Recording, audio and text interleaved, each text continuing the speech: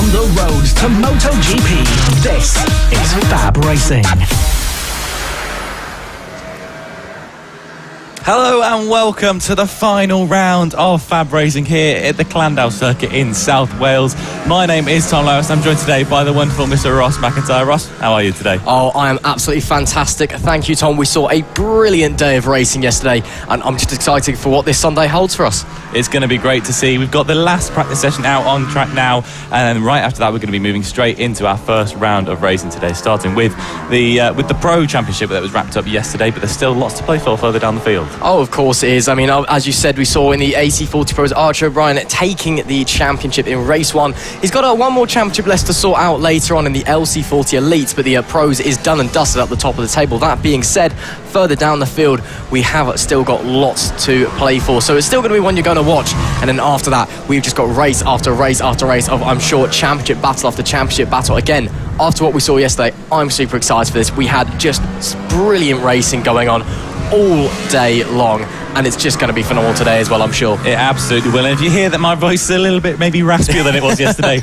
we got very excited at some absolutely phenomenal racing we saw out there. So if it's anywhere near as good as that today, we're going to be in for an absolute treat. Oh, it certainly is. And I think the last practice session has actually now just come to an end, so we should be getting underway very, very shortly here. And you can see that there's actually a model plane going on there, just in the field across from the track. There's a model aircraft club that are having their weekly meeting. So we're getting some nice shots of some planes, courtesy of our cameramen. But yeah, as you said, here for the Nova Racing Transmissions round 7, the FAB finale here, and crucially, if you weren't watching yesterday, it's a double championship points round. So suddenly a lot of these things which are very, very tight have been blown wide open. I mean, we saw yesterday Archer O'Brien taking the title in that pro class. Were this not a double points round, he would already have wrapped that up coming into this weekend. So it's just opened it up just a little bit more. And then you've got stuff like in the mini GP70s where we saw a controversial incident, which I'm sure we'll discuss later on. Yeah, that's been blown wide open. Every single championship is suddenly very, very close. Apart from that and a couple others that we wrapped up yesterday. We wrapped up the Pick Bike 140s. Taylor Lawrence took the championship in that. Mick Williams over in Sidecars already took the championship coming into this weekend. He's been so dominant this season, as always. And as well, we've got a few more that are on the verge of being done. Well, the question that really hangs on everyone's minds is the ones that are on the verge of being done, do they go down to race 3? Are they settled in race 2? And the ones that are close, what happens? Because as we saw in some of the racing yesterday, it got a bit hectic out on track. Absolutely, and that's what we're going to be looking at today. What are we going to see it come right across in race 2? And I think we'll see a few wraps up in race 2, but some of these are going to come right down to the line into race 3, and it's going to be so close between. I think even let's talk about the 70s. That's one of our biggest classes here today. You said we saw a bit of controversy there yesterday, but that championship is very, very tight at the top, and that controversy has added even more to that battle. And it's definitely going to be very interesting to see who comes out on top there, because the top 3 separated by less than, I think, 40 points even at the top there, so it's very close. It is tight indeed. Again, if you weren't watching yesterday, our 2 championship leaders collided coming into one of the right-handers here at Clandau, the South Wales Karting Centre. Sent championship leader Ethan Sparks tumbling off onto the grass.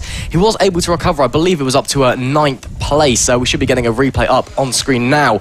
But it was a class 2 racing incident, no penalties given, but Foster now leading the championship from Sparks in 2nd, Swabiak in 3rd place, and there you can see there was Sparks not being very happy at all. Now, it was classed as a racing incident after some investigations, but well, I mean, Tom, what do you make of that? That's possibly, one of the highlights of the weekend and possibly one of the most crucial moments of the season for these young riders. Absolutely. It's such a tough thing to talk about because, I mean, when you look at it from out of context of the championship, it is just 2 riders going wheel to wheel very hard, racing with each other. But when you look at the championship and you look at what that means now, Mason Foster does take a 19-point lead at the top. That is absolutely huge. So, you can't look over it, you can't ignore it, because it is absolutely a huge incident. But racing incident is what the stewards, what race control have declared. So that's what it comes down to. And, it's just going to have to be made up in the extra 2 races we've got today.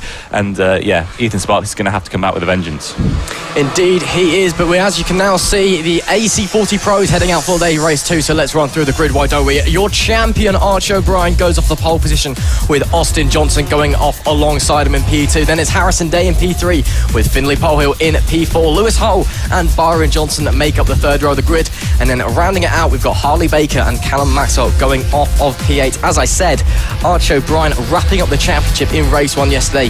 Superman himself, Spider-Man himself rather, and unfortunately as he gives a little wave to the camera, he's just oozing confidence. He's got nothing else to lose in this category now. He's just going out there for fun, to be honest. That being said, we did speak to him yesterday in the evening. He said he wants to go for the clean sweep. He wants to win all 3 races. I'm sure that's what he's going to set out to do. There is one sad thing. Unfortunately, he's got rid of his clear visor today because it is actually sunny. Yesterday, he was running with a clear visor. We could see right into his helmet. He's got the tint on today, unfortunately, as the sun has come out here in South Wales.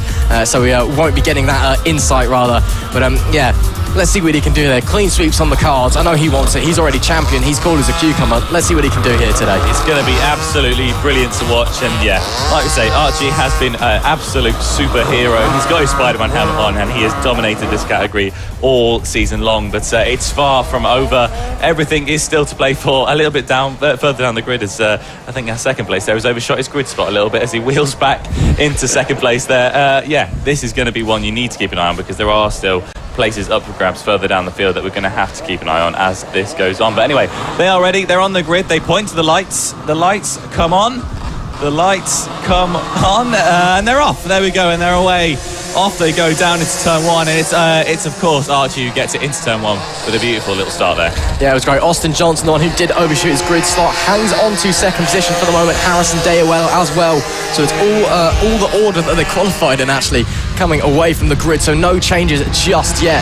So that someone was running very wide there in the background. I think that was Finlay Polehill, just running a bit wide through the left-hander. But it is O'Brien from Johnson from Day, your top 3, as they head down now into what is arguably the trickiest section of the course, just because of how rough the tarmac is down there. It's all new tarmac up to about, actually we've just cut away from the camera shot, but it's all new tarmac up to that right-hander, and then it's old, it's bumpy, there's 2 potholes on the racing line. It is a very tricky section. Onto the Spitfire straight they go now. The mini motos these boys are riding on, they can hit all the way up to 50 miles an hour, I believe it is, down here. They are not exactly slow. The pros that we're watching now, a 10mm exhaust restriction, 40mm, apologies, can hit 52 miles an hour at full chat down that back straight. And when you consider there are riders as young as 6 on these bikes, they are pretty pacey indeed. But it is O'Brien who leads the way on lap 1 from Johnson from Day. No position changes on the opening lap.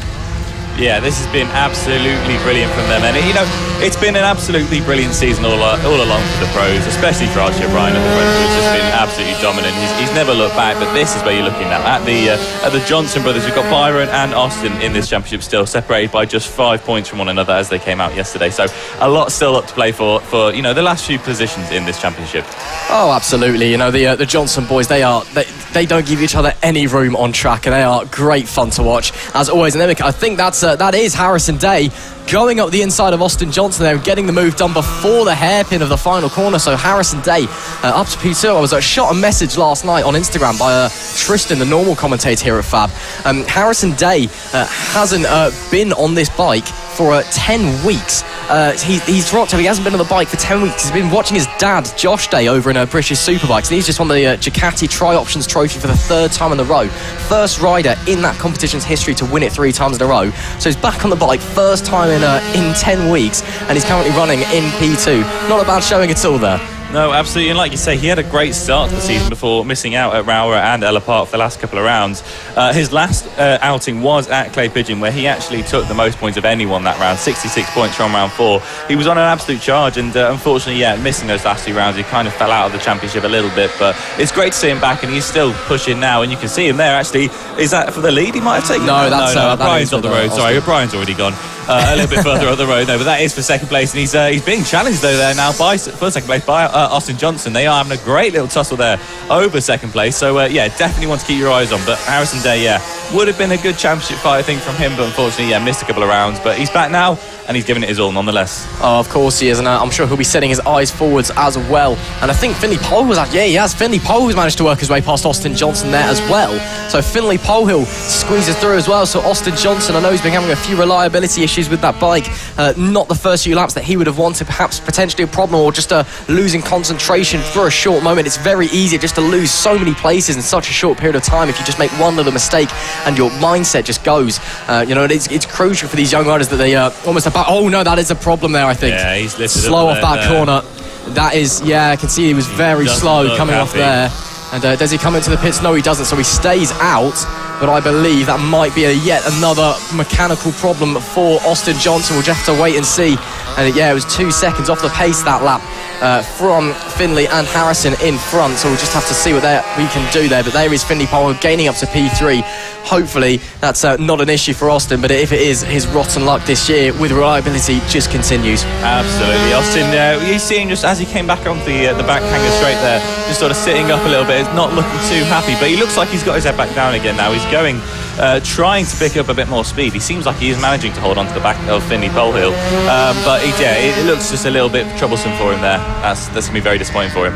Indeed it is. I believe this is what we're seeing. Byron Johnson and Lewis Hull going toe-to-toe for P5 at the moment. And that was almost a nose there from Byron Johnson as well. Apologies, Lewis Hull. Byron did get past Lewis on the last lap for P5. Byron, obviously Austin's brother. The two usually right next to each other on track. Not so today so far. Still got 4 laps to go though, so he's still got a chance to catch his brother up, give him a bit of a rough time if he really feels like it. But these two, I'm sure that Lewis will want that P5 back. The championship may be done at the top. There is still big points, still positions to be grabbed further down the field. And remember, it is a double points round, so any position that you make, that is a whole load of more points than you'd be expecting going in. And there is your champion and race leader, Archie O'Brien, taking it very, very smooth. And I can tell that he's taking it easy because at the stage... this time yesterday at this stage of the race, I believe it was about 7 seconds ahead. Now he's only 3.5. So it may seem dominant, but trust me, this is Archie really just going out for a Sunday morning ride, to be brutally honest. He is taking it very, very easy out the front. He wants that clean sweep. He knows he's got the ability. He's already champion here, and he's on the cusp of being LC40 champion as well. We will be seeing that one wrapped up later, I'm sure, whether it goes in his favour or not. Just stay tuned and find out.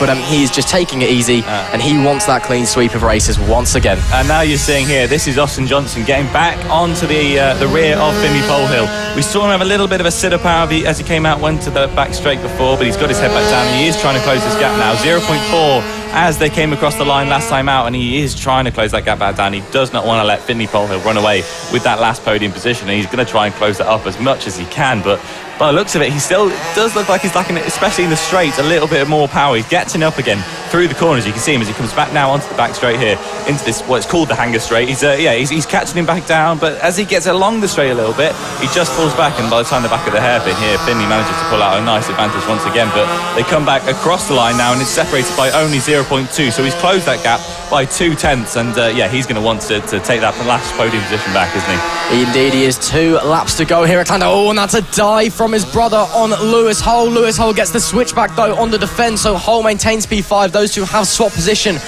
while we were watching the other battle, so Hull back up to P5. As you said though, wow, great move there. We haven't seen many moves into turn 2 there. Is what is known as the hook. Absolutely great move. He's not done yet. He's trying to have a look around the outside. He can't do it. So that is Byron Johnson up on Lewis Hull with an absolutely wonderful move through the hook. Just stuck it up the inside when I think Lewis Hull was not quite expecting it. But Lewis now coming back as they come down into turn 8, as they go back ready for the Spitfire straight. Can he do it? No, he can't.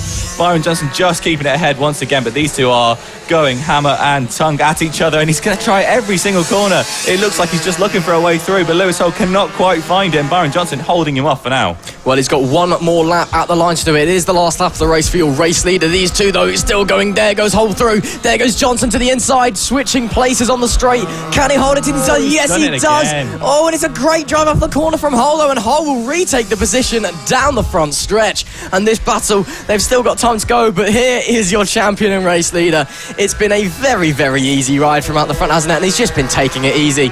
He's very calm, very collected, and well, as you said, he's a superhero out the front, Spider-Man himself. And it's Archie O'Brien with 1 corner to go, your champion from yesterday, who rounds the final turn and gets 2 out of 3 so far, 2 from 2. It's Archie O'Brien who wins race 2 of the AC40 Pros, waves to the crowd. That was possibly the easiest win he's had all season, not only because he had no competition, but he wasn't even riding that hard. You could tell that he was just out there having some fun. He really was, just having a lovely day out on that bike. Ended up with 6.5 seconds to any of the bikes around and to Harrison Day behind. So yeah, he'll be very happy with that. But let's have a look at this, because this is Lewis Hull now leading Byron Johnson as they come down into the final hairpin for the last time. And this is a battle we've been watching all race long, but it is Lewis Hull who comes out over Byron Johnson for 5th place. And I can tell you, Finley Polhill did manage to hold on to 3rd place from Austin Johnson. Unfortunately, Austin not managing to get up back into that podium position, but a great race nonetheless for them. Indeed it is. So it is once again your champion Archie O'Brien taking the race. 2 from 2 so far. Can he get the clean sweep? We'll just have to wait for race 3, but he takes the win here in race 2 nonetheless. Harrison Day, first time back on the bike in 10 weeks, comes home in P2. Awesome job from him, with Finley Polehill rounding out the podium.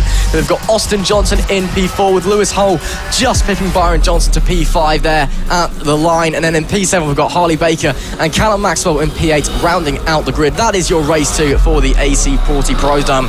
And well, that was a pretty chill race because the championship's already been decided there. But now we're moving on to the race where the championship has almost been decided, because the rider going for second place, Oliver Hall, needs just a few points in this race to clinch that championship. He really does. Oliver Hall, let's just say, he's been absolutely brilliant all year long, hasn't he? And I will apologise, I called him Archie yesterday by accident, and I'm never going to live it down, but no, it is of course Oliver Hall. He's an absolutely brilliant, and he's got a 96-point lead over Matthew Thomas in second place, so he's going to be very comfortable coming into this. He just needs to get at least 5 points and he can wrap up this championship. So as long as he finishes, I think we've worked out 13th or above in this race, he will be the champion no matter what. Indeed he isn't there. You can see your champion Archie O'Brien going out for a little celebration that we weren't sure yesterday, but we have found out today that if you are champion, you are allowed to go out for a victory lap if you know you are champion. And obviously Archie won yesterday, so he goes out with the number 1 t-shirt on, the superhero himself, Spider-Man helmet on, gives a wave to the crowd, gives a wave to the camera as well. Hello Archie, how you doing, mate? We spoke to him last night, didn't we? And he was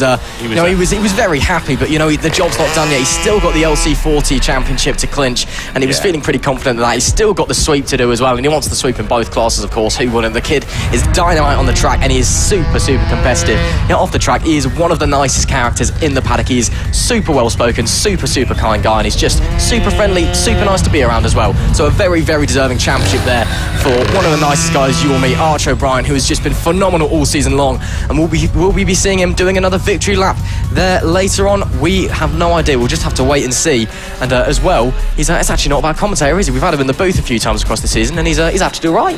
Yeah, no, he's brilliant. He's such a nice guy. So like you say, whenever we like to have a quick walk around the paddock this week, and we spoke to a lot of people, but Archie always comes up to us. He always has a chat with us, talks about how his races are going, how practice has been, and he's always seems so happy and willing to have a chat. So it's wonderful that he can celebrate in this way, and he's had such a wonderful season.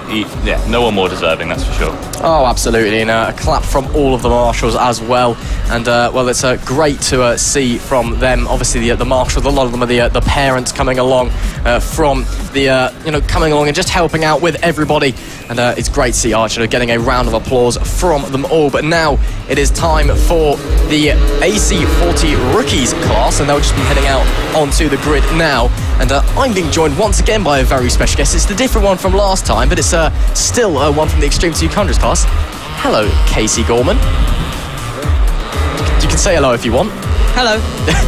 So yeah, great to have you along here. Of course, you're obviously we'll get into what you're doing in a moment's time, but yeah, we'll get into what you're doing in a moment's time. But yeah, obviously you're up here because your brothers are going along this race. You've come up to lend your voice to the AC40 Rookies class for their race too. How are you feeling? Looking forward to it?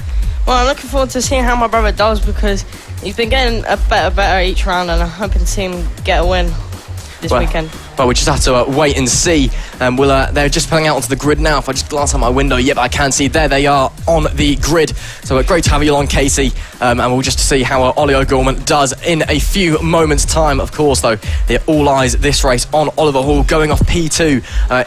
This is going to be the one where he could be clinching the AC40 Rookies Championship. We'll just have to wait and see if it goes to him here or if it goes down to race 3. We'll just have to see what Matthew Thomas can do. Well, from pole position, it is the first female pole sitter in FAB history. Chloe Gleason, Oliver Hall, your championship leader, alongside Matthew Thomas, his main rival, who'll be desperate for a win today from P3, with Beth Ashby rounding out the second row of the grid. Annabelle McCarthy is P5, while Casey's brother Ollie is going from P6. Then it's Jensen Bishop and Rex Austin with Bradley Curtis and Seth Mason Hayward rounding out the top 10. Josh Perkins is alongside Zach Speed Pennegar, with Taylor Riley and Archer Hooper 13th and 14th. 15th is Sebastian Gaslowski. Oliver Polehill is 16th. Daisy Polden and Lucy Curtis are 17th and 18th. Then it's Preston Baker and Matthew Jennings rounding out the top 20, with Oliver Wilson P21 and Taylor Tomlinson rounding out the grid in P22. Now, Casey, again, great to have you here. But, well, you're obviously going to be wanting to watch your brother going up for P6. But all eyes surely on Oliver Hall. He just literally needs to finish this race in the points, and he's champion. You know, surely he's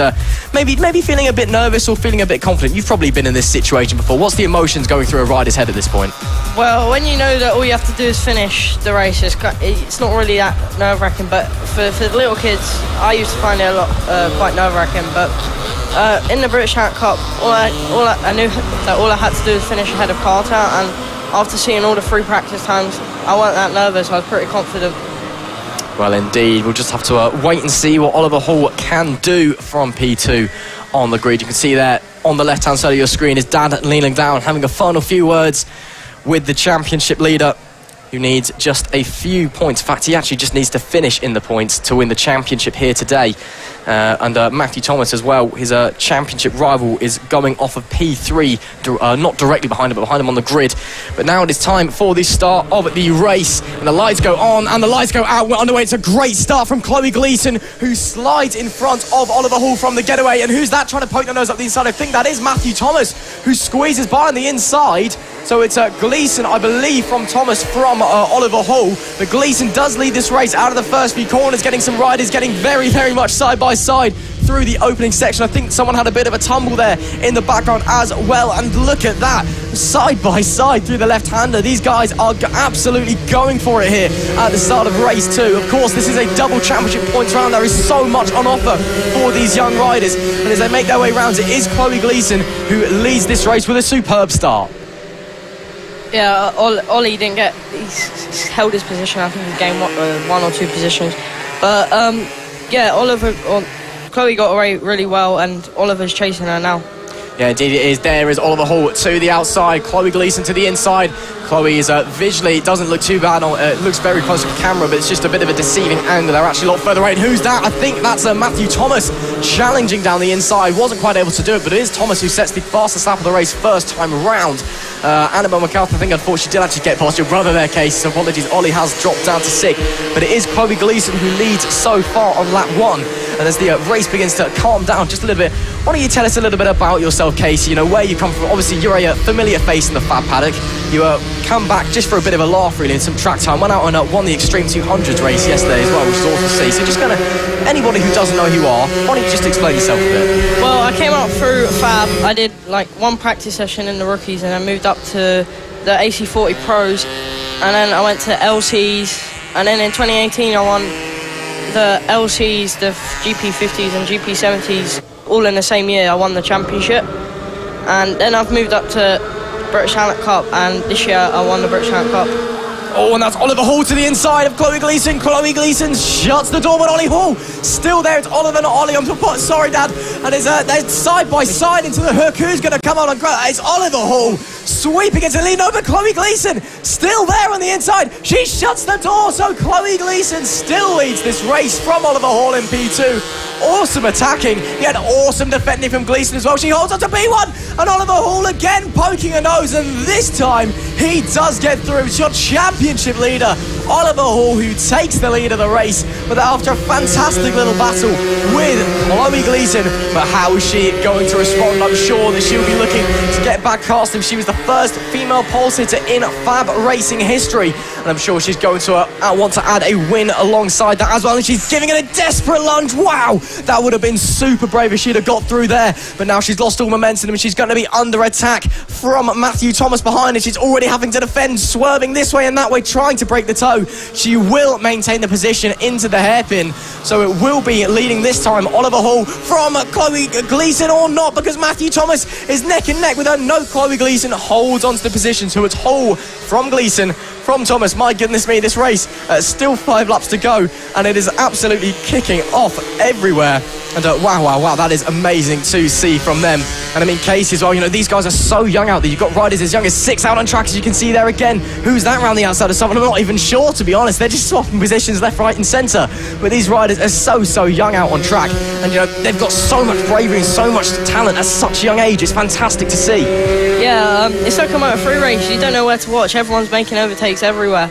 It's good because when I was back in Fab, I didn't really get to do this because I was clearing off out front, but now these guys it's got all closer, and everyone's a lot faster. They're breaking my lap records, and they're all bunched together, and they're having to use racecraft and overtake each other.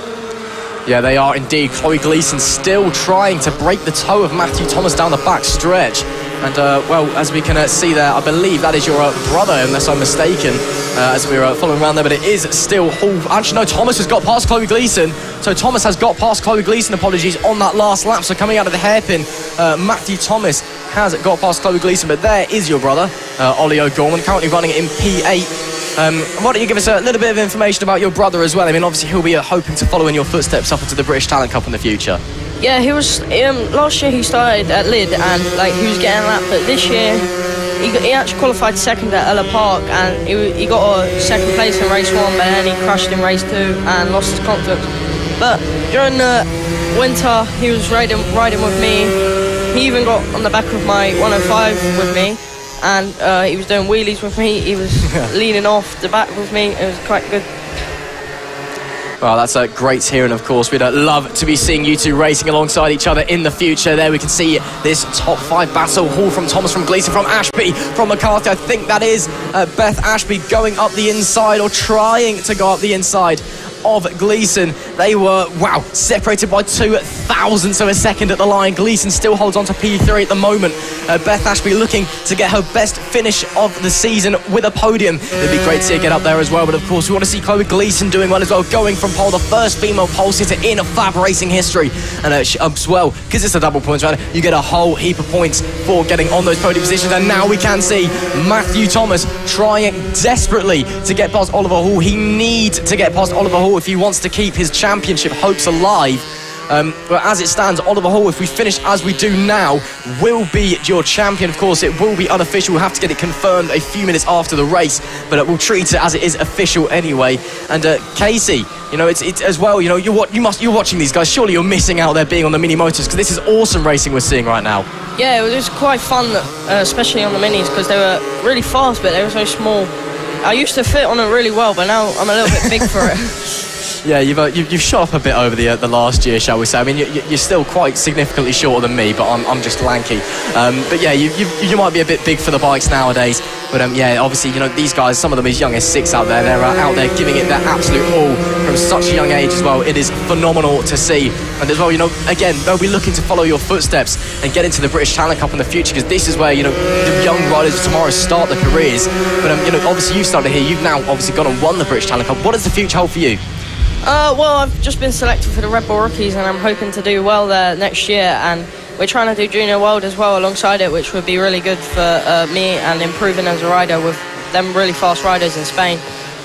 Well, we've all got our fingers crossed for you, Casey. We'll all have to see what the future holds, but here we can see what's going on now as we're heading on to the final lap of the race. It's Hall from Thomas, from Gleason, from Ashby. This top 4 separated by absolutely nothing. All that was wide from Beth Ashby out of the last corner, but Hall still leads this race. Last lap flag is out, that yellow flag with the black stripes. It is the last lap of the race. I can see Oliver Hall's dad out the window is looking the most nervous I've ever seen a man in a long time, because he knows his son is on the cusp of winning the AC40 Rookies Championship. He's got 1 lap left to do it, and he will be taking it. But can Thomas ruin his day? Can Thomas take it down to the 3rd race when he's got half a lap to do it? It is still Hall that leads. It was 0.4 of a second at the line. Gleason and Ashby as well behind, looking to try and swap positions. You've got running into some back marks as well. Hopefully that doesn't ruin the flow. And as we're heading now into the last half of the race, or the last half lap rather of the race, and it is still Oliver Hall. Oh, and that's a lunge from Beth Ashby. Oh no, it's Chloe Gleason even up the inside of Thomas. So Gleason goes up to P2. Matthew Thomas hopes diminished, and at the moment she's trying to defend desperately. Matthew Thomas could be trying a desperate lunge, but into the final corner, it's the boy who's been spectacular all season. Oliver Hall is your champion of the AC40 Rookies, and he knows how much that means. It is Hall who takes the championship. Chloe Gleason comes home in P2. Beth Ashby got into P3 at the line as well, and Thomas comes home in P4. My, oh my, oh my. What a finish we've just seen, Casey. What a race. Oliver Hall was just trying to wheelie there. He needs to improve just like me on my wheelies, but that was a great race. they were overtaking every lap, and that back marker really brought it all together in the last few corners. Oh, well, that was an absolutely electric ending we've just seen. That is another championship wrapped up. Oliver Hall is your AC40 Rookies champion. It's Hall who takes the championship. Gleeson, meanwhile, finishes in P2. Beth Ashby with her best race of the season in P3. Matthew Thomas just missing out. Heartbreak for him in P4. Annabelle McCarthy comes home in P5 with Rex Austin in P6. Bradley Curtis is 7th. Ollie O'Gorman, Casey's brother, is in P8. Seth Mason Hayward is 9th with Zach Speed Pennegar in P10. Jensen Bishop is 11th. Taylor Tomlinson is 12th. And it's Josh Perkins, followed by Sebastian Gaslowski, Taylor Riley, Archie Hooper, Ollie Polhill, Lucy Curtis, Preston Baker and Daisy Polden rounds out the top 20. And well, big thanks to Casey for coming out here and providing some commentary. Sorry, Tom, but every time we've had a special commentator this week, and I've just kind of thrown you out. I promise I'll do it next time. No, that's fine. I'm back now. So, wow, there you go. Oh, look at that, Oliver Hall. What a special dad, and that's his dad. We've been talking to his dad all weekend. He's a very big character in the paddock. He's always willing to have a chat with anyone. And look how much this means to them. He's taking his helmet off. He's got a special helmet, we've been told, for just in case they won the championship. And there it is. Like, look at the camera as well. Wave to the camera. Celebrate this out, Oliver Hall, because you've just won the AC40 Rookies Championship, and what an incredible achievement that is. He puts on a T-shirt that I'm sure says it all on it, and he's going to take a nice victory lap here, because what an achievement this is for him. Oh, this is absolutely fantastic. This is a must-have on any young rider's CV going forward. And applause from the crowd and the marshal, and that special golden helmet as well. We've been told that Oliver is actually the youngest LS2 factory rider. So LS2 helmets, he is their youngest rider who they support, and they've given him a special golden helmet just in case he wins the championship. So he's the youngest rider in Europe to be a part of their factory program, and a special golden helmet for the celebrations. And I'm sure he's going to be giving a parade lap as well in the gold helmet and the T-shirt. Here he goes. What a performance from Oliver Hall.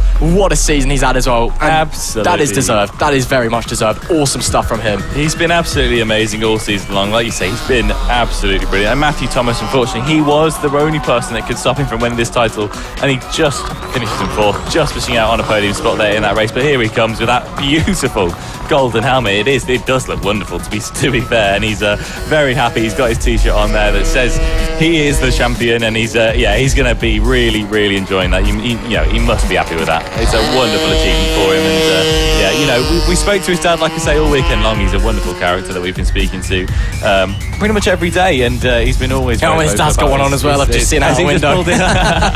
Brilliant. Yeah. He was saying, wasn't he knows his race and he's not too confident. He's worried. Well, not that he wasn't confident, but he was aware that there could be issues that can arise, and either way, he's absolutely smashing it. He's been done. So here he comes as he celebrates, saying well done as he goes past all the cameras. He's pumping his fist in the air. He's absolutely wonderful for him. I'm very happy for him. Yeah, what a performance. What a final few corners as well. I started to lose my voice a bit there. Of course, again, thanks to Casey O'Gorman, one of the definite stars in the future, and a FAB graduate as well. Come up, and again, sorry for booting you off again, Thomas. I'm sure I'll jump off next time we get a special guest in. But of course, Casey won the British Talent Cup this year. He's off to Red Bull Rookies, as you heard, and he's definitely one to watch for the future in the world of motorcycle racing. I'm sure that Oliver Hall is going to be a name to put alongside his in the future as well, because he is just a fantastic young talent, and it's been a well-deserved championship, and I can officially confirm that result is now official. Oliver Hall is officially your AC40 Rookies champion, which is just a great result for him. And I don't really have anything else to say. It's been an amazing season, an amazing race, and it's fantastic. Yeah. And I will say, I was at the side list of that commentary. I think you called his dad your dad. You called him dad at one point. Yeah, I was dad. I was in the motions. It was an emotional moment. He's not my dad. He's Oliver's dad. All right, but anyway, back to what we've got at hand, and we could be seeing another championship wrapped up here in the senior mini motos, because Mr. Mini Moto himself, Bernie Hook, if he finishes ahead of Josh and Matt Birkin in this race, he wins the championship. Else it goes down to race 3. He's lining up in P3 there on the right hand side, and trying to chat with Roger, the race director. But yeah, this is a prime opportunity for Bernie. We were having a chat with him earlier, and he's very calm, very collected. Stands up.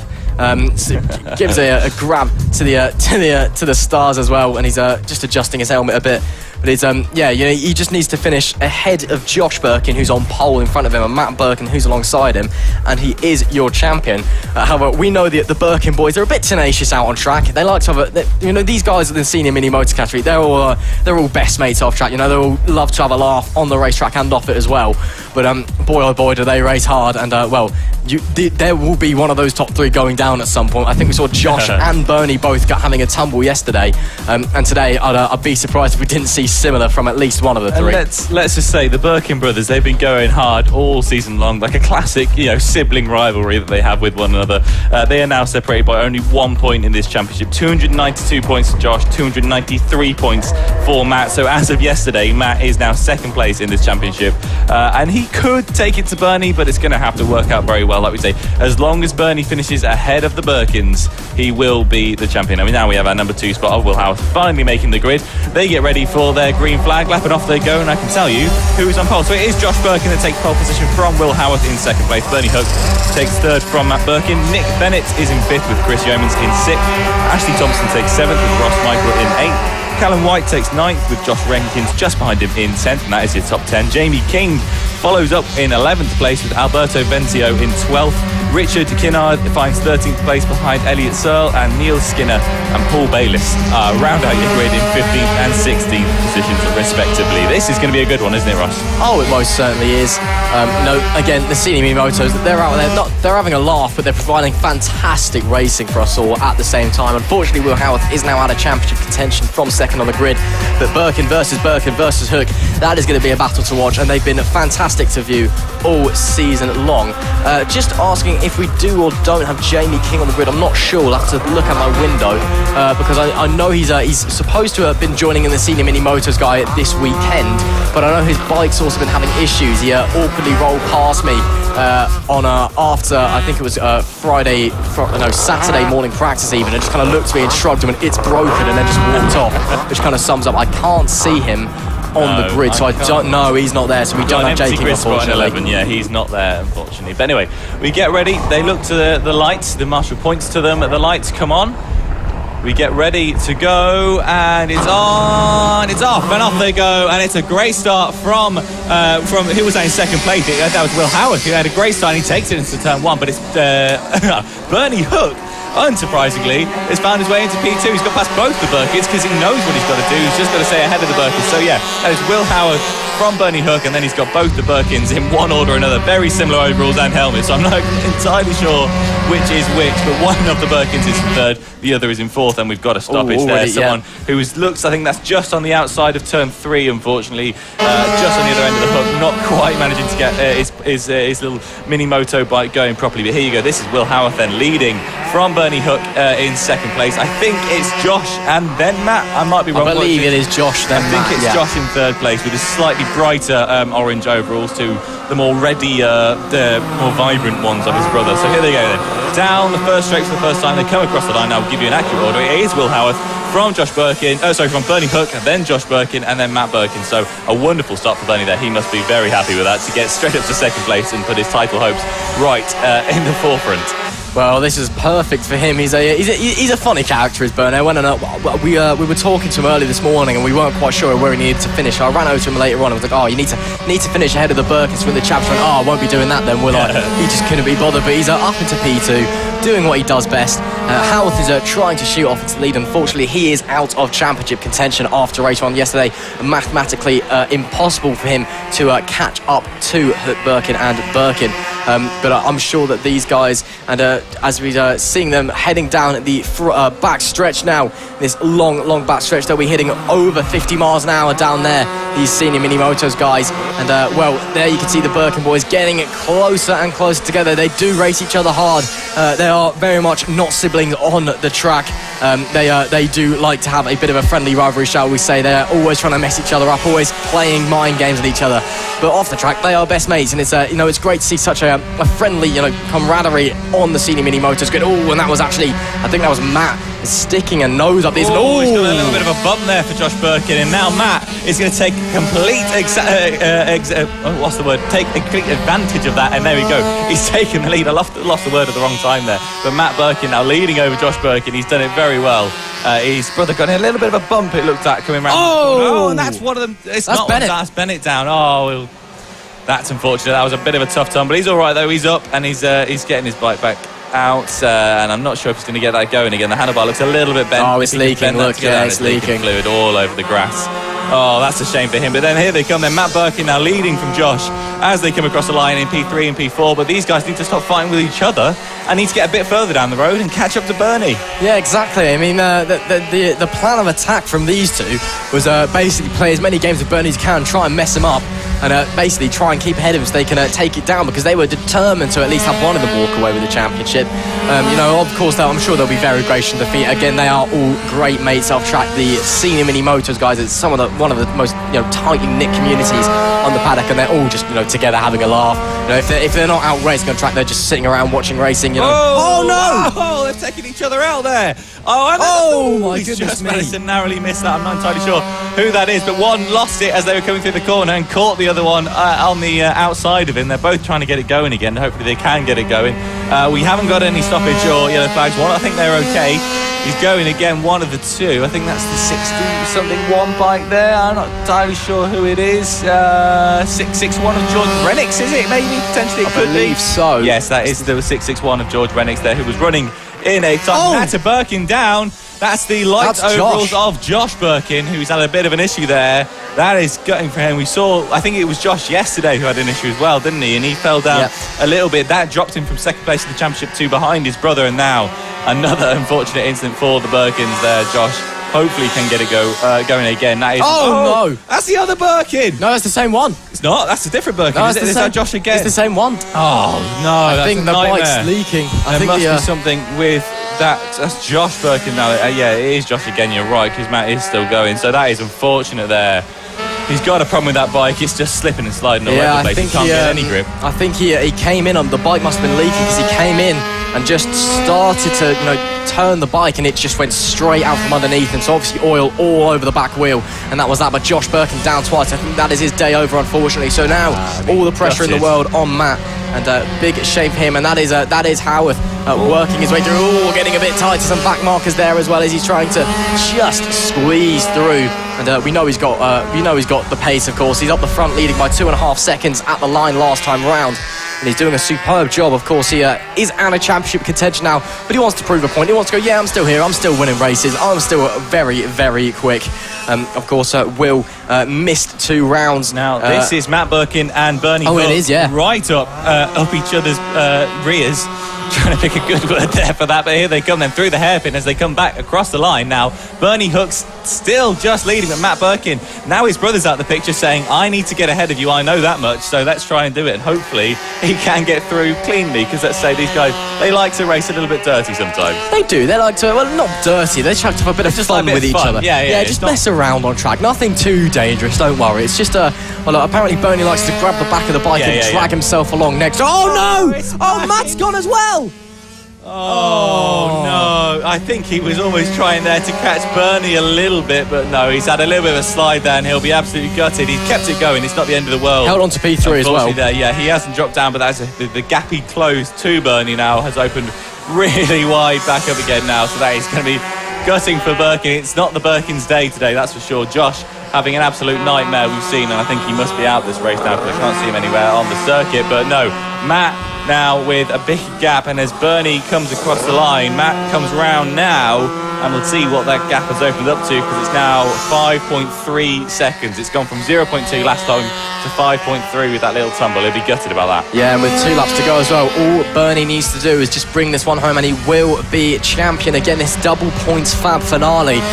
It's very, very tight in the senior mini motos, and Bernie just had to finish ahead of the Birkins, and he would be champion, else it would go down to race 3 later this afternoon. But with obviously Josh having a big tumble and Matt going down as well. Matt's held on to P3, but because it's double points, it just isn't enough. And Bernie, it will be final lap of the race in a moment for Will Howarth. And as you can see there, he's weaving down the straights a little bit. That's a bit odd. I wonder if he's maybe just got a bit of a problem potentially. No, seems okay. He's still going round. But it is now final lap of the race. The yellow and black striped flag is out. And, well, one more tour, and Bernie pulls a wheelie out the he's final corner. showboating now. He knows what he's done. He doesn't need to, he's pulling wheelies out the final corner with a lap left to go. He's got a massive 6-second advantage now to Matt Birkin behind him. This is going to be very difficult for him to lose here, isn't it? Indeed it is, of course, Mr. Minimoto. Not even a lap left to go now. All he's got to do is bring it home, and it is yet another Senior Minimoto's Championship for Bernie Hook, and he's been, again, phenomenal all season long, and he's withstood the pressure from the Birkins. He's withstood the pressure from Will Howarth, and now, as their regional leader is coming onto the final straight, and surely Bernie Hook knows all he's got to do is bring it home, and he will be champion. Absolutely. So here he comes then down the hanger straight, the back straight here at Clandau. He goes, oh no, that's Will Howarth, in fact, that's coming through now. Will Howarth does take the lead, he takes the win, but it's almost irrelevant for him, unfortunately, because it's Bernie Hook who's coming through somewhere. Here he is now, he's coming through, I believe this is him. There he is, Bernie Hook. The, I believe, 50-year-old, we were told earlier by one of the Birkin brothers. I don't know if that is entirely right, but Bernie Hook, the champion of Senior Minimotos, won last time. He's parked up there just on the little slip road between turn 1 and turn 3, and here we go. Oh, there's Matt pulling up alongside him saying, I nearly had you, but I had a little slip. He was right on his tail, but not enough, unfortunately, and yeah, that is not enough for him to beat him. But I believe that will be enough for Matt Birkin to hold the second in the championship and just jump his brother Josh, who coming into the weekend was leading that by 23 points, but that gap is now completely gone, and Matt is now your second place in the championship. Indeed he is, but it is Will Howarth that takes the win. Your champion, Mr. Minimoto, Bernie Hook, comes home in P2 with Matt Birkin just missing out after that tumble in P3.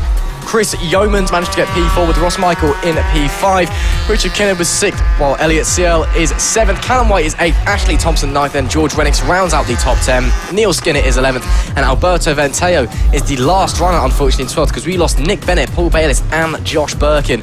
And yeah, I assume Josh Birkin didn't make it to the end there. I assume the bike was leaking out somewhere somehow. And of course, unfortunately, Jay King wasn't starting.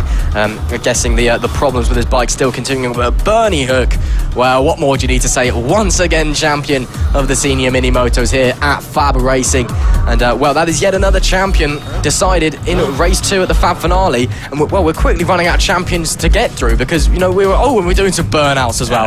Just a bit of a celebratory burnout. But, yeah, we're quickly running out of champions to get through because, actually, as we're going, it's, well, we were trying to take them all down to race 3 to make the dramatic, but we've already got through about 4 or 5. But, yeah, that's how it's been going. But anyway, if you are just joining us, hello and welcome to the Fab finale here, the Nova Racing Transmissions round 7 at Clandau, the South Wales Karting Centre, and boy oh boy, we had a fantastic day of racing yesterday. We've had a brilliant morning so far, haven't we, Tom? It's been absolutely brilliant, and like you said just then, we've already seen some championship wrapped up, but there's still so much more to go in the day. We've got the Metro Kit GP50s and the Metro Kit GP70s all coming up, and those are the championships that are really hot at the top. It's definitely going to be one you're going to want to stick around for, and of course we've got more racing in the afternoon. After the second races, there's a third, so it's all going still. It's definitely not all over yet. Oh, indeed it is. Another one to watch out for as well is the Extreme 200s. Casey O'Gorman, who obviously was up here commentating over his brother and the rookies earlier, he's done the last round and he's doing this round, and he's actually, that championship is so close, he's actually within a shot of winning the championship despite only competing in 2 rounds of the entire 7 season. Rounds. It's crazy. And that not only shows how, you know, tight that championship is, you know, it's just how chaotic it's been, but as well how good, you know, Casey Gorman has been, you know, Absolutely. how good that rider is. You know, he's such a young talent, again winning the British Talent Cup after missing a few rounds from injury, and, you know, coming away as well and being selected for Red Bull Rookies and a Fab graduate as well. He's going to be joining the big names that have come from Fab, people like Scott Redding, who have all come from Fab. It's going to be amazing to see. Here we can see though another championship that's already been decided, and that was before we came to this round. It's the Mini F1 sidecars, and it is the champion Mick Williams. Who else would it be on the grid? If you've been watching these sidecars at all, you will know that this guy is going to win this race. That's not an if, or maybe it's a guarantee. Mark Parker lines up alongside him with John Hosker in at P3. The M's pairing is P4 with John Keats, apologies, in P5. Jason, the Green Streets even, are in P6 with the Green Street at the wheel of the bike. And then we've got Vince Bailey in 7th, and then 2 new pairings. We've got Chris Impey in 8th and David Harley rounding out the grid in 9th. Again, we have already seen the championship being wrapped up, This was the only championship that was wrapped up coming into this weekend, because obviously double points sort of blew them all wide open. But Mick Williams has just been so dominant as always, that he'd actually won the championship before even coming into a double points round, which is absolutely obscene. You know, that sidecar is just unbelievably fast. Now I'm going to make a brave prediction coming into this weekend. At every single race so far, Mick Williams has taken the full 75 points, but I don't think he's going to take 75 points this weekend. Really? Yeah, because he's going to take 150. Oh. Yeah, he's been absolutely dominant all year long. He's been absolutely brilliant. And we've got someone stopped towards the back of the field. Now these sidecars are, let's say, temperamental. They're probably some of the ones that you can see a little bit more issues with. We've seen them throughout the weekend in practice and all over the shop. We've seen them not quite either making it to the end of the race or sometimes not even making it to the grid. But it looks like, well, in this case they haven't made it to the grid, but it looks like everyone else is. If they can get out of the way, this race will still get underway. I'm not quite sure who that is. We're having a look out the window trying to work out exactly what is happening here. The flag is at the front of the grid, as you can see there, but we've also then got Roger Keys stood in the middle of the track in front of him. We've got a few people out of place on the grid as well, I think. Yeah, they've managed to get it off the circuit by the looks of it. So yeah, I think we are going to be starting. We are indeed starting, so there we go. Yep, they look to the lights. The lights come on. And the lights go out and off they go, and it's Mick Williams with an absolutely wonderful start, but second place on the grid, couldn't get away. No, Mark Parker, I saw he jumped the start, then stopped, and then went to try and get going and just stalled, I think. So dreadful start there, but it is Mick Williams, of course, leading the way. Mark Parker got a big lot of ground to gain up there. Well, I mean, look at the gap already. It's already at least a second or so. But yeah, Mark Parker, I saw he jumped the start, realised he jumped, stopped, then went to get going again because the lights went out the second he stopped, and then just the bike just didn't go. Yeah. It just ground to a halt. Lucky everyone avoided him and it didn't clatter into the back of them. But yeah, that's a disaster start. Already trying to make their way back through there, as you can see. But yeah, big shame for them. I'm not quite sure who we're missing. I think just trying to look through now, it might be. I'm not even sure. It's John. We'll see when they come across the timing line, because they won't be on the timing screens, that's for sure. But the 1:27 there of John Hosker is, well, not our leader. That is, of course, Mick Williams. But Mick Williams is so far down the road. We're going to have a look at second place instead. There you go. Mick Williams has already crossed the line. John Hosker is already 4.5 seconds behind him. So we said going into this guy will win it, and we weren't just being pessimistic and not looking forward to the racing, because this guy's so dominant. Something disastrous has to go wrong for him not to win it. I mean, of course, if you've been watching a mini sidecar racing in the UK for about 5 seconds, you will know that Mick Williams is just the man to be and has been for a long, long time now. The bike is perfect. They've just got that thing absolutely nailed. The pairing is perfect. They know exactly what they're doing. They know exactly how to do it as well. It is just a phenomenal, spectacle to watch. And I know a few of the teams out there looking to perhaps give him a bit of a challenge next year. John Keys, we were talking to him on Friday night. He's got big plans for. He's got a big project he's building over the winter. He's very happy with how that's going. He's very confident looking forward into next year. And as well, I know they came into this championship about halfway through, and his nephew, who's riding alongside him in the cycle. Oh, that was very deep from someone there in the background. But his nephew, who's riding alongside him in the sidecar, had never even ridden a bike before they entered this championship. So it's been a bit of a baptism by fire.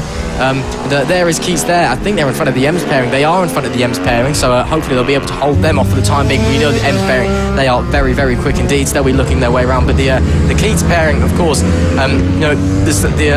so John's nephew had never even been on a bike before. Oh, and that's someone stopping there. Oh, that could be David Harley, who has dropped to the back of the field by the looks of it, so it could indeed be David Harley there stopping somewhere out on circuit. I also believe it was Vince Daly potentially who we saw pulling off and not making it to the grid, unfortunately. So already, and I said these are slightly temperamental vehicles, and now you're seeing why I have said that, because one of them didn't make it to the grid, but it looks like we already had one.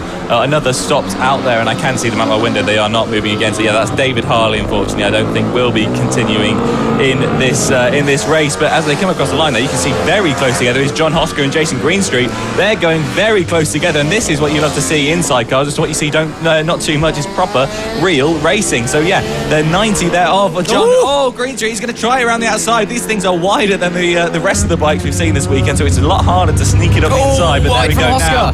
Hosker goes wide. Greenstreet says thank you very much and takes it. Well, we know the Greenstreets have really been struggling with that vehicle all weekend. Look at almost onto the grass there from Oscar as well. But the green streaks, their engine was massively paying up Friday and Saturday morning. It just ground to a halt after the practice session. I think that they crossed the line and then did a lap at about 2 miles an hour because that was as fast as they could get going. It was just misfiring like crazy. Managed to get it fixed and now running beats. That is awesome stuff from them. The Keats still holding off the M's as well in P4. Williams, not sure where they are. Don't really care either because they're so far up the front. It's as you'd expect, looking to get another 50 points on the board. And all the M's, maybe having a look. That was a bit deep though into the final corner. These are very, very heavy. Obviously, it's heavier than a normal bike because it's you've got 2 people on it and it's very wide as well. So it's a bit harder to stop, shall we say, even with an extra wheel and all that. So you've got more friction. That you saw on your screens for a second there was your lead, and that is second place coming through now. 14 seconds behind as they crossed the line last time out. So Mick Williams absolutely flying at the front of this field, unsurprisingly. It's what he does every single week, and I don't think anyone is shocked by that fact. But like you said, the 89 there on your screen, that is John Keats. He's parked right next to our Motorsport Media van here. So we've been talking to him quite a lot over the weekend, and he's been telling us that, like you said, over the winter they want to build something better than this, that next year they can rock up with and compete against Mick Williams. So maybe next season it's definitely going to be one to watch. We could see something massive happening there. Well, of course, he was getting very technical with me. He was explaining, they bought this chassis halfway through the year, rocked up and entered it. It's too high. It's not got enough power. The only thing they liked really was the bodywork. They liked how it looked. Really, that was about it. They're just not a fan of how it rides. And who's that another stop? Stoppage just after this, is that? It's lost a lot of bodywork by the looks of it, or at least there wasn't anything on the front of it. I'm not entirely sure who that could be. That might be Vince Bailey, who I think we lost at the start. I think they tried because they pulled across to the right, so they might have tried to get going again. Yes, you're right. Yeah. It is Vince Bailey who didn't make the start, but is apparently still out on the circuit trying to do something. He's moved to the other side now, still not getting it going. So he is now on our timing screen. So I'm not exactly sure what's happened there. Whether he's done a lap and we missed it or something along those lines. But anyway. This is the race that we're looking at. This is John Keats from Adrian Ems and Mark Parker, I believe, behind. They're having a good little scrap up there, trying to make something, but there you go. Mick Williams is already started the last lap now. He's miles ahead of anyone else. I'm seeing Green Street coming down the back straight now in front of me. So there's a huge gap behind. So Mick Williams now is going to win this by about a country mile, and there we go. 17 seconds is his gap that he's got to second place. So he's absolutely flying at the front. He's had an absolutely dominant season so far. He hasn't not won a race yet. And it's not going to change today by the looks of it. So here he comes to make it 100 points today. He's already broken the 75-point mark, and he comes down the Spitfire straight, I believe that one is called, through the Spitfire chicane into the hangar straight now along the back here. The checkered flag is waving in front of our commentary box as they come down the back straight. Mick Williams, absolutely unsurprisingly, comes round the final corner and takes it. Your champion. Well, he was champion before he came into this round, but he is still champion, and he's proved why, because he's won it once again. 100 points in this round so far. Only one race left to make it a win in every single race so far this season. Absolutely phenomenal from him. Dominant personified there for Mick Williams. There we can still see that as Keats still trying to hold off from the M's pairing. And actually, no, Parker's got past the M's pairing, and Parker's having a look down the inside, but I think Keats holds on. So it will be Williams from Creature from Hosker from Keats across the line. Then Mark Parker comes home P4. Not quite sure what happens to the M's pairing there. Losing out a place to Mark Parker in the last few laps. Yeah, that was a surprise for M's there. They were up there fighting with Keats and seemed to just drop back a bit and finish in 6th. It's Chris Impey that finished in 7th, and Vince Bailey does cross the line in front of me. He didn't start the race, so I'm not sure if he's classified. He hasn't got a position next to him, but he's got a checkered flag. So Vince Bailey does finish the race in 8th. With David Harley unfortunately not making it, but that's Mick Williams stopping on track. I don't know if he's maybe going for a bit of a celebration lap or something, trying to pick somebody up, but he is your winner. So here's a rundown for you. Mick Williams does take P1 from Jason Greenstreet in P2. John Hosker takes 3rd from John Keats in 4th. Mark Parker 5th. Adrian M 6th. Chris Impey 7th, and potentially Vince Bailey 8th, but he hasn't got a number next to him because he didn't actually technically make the start. And look at this, everyone's loaded up. They're all they're swapping bikes coming together. This is absolutely bizarre. I think he's going to wait. He's trying to get him to push along. He's like towing him to the finish line. Maybe they've run out of fuel or something. Yeah, it looks like he's getting towed now.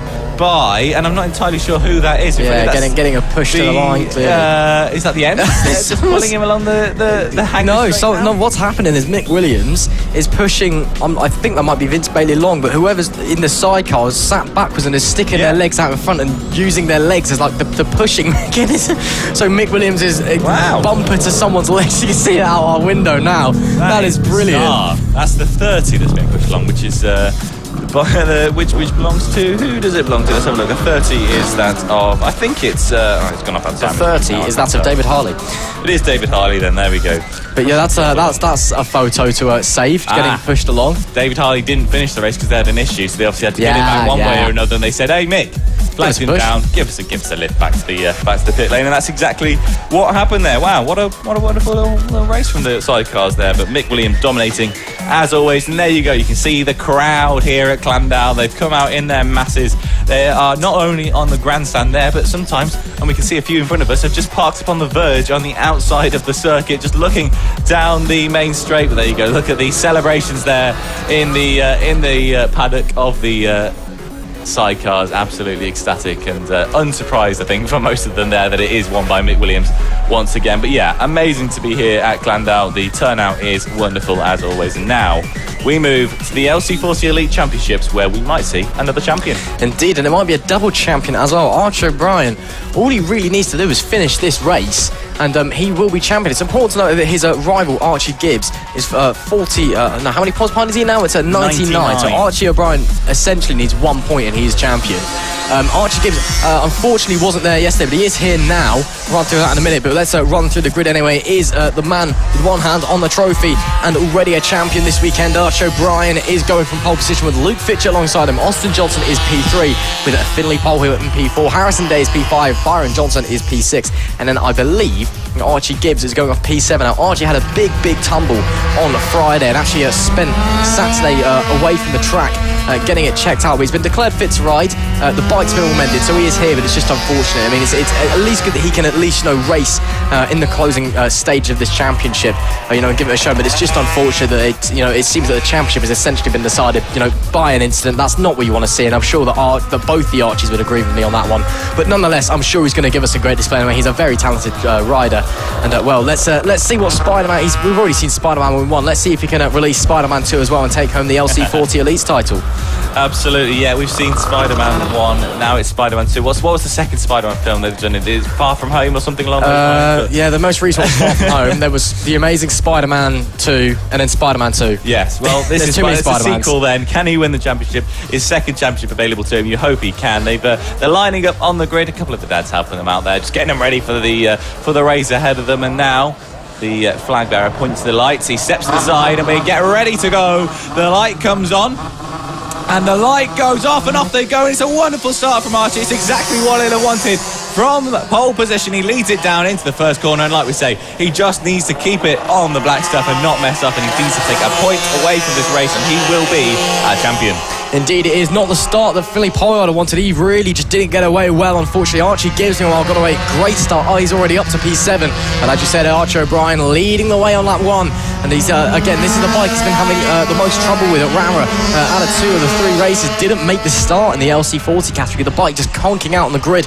But that's not what he will be wanting today, and it hasn't happened so far. And away he goes. I believe that's Luke Fitcher tailing him very closely coming to last corner. Oh, wow, look at that. Archie Gibbs already up to 4th, I think. That's an amazing start for him. So, he may unfortunately not be very unlike it. Oh, and that is Fitcher taking the lead through the hairpin. Can he hold it though? Archie is coming back at him, but Luke Fitcher is trying it. No, he can't. Archie, he just comes into the inside. We've seen it happen a few times, that hairpin, the switchback coming in maybe on the inside as the leader, leaving it a bit late on the brakes is not necessarily the best way to do that corner, because you do get it on the switchback, and then as you run down into turn 1, the person on the inside usually will win it into the first corner. Indeed it is, so could be having a nice little battle all race long between these 2 riders. We know O'Brien is just an electric talent, but don't let that fool you. Luke Fitcher also incredibly fast and is giving O'Brien a run for his money at the time being. Harrison racing day, and Finley Powell unfortunately falling to the back. I do have to apologise actually quickly about Finley Powell. I said yesterday I think he was just struggling to get used to the LC40 bikes. I actually found out the reason he's just seemingly off the pace, he's not actually on an LC40 bike, he's actually on the AC in the LC class. And actually I'll get back to that in a minute, because that's Luke Fitchett again having a look to the inside of Archie O'Brien, unable to make it work, tries to get the pull out of the corner, but no, Archie maintains the lead. Oh, Luke having a look to the inside of turn 1, doesn't quite work out. But as I was saying, yep, Finley is actually running on the AC, the air-cooled bike instead of the liquid-cooled bike, the LC, which is significantly down on power and torque as well compared to these things. So, and that was wide from Luke there.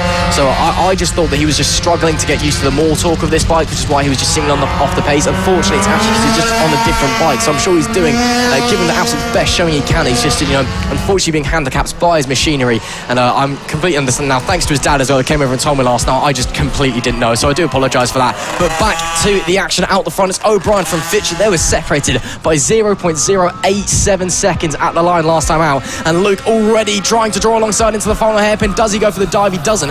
Archie Gibbs up to third already. That is, yeah, and I just saw the St George's flag of his helmet coming down the back straight there, thinking, hang on, how's he already got up there? Has he been lapped? No, Archie Gibbs has come from, I think, 6th is where he started on the grid, up to 3rd already. He's going to be absolutely happy with that, but now he needs to get involved in this fight at the front between O'Brien and Fitchett if he wants to get involved in this and hopefully have another chance at this championship. But like we say, as long as Archie O'Brien does score a point at least in this race, it's too late for him, unfortunately. Indeed it is. Gibbs could win, but all Archie O'Brien has to do is score a point, and obviously, he actually, because it's a double points round as well, if you finish 15th and there's only 7 riders in this race, he'd get 2 points. So the lowest he can finish is 7th, and then he would be running away with 18 points. So essentially, if he finishes this race, unfortunately for Mr. Gibbs, Archie O'Brien is a double champion.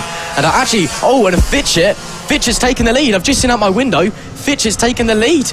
I'm not sure what's happened there, but Luke Fitchett, you can see there on your timing screen, Luke Fitchett has gone past Archie O'Brien, and yet there you can see it's Fitchett from O'Brien out the front.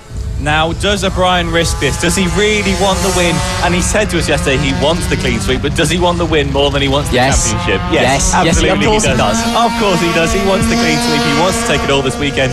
2nd place, he'll know, is enough, but that's not what he's interested in. He's a racer. He's out there to be able to win this race, and he's not going to let Luke run away with it, especially now if he looks at his mirror to see Archie Gibbs is not that far behind him. And look at this now, as they come round once again onto this back straight. They are a neck and neck, and he's going to try and get in the toe in him. He's going to try and get in the toe of it, and now he can't get over the inside, and Luke Fitchett can hold on to that position one more time, one more lap as they come across the line. Luke Fitchett leads an entire lap now as the leader of this race away from Archie O'Brien, and he's making it difficult for him.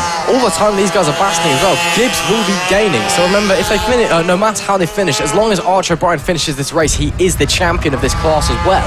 But I'd love to see Gibbs up there and giving it a go. Obviously, unfortunately, he just missed out on the race yesterday, and that scuppered his hopes realistically of taking the championship due to that tumble, just due to missing the race, just being aware of his fitness and the bike needing to be repaired as well. It was a big off, but he's back here, and surely, even though he's realistically out of the running for the title, he can put on a show saying, you know what, yeah, I can't win the championship now, but this is what I can do. I'm going to show why I'm the best rider on this grid, and it would be great to see him up there. And all this time that Fitch and O'Brien are fighting, Gibbs is going to be gaining and gaining and gaining, and that is O'Brien having a look to the inside, Gibbs behind, just analysing what's going in front, seeing what they're doing. 3 laps to go at the line, separated by under 1/10 of a second. Yet again, you could not separate these two by a hair width. They are that close, and again, Gibbs is gaining every single lap.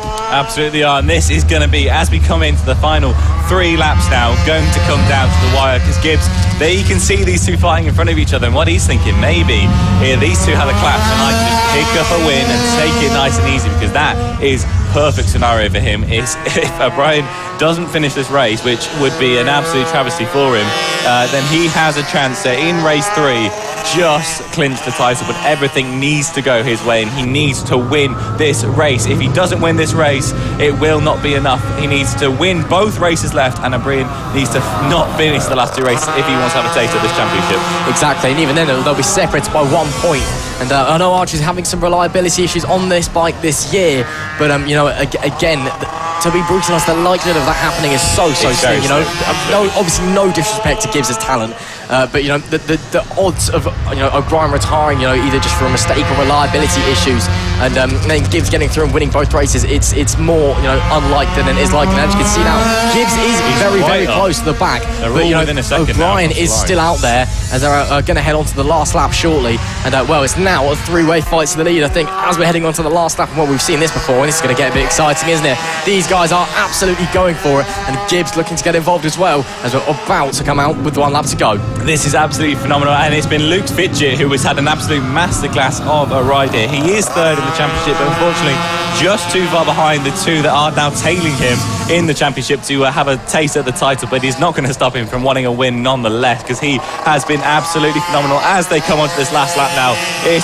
is going to be close, and he just needs to keep them behind. But can he do it? And Archie Brady's going to try on the inside. Can he make it work? He tries it. Yes, he can.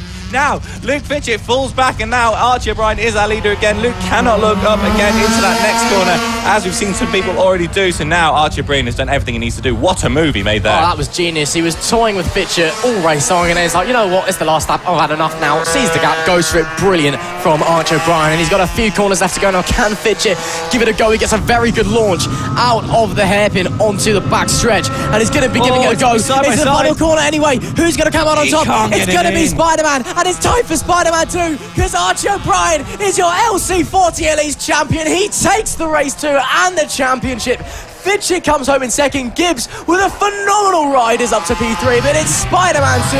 Archie O'Brien is your LC40 Elite champion, and he is a double champion. Wow.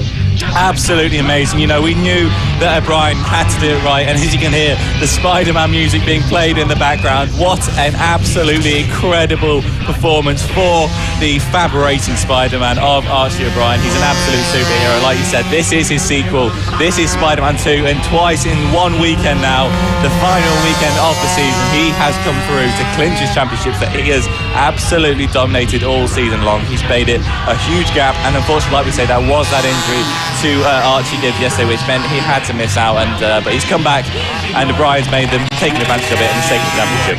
Exactly, and it's a shame he's got the other tinted visor on today, because yesterday he had a clear visor on in the powder. You could just see everything that was going on in his head, and I'm sure I'd love to see what was going through that young man's mind right now. 2 championships from 2. Awesome stuff from Archie O'Brien, and there you go, does lift up the visor. I'm sure he'll be getting a hug from Dad in a minute. There you go, gets it. There's the t-shirt once again. So it's 2 race 2s, 2 championships. Not bad going from Archie O'Brien there. The kid is dynamite, I can tell you, and is definitely one to watch for the future. That is the second of 2 championships that he has taken today. And what a season he's had, AC40 Pros, LC40 Elites, both champion. Just phenomenal. It's been absolutely amazing for him, and we sung his praises enough, I think, as he did his victory lap from the AC40 Pros, but he's going to go again now. He's done the LC40 Elites as well. He's been absolutely unstoppable. Everywhere he's gone, he's found success, and he's been brilliant, and he is the champion. You've got to let him have this, and look at this now as he comes through.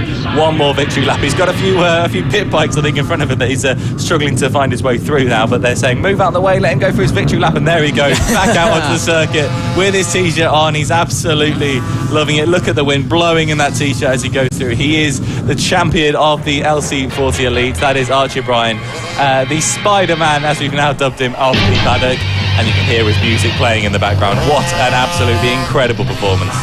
Honestly, you wouldn't be hard-pressed to put a tenner on him for the future, would you? Because this kid is going to go places. You can tell he is just electric out on the racetrack. And again, off the track as well.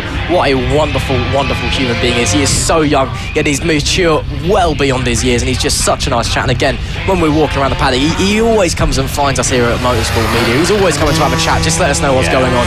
And all the time, we talked to him yesterday, and after he'd won 1 championship, how are you feeling? You've still got 1 to go. I was like, yeah, I'm fine, got to get the clean sweep, haven't I? He's so competitive, he is so fast, and he's just a wonderful, wonderful kid.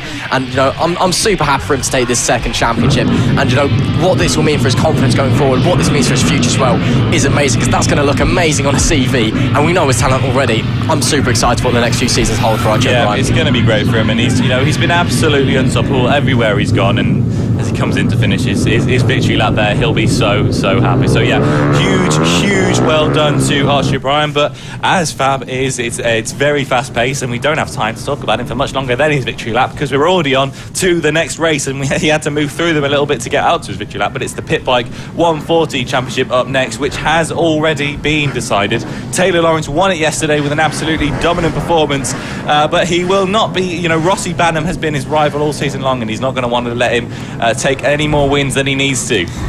I mean, Rossi did win last time out, and boy, oh boy, what a race that was yesterday. Just phenomenal from the front two on the grid. Another wave from Rossi. That's 2 from 2 so far. I'll see if I can get another wave later on. But yeah, Rossi and Taylor were just swapping positions every corner yesterday. It was by far one of the best races of the season, and it was just phenomenal to watch. And obviously Rossi unfortunately has missed 2 rounds, and Taylor has missed none, which obviously will come into play with the championship. But I still think Taylor has been phenomenal all season long, and we cannot give him any disrespect for that. He's been fantastic and is a well-deserving champion. But you can't really kind of wonder what would have happened if Rossi Banham had been there for those 2 rounds. But we'll just have to wait and see. They're all just waiting to fill out the grid. It's a 20 bike grid here in the PB140. It's a very, very big grid, so lots of on-track action to enjoy. And as we're trying to just get through, just had it in our ear that we're running very well, so we're going to get a few more races to go yet. But it is Rossi Banham going off of the pole position, with Taylor Lawrence going alongside him. Your new champion from race 1 yesterday, Ryan Hitchcock, is at P3, while Chris Wells is in P4, with Reese Peeper from P5. Jay King rounds out row 3. Ben Jolliffe is in 7th, while Darren Anderson is in P8. Then it's Carter Brown and Jack Andrews finishing the top 10. Toby Parry is P11. He had a big off yesterday. Let's see what he can do out there today if his confidence is back. And then it is Max Perry, don't get those two confused, alongside him. Sean Whitaker is in P13 with Matthew Lindley in 14th, and it's Dan Katz and Paul Coombs 15th and 16th. Sam Shaw even is in 17th, Andrew Graham is 18th, and rounding out the grid it's Jake Sayer and Madison Marlew in P20. Yeah, this is going to be a good one. It's going to be such a fun racing. These guys went so well yesterday. It was one of our favourite races. We were talking about it at the end of the day, and hopefully we see the same thing again. There is no championship on the line, but it will be a wonderful race nonetheless. And Rossi Banham is going to take Taylor Lawrence, the new champion. He's going to take him for everything he can possibly get from him. So as they all line up, and like we said, it's a big grid here for the pit bikes, but they're going to line up nonetheless now, try and get into position as the rest of the grid forms up behind them. The flag bearer is ready. He looks to step aside. He points to the lights and gives the thumbs up. He says, "Look, boys, let's go." The light comes on. We've had to stop. He's walked back in because something I can't quite see. Looks like he's got a little bit awry. He's just getting everyone ready again. Thumbs up from the flag bearer, just checking everything's all right on the grid, and I think we're ready to go again. He gives the thumbs up. The lights are ready. The light comes on. The light goes off, and off they go, and it's a great start from Rossi Banham as he gets away, and it's in fact Taylor Lawrence almost falling down to 3rd place. Now he does. Yeah, Ryan Hitchcock with a lightning start away at the lights makes his way up into P2, and it's Taylor Lawrence losing out there. Rossi Banham though, fantastic start, and he'll be wanting to pick up that win after he did get the win yesterday, but unfortunately missed out on the championship. He'll be wanting to improve, and that's somebody down already. That's 28 number there 28, of Toby Parry, who did have an off yesterday as well. Oh no! Wow, that's big. Okay, that's some more people coming down. That's Darren Anderson, I can see on the right there with the Minions helm. I'm not sure who the person on the left is there, but that's another couple of bikes in the middle of the track that they are able to pick up. Hopefully that's not going to be too bad, and they can get back on and get back into the race. Nothing looks too serious for them there. But here we go then, the leaders coming back through. Can Taylor Lawrence have a look? He tries it, he does have a look through, and as they come across the line, they're split by very little, 0.023, and they get into turn 1. Taylor Lawrence takes the lead, takes 2nd place, from Ryan Hitchcock. Rossi Banham, though, still in the lead ahead. It's 1.2 seconds to Taylor Lawrence behind now, and he's going to want to close that gap and take this lead back as soon as he can. Great move there from Taylor Lawrence up the inside into the hook. And Rossi Banham now will be glancing backwards nervously because Taylor Lawrence was giving him a hard time, shall we say, yesterday. But Rossi was giving him a hard time back again. It was one of the most phenomenal races of the season. Just the lead two, literally swapping positions every single corner. Here we've got a replay of the accident between Darren Anderson. He just drops it and catches. Ouch. Yeah, Darren Anderson just drops it there and unfortunately gets caught by the other rider. I think that might be Jack Andrews that he gets caught up with there. Very, very unfortunate for him. He'll be absolutely gutted about that. Yeah, that's a big shame, and I think Chris Wells is going ahead of Ryan Hitchcock. So Chris Wells, who did lead early on yesterday in this race 1, he's now got up into P3, into the podium positions. Unfortunately, his race 1 didn't go to plan, got into the lead from the start, and then just went backwards. I'm not sure if he was just struggling out there on the tyres or just confidence wasn't quite there. Ended up in P5, I believe, but he's now up to P3, overtakes Ryan Hitchcock, Reece Peacock, Jay King, and Ben Jolliffe all holding positions. Meanwhile, there's Carson Brown up into P8. So we've had a few position changes here and there, but for the most part, it is all holding station for the time being. Yeah, this is great racing though, nonetheless. And these, like we said, they're always going to be going at it in the pit bikes, no matter what, no matter if a championship's on the line or not. They always are pushing hard, every single one of them out there. Now, here we go. This is Ryan Hitchcock, who had a wonderful start, managed to get up to P2. He's now falling back a little bit into the Reece Peacock. I think that might be behind him. So yeah, oh no, that's Chris Wells again. He's got past him. He must have passed Chris Wells once again now, and he's actually back up to P3. So I say he's struggling out there. No, he's doing the opposite. He's wonderful. He's managed to get back up into a podium position, which is wonderful for him. Yeah, that is great for him. Again, the racing yesterday, it was just battle after battle after battle on track. Everyone was just changing places, and that is, I think, what we're going to see more of here. And we've still got 9 laps to go as well. So hold on to your horses, grab some popcorn and a drink, because this one is not going anywhere anytime soon, and it will be some fantastic racing over the remainder of the day. And there's still another race to go as well. Of course, we've got 3 races here at the Fab finale, all double points. Even if this championship has been wrapped up, there's still positions to be decided in the championship apart from the winner. And as I said, 3 races. So we had 1 yesterday, we've got 1 this morning, and we'll have 1 this afternoon as well. And we've been churning through the race 2s. We've been getting through them very, very quickly. Some awesome pace. Actually, I think we are currently on track to finish all the race 2s before lunch, which would be amazing. This race was actually supposed to be after lunch, and it's not been lunch yet. So we've been really grinding through the race 2s, which is great to see. And that means we'll have a quick little break to catch our breath, have some food. The riders can just relax a bit, and then we'll be out for the final races of the season. And that is where it's all going to come down to a few championships, especially our big ones. We're going to see race 2 of those very soon. Sorry about the voice crack there. We're going to see the race 2s of those very soon, and then the race 3, I think, is what all of our metric races are going to come down to, and that's the main series you're going to want to be watching here. But that does not take away from the PB140s you've got in front of you as a water bottle just falls down in the commentary box. It's all going absolutely mad up here, but this racing is wonderful in front of us nonetheless. It is indeed. As our commentary box starts to fall apart, the racing on track is still maintaining its excitement, and we've got Chris Wells just holding off Ryan Hitchcock and Reece Peacock for the time being. Jay King, unfortunately, has just drifted away from his back. So you can see him there in the background, and they're just making their way through the right hand of a very tricky corner. That it's very inviting on the way in. It gets very sharply tight. It's a double apex that tightens. Horrible corner. And this right hander as well. We were talking about that earlier.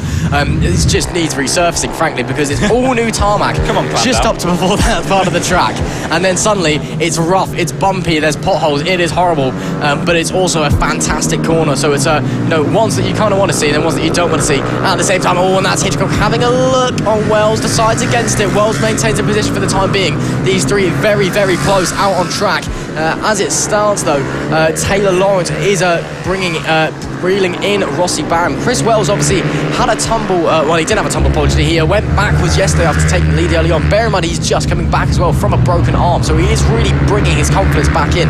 Even after a race that he didn't really want it to go that way yesterday, I'm sure. But now he's up to the podium positions, and he's doing well. As I say though, he's actually just been passed by Hitchcock and Peacock. So a bit of commentator's curse there. Apologies, Chris, but it's all right. You got 6 laps to get past. But there is your leaders. There is Rossi Barham, and right on his tail is Taylor Lawrence. Yeah, absolutely. We're seeing a wonderful battle for P3 now, but this is for your lead, and kind of across the board, these podium positions are right up in the air. Taylor Lawrence tries it up the inside. He pushes Banham out wide. Can he get the inside line into turn 1? He's going to try it. Can he make it stick? No. Rossi Banham just manages to pull it back, and Taylor Lawrence, who has enjoyed a look at the inside in turn 2, he does it again. I think he did it yesterday. He said, look, all right, I'm quite confident here, and he manages to push him wide and take the inside into turn 2. Absolutely wonderful their move around the hook.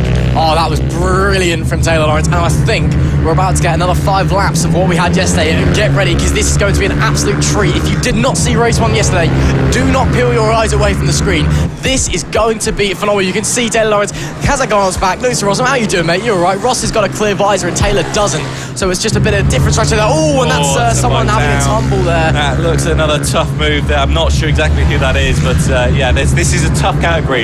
It is all pushing hard, and now Taylor Lawrence leading as they come round one more lap They've got, well, not one more lap to go, 5 laps to go, but he's done a lap now and leading this race. And if you want any more evidence of how good this race is, I'm looking out my window at this main road that goes along the circuit, and look how many cars have parked up along here. It's absolutely phenomenal. Everyone wants to have a watch of this incredible race here in the pit bikes that is now being led by Taylor Lawrence, as you see on his screen, from Rossi Banham. But this fight with B3 is far from over behind, and look, as you can see them on your screen now, it is so close by Ryan Hitchcock and Reece Peacock. They're going so hard for that, 2/10 between them as they cross the line, and now I think it's even closer. You couldn't even fit a piece of paper, as my co-commentator Ross here loves to say. So it is very close at the front now. They're going very hard, and as they come back onto the hangar straight, you can see some of the spectators in the background there. It is absolutely so close. That's Taylor Lawrence from Rossi Banham, and now this is the fight for third place. He's coming through. That's number 43 of Ryan Hitchcock, who holds it for now. The back markers. Yeah, the back markers are getting in the way, and Reece Peacock is right on his tail. Indeed it is. You were thinking about the spectators. I've actually just seen my mate pull up over there, so I'm just kind of glancing over, oh, hello, how you doing? But yeah, as you said, Lawrence still leading from Banham. Obviously, Lawrence, your new champion last time at Banham. You know, he is such an electric rider. These two yesterday were just inseparable. They were trading places left, right and centre. It was fantastic, and we've still got 3 laps to go here. But that being said, do not pee your eyes away either, because this battle for P3 is hotting up as well. Peacock to the inside of Hitchcock. This will be very, very close, and it cuts away to the leaders, but we're still going to see it. Oh, and Banham's got past to Lawrence. So Rossi Banham back to the lead of the race. Unbelievable. Oh, as if we've just missed that into that turn 8. I feel like that's where all the moves are happening, and it must have been a slight mistake from Lawrence into turn 8. But now Lawrence takes another look up the inside. Can he push Banham wide? He can, but Banham takes back on the switchback. It's all going to come down to turn 1, as we've seen so many of these do today. And Rossi Banham just misses out, and Taylor Lawrence retains the lead through turn 1. Wow, pit bikes do not disappoint, do they? My goodness me, this is some of the best racing you can find anywhere in the world, not just in the UK. This is brilliant stuff from Lawrence and Banham. These two, 18 and 17 years old respectively, and they're putting on such a display. And Banham back to the inside into the right-hander. Does he go for it? Yes, he does! Unbelievable stuff. No, and he nearly falls off the bike on the exit of the corner as well. But he still maintains the lead, and we're going to have 1 lap to go at the line this time round. Lawrence versus Banham. This is brilliant racing we're seeing here at Clandau. Absolutely. This is your champion, Taylor Lawrence, racing with his co-champion, or his second place, not champion, whatever. I don't know what the word is, but they are racing so hard nonetheless, and there it is. The last lap flag is out. Rossi Banham and Taylor Lawrence now, as they come across the line one more time, are switching places for fun. And you can't take your eyes off this third place now, because Reece Peacock is up to third, and there is Taylor Lawrence using a bit of traffic to his advantage. He sneaks up the inside, and Rossi Banham has absolutely lost out massively there because of that traffic. He'll be so annoyed. That was it, Dan Katz, I believe, just getting in the way, but that could be Rossi Banham's chance. Over half a lap to go, and look at the gap. That's at least half a second now, if not a second. And luck is just shone a little bit of brightness towards Taylor Lawrence there, because now Rossi Banham gets caught up as well. That will be unfortunately the end of that battle.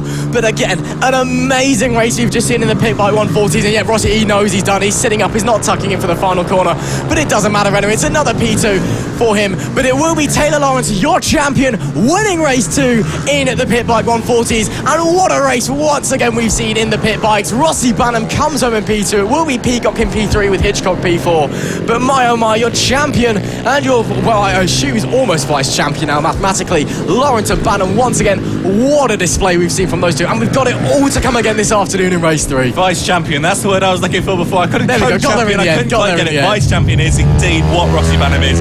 Absolutely phenomenal from both of them. They've raced each other so hard all season long. Obviously Rossi did miss those couple of rounds, which did hurt him his championship success, but your final rundown then, it is Taylor Lawrence that takes the win from Rossi Banham in second, Reece Peacock in third with Ryan Hitchcock taking fourth. Chris Wells eventually comes home in fifth. They had a great little fight, those three, but it is Reece Peacock that came out on top of the last podium position. Ben Jolliffe takes sixth from Jamie King in seventh, and Carter Brown takes eighth from Max Perry in ninth. Rounding out his top 10 is Paul Coombs. Sam Shaw takes 11th, Jack Andrews 12th. Idan Katz, who was the bit of traffic that they just got caught up with there, which I'm sure Rossi Banham will be very frustrated with, comes home in 13th. Andrew Graham 14th, Matthew Lindley 15th, Darren Anderson 16th, as we saw him have a little bit of that trouble right at the start, and Jake Sear takes the last spot in 16th. Yeah, indeed, another great race there, and I've just glanced at my phone, see the time. We have got plenty of time left before lunch, and only got 4 race 2s left to run, so we've got plenty of time. There is looks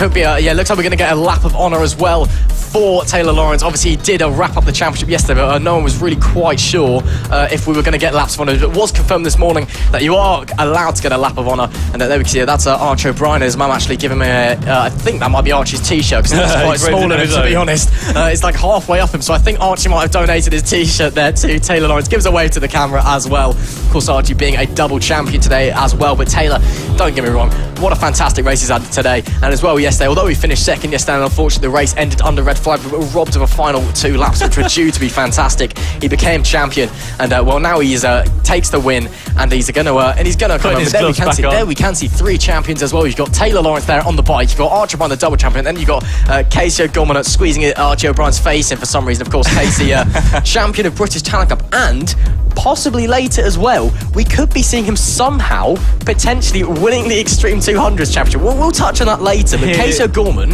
has rocked up for 2 rounds of the Extreme 200s just to do some track time and could win the championship. Absolutely phenomenal. There we go. There is Lawrence with his comically small t-shirt there, designed for Archie O'Brien, not for a 17, 18-year-old that we see in Taylor Lawrence. But no, he's got it on nonetheless with the gold writing on, and he is your pit bike champion. He was officially named yesterday, but another win today has just secured that with a wonderful wonderful success.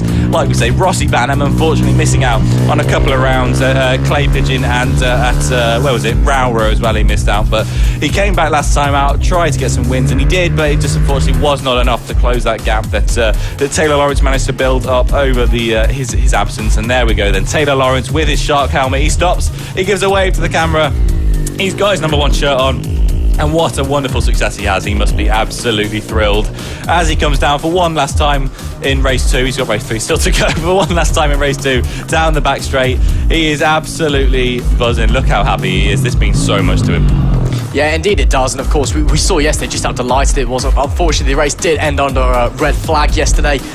So we kind of saw Taylor and Rossi just kind of sat there as he gives his shirt back to Archie. Archie's saying, come on then, I'll have it back now, thank you. You might need to stick one in the wash, Archie, and shrink it down again, because Taylor's a bit bigger than you are, mate. You're still quite small, and Taylor's a big, buff 18-year-old. But it's, we saw, yesterday, obviously, unfortunately did end under a red flag, and Taylor and Rossi were just kind of sat there at home, like, have I won? Have you won? I think I've won. I think it's over. So it's, but it's nice that he gets his victory lap. His voice definitely isn't that high pitched. I've heard him speaking, it's quite the opposite. Gives a wave to the camera as well. Yeah, you may have seen in the interviews yesterday, Taylor sounds a bit like this, doesn't he? He's very down, very low. Anyway, moving briefly onwards, it's time for one of the most hotly contested rounds and championships. It's time for race 2 of the Mini GP50s, and it is the 2 championship contenders on the front row. Clayton Edwards, your winner yesterday and championship leader by 31 points, starts on pole position. Marco Holt alongside him. Let's see what he can do. These two were inseparable yesterday. Harry Payne is in P3 with Bill Harris in P4. Luke Fitchett is P5 and Isaiah Devine is P6 after a big tumble yesterday. Archie Gibbs will be starting this one from P7, which is great here, and Bailey Lawrence rounds out the field in P8. Now yesterday it was very much Clayton Edwards versus Marco Holt out the front. At first, before the red flag unfortunately for Isaiah Devine's big tumble, Marco did get the better of Clayton, but then Clayton with a superb ride. Marco got past him, he waited for the moment, he judged it perfectly and then slid straight back past, and it was a fantastic ride to take the win and extend the gap to 31 points. And he's just bringing it in very, very slowly to the grid, wiggling his bike around. And we'll have to see what he can do here, because he withstood a lot of pressure from Marco yesterday and had a fantastic ride. Let's see what he can do today. The gap is 31 points. He can't win the championship here if Marco finishes second and he wins. The championship can be decided here if some stuff happens, but we're going to assume it won't, because these two are fantastic out there. So we're just going to have to wait and see what happens as we wait for the lights. The flag bearer gives a thumbs up to the person operating the lights, and it is lights on. Lights off for race 2 of GP50s, and it's a great start from Clayton Edwards on the run down into turn 1. Marco Holt slots in behind him, and it is your championship leader, Clayton Edwards, who leads heading through the hood from Holt. And behind, I believe that is Harry Payne still maintaining formation. And look at that, Archie Gibbs already making places, but it's Clayton Edwards who leads this race. Absolutely phenomenal. We saw a masterclass from Clayton yesterday. He was absolutely brilliant, taking and extending that lead by another 10 points. And if he can do the same here, he will be absolutely thrilled. But he really will hope that that gap can open a little bit more to Marco Holt behind him, because he does put the pressure on. But Clayton responds well, and hopefully he can stay ahead. And I've said that. Marco Holt, he's taken the lead. I've given the commentator's curse, and Marco Holt now leading this race from Clayton Edwards. Indeed, he is. Let's see how Edmonds responds. He will be feeling very calm, I'm sure. Does he have a late dive into the hairpin? No, he doesn't, so stays behind for the time being. I'm sure what we'll be seeing here today is a very similar display of what we saw from Mark Holt yesterday. Clayton just waiting, by the time being very, very smart. These two are a very intelligent pair of riders out there, and they are very, very close in terms of performance as well, so they almost have to outwit each other mentally, and that's what we saw from Marco yesterday in the first section before the red flag, and then Clayton reversed it and did it back to him, and now Marco in the lead, Clayton behind. It's all in Clayton's hands because he can be the one applying the pressure and just sitting there being calm under that helmet and just using his ability, being confident in his ability,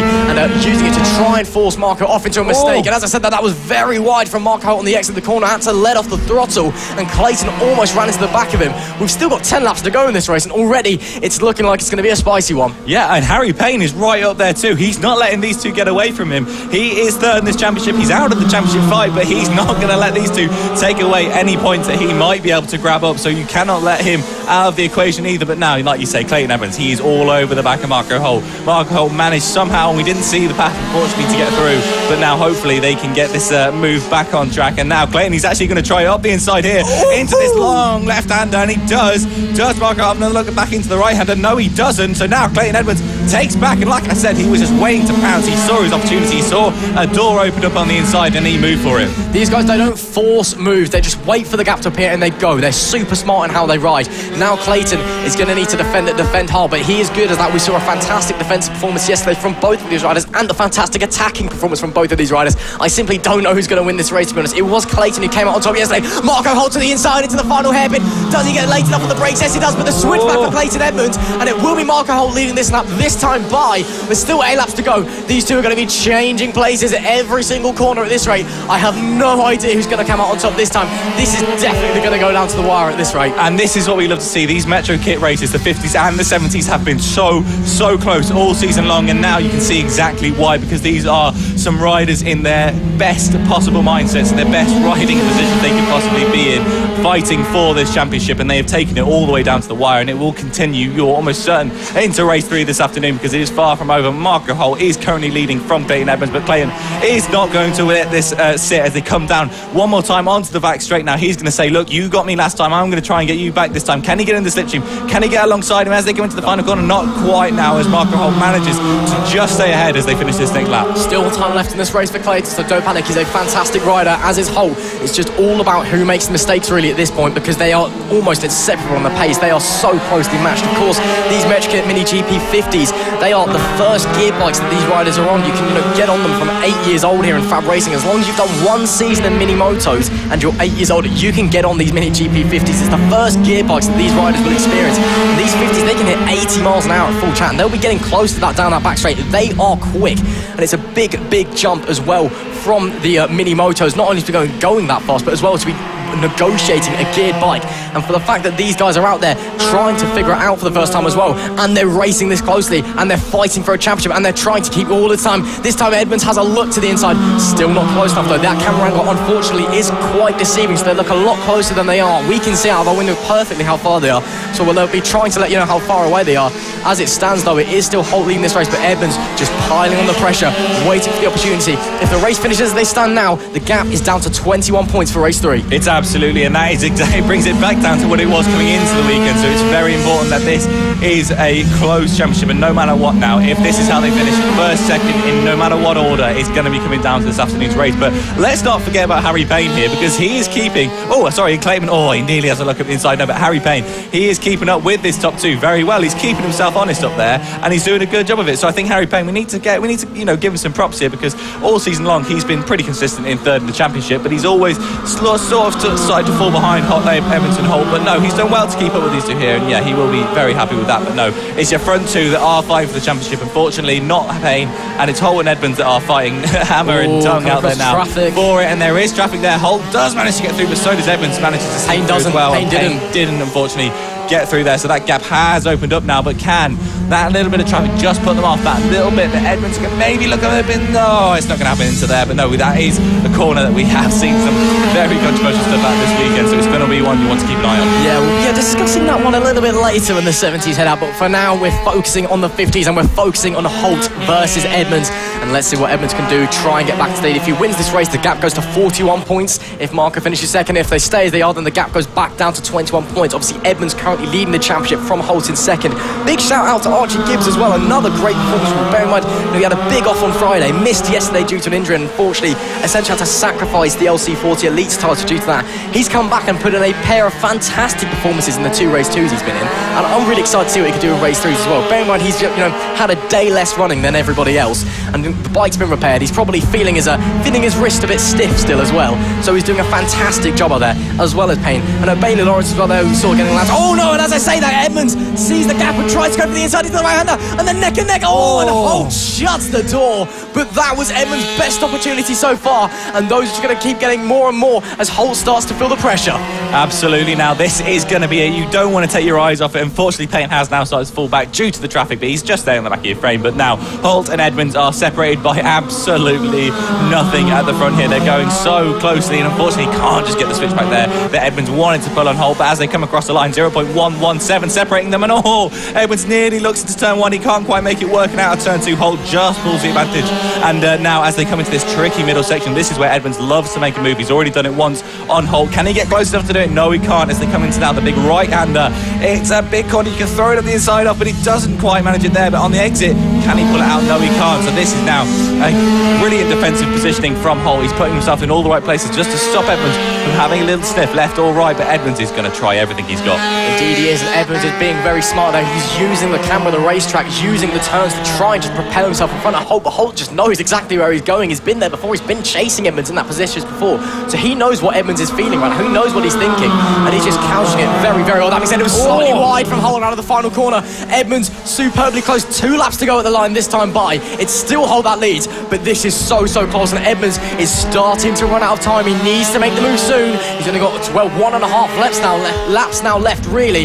And that being said, Clayton, he's smart, and he knows that if he can make a move on the last lap, he will definitely go for it. It might be better to make a move on the last lap. He had a lunge there with the nose up the inside of Holt. Doesn't go for it in the end, but we could be seeing Edmonds just waiting for the last lap because he knows that might be the best opportunity he's got.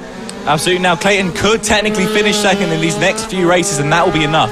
It is a 21-point gap if Holt wins this. So as long as it's the points in the next round is more than 20, he can be clear. But Edmonds, all he needs to do is stick it in second twice, and he will be champion. So it's really tricky to work this out. And now he goes a bit wide, and Edmonds tries it up the inside. He gets it as he goes, not quite across the line. It's turn 1. Can he pull it there again? No. Holt again doing wonderful defence to just keep Edmonds out of his way. But no, Edmonds is going to come back. He's going to really want this. Well, he knows second place he can do it, but he's not going to want that. He's going to want to take Holt to the line every single time. Like we say, these are all racing drivers out there.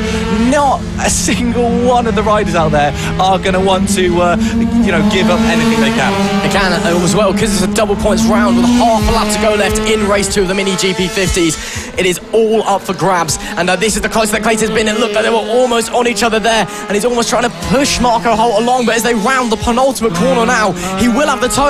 How good of an exit does Clayton Edmonds go? He's already drawing alongside Marco Holt, I think.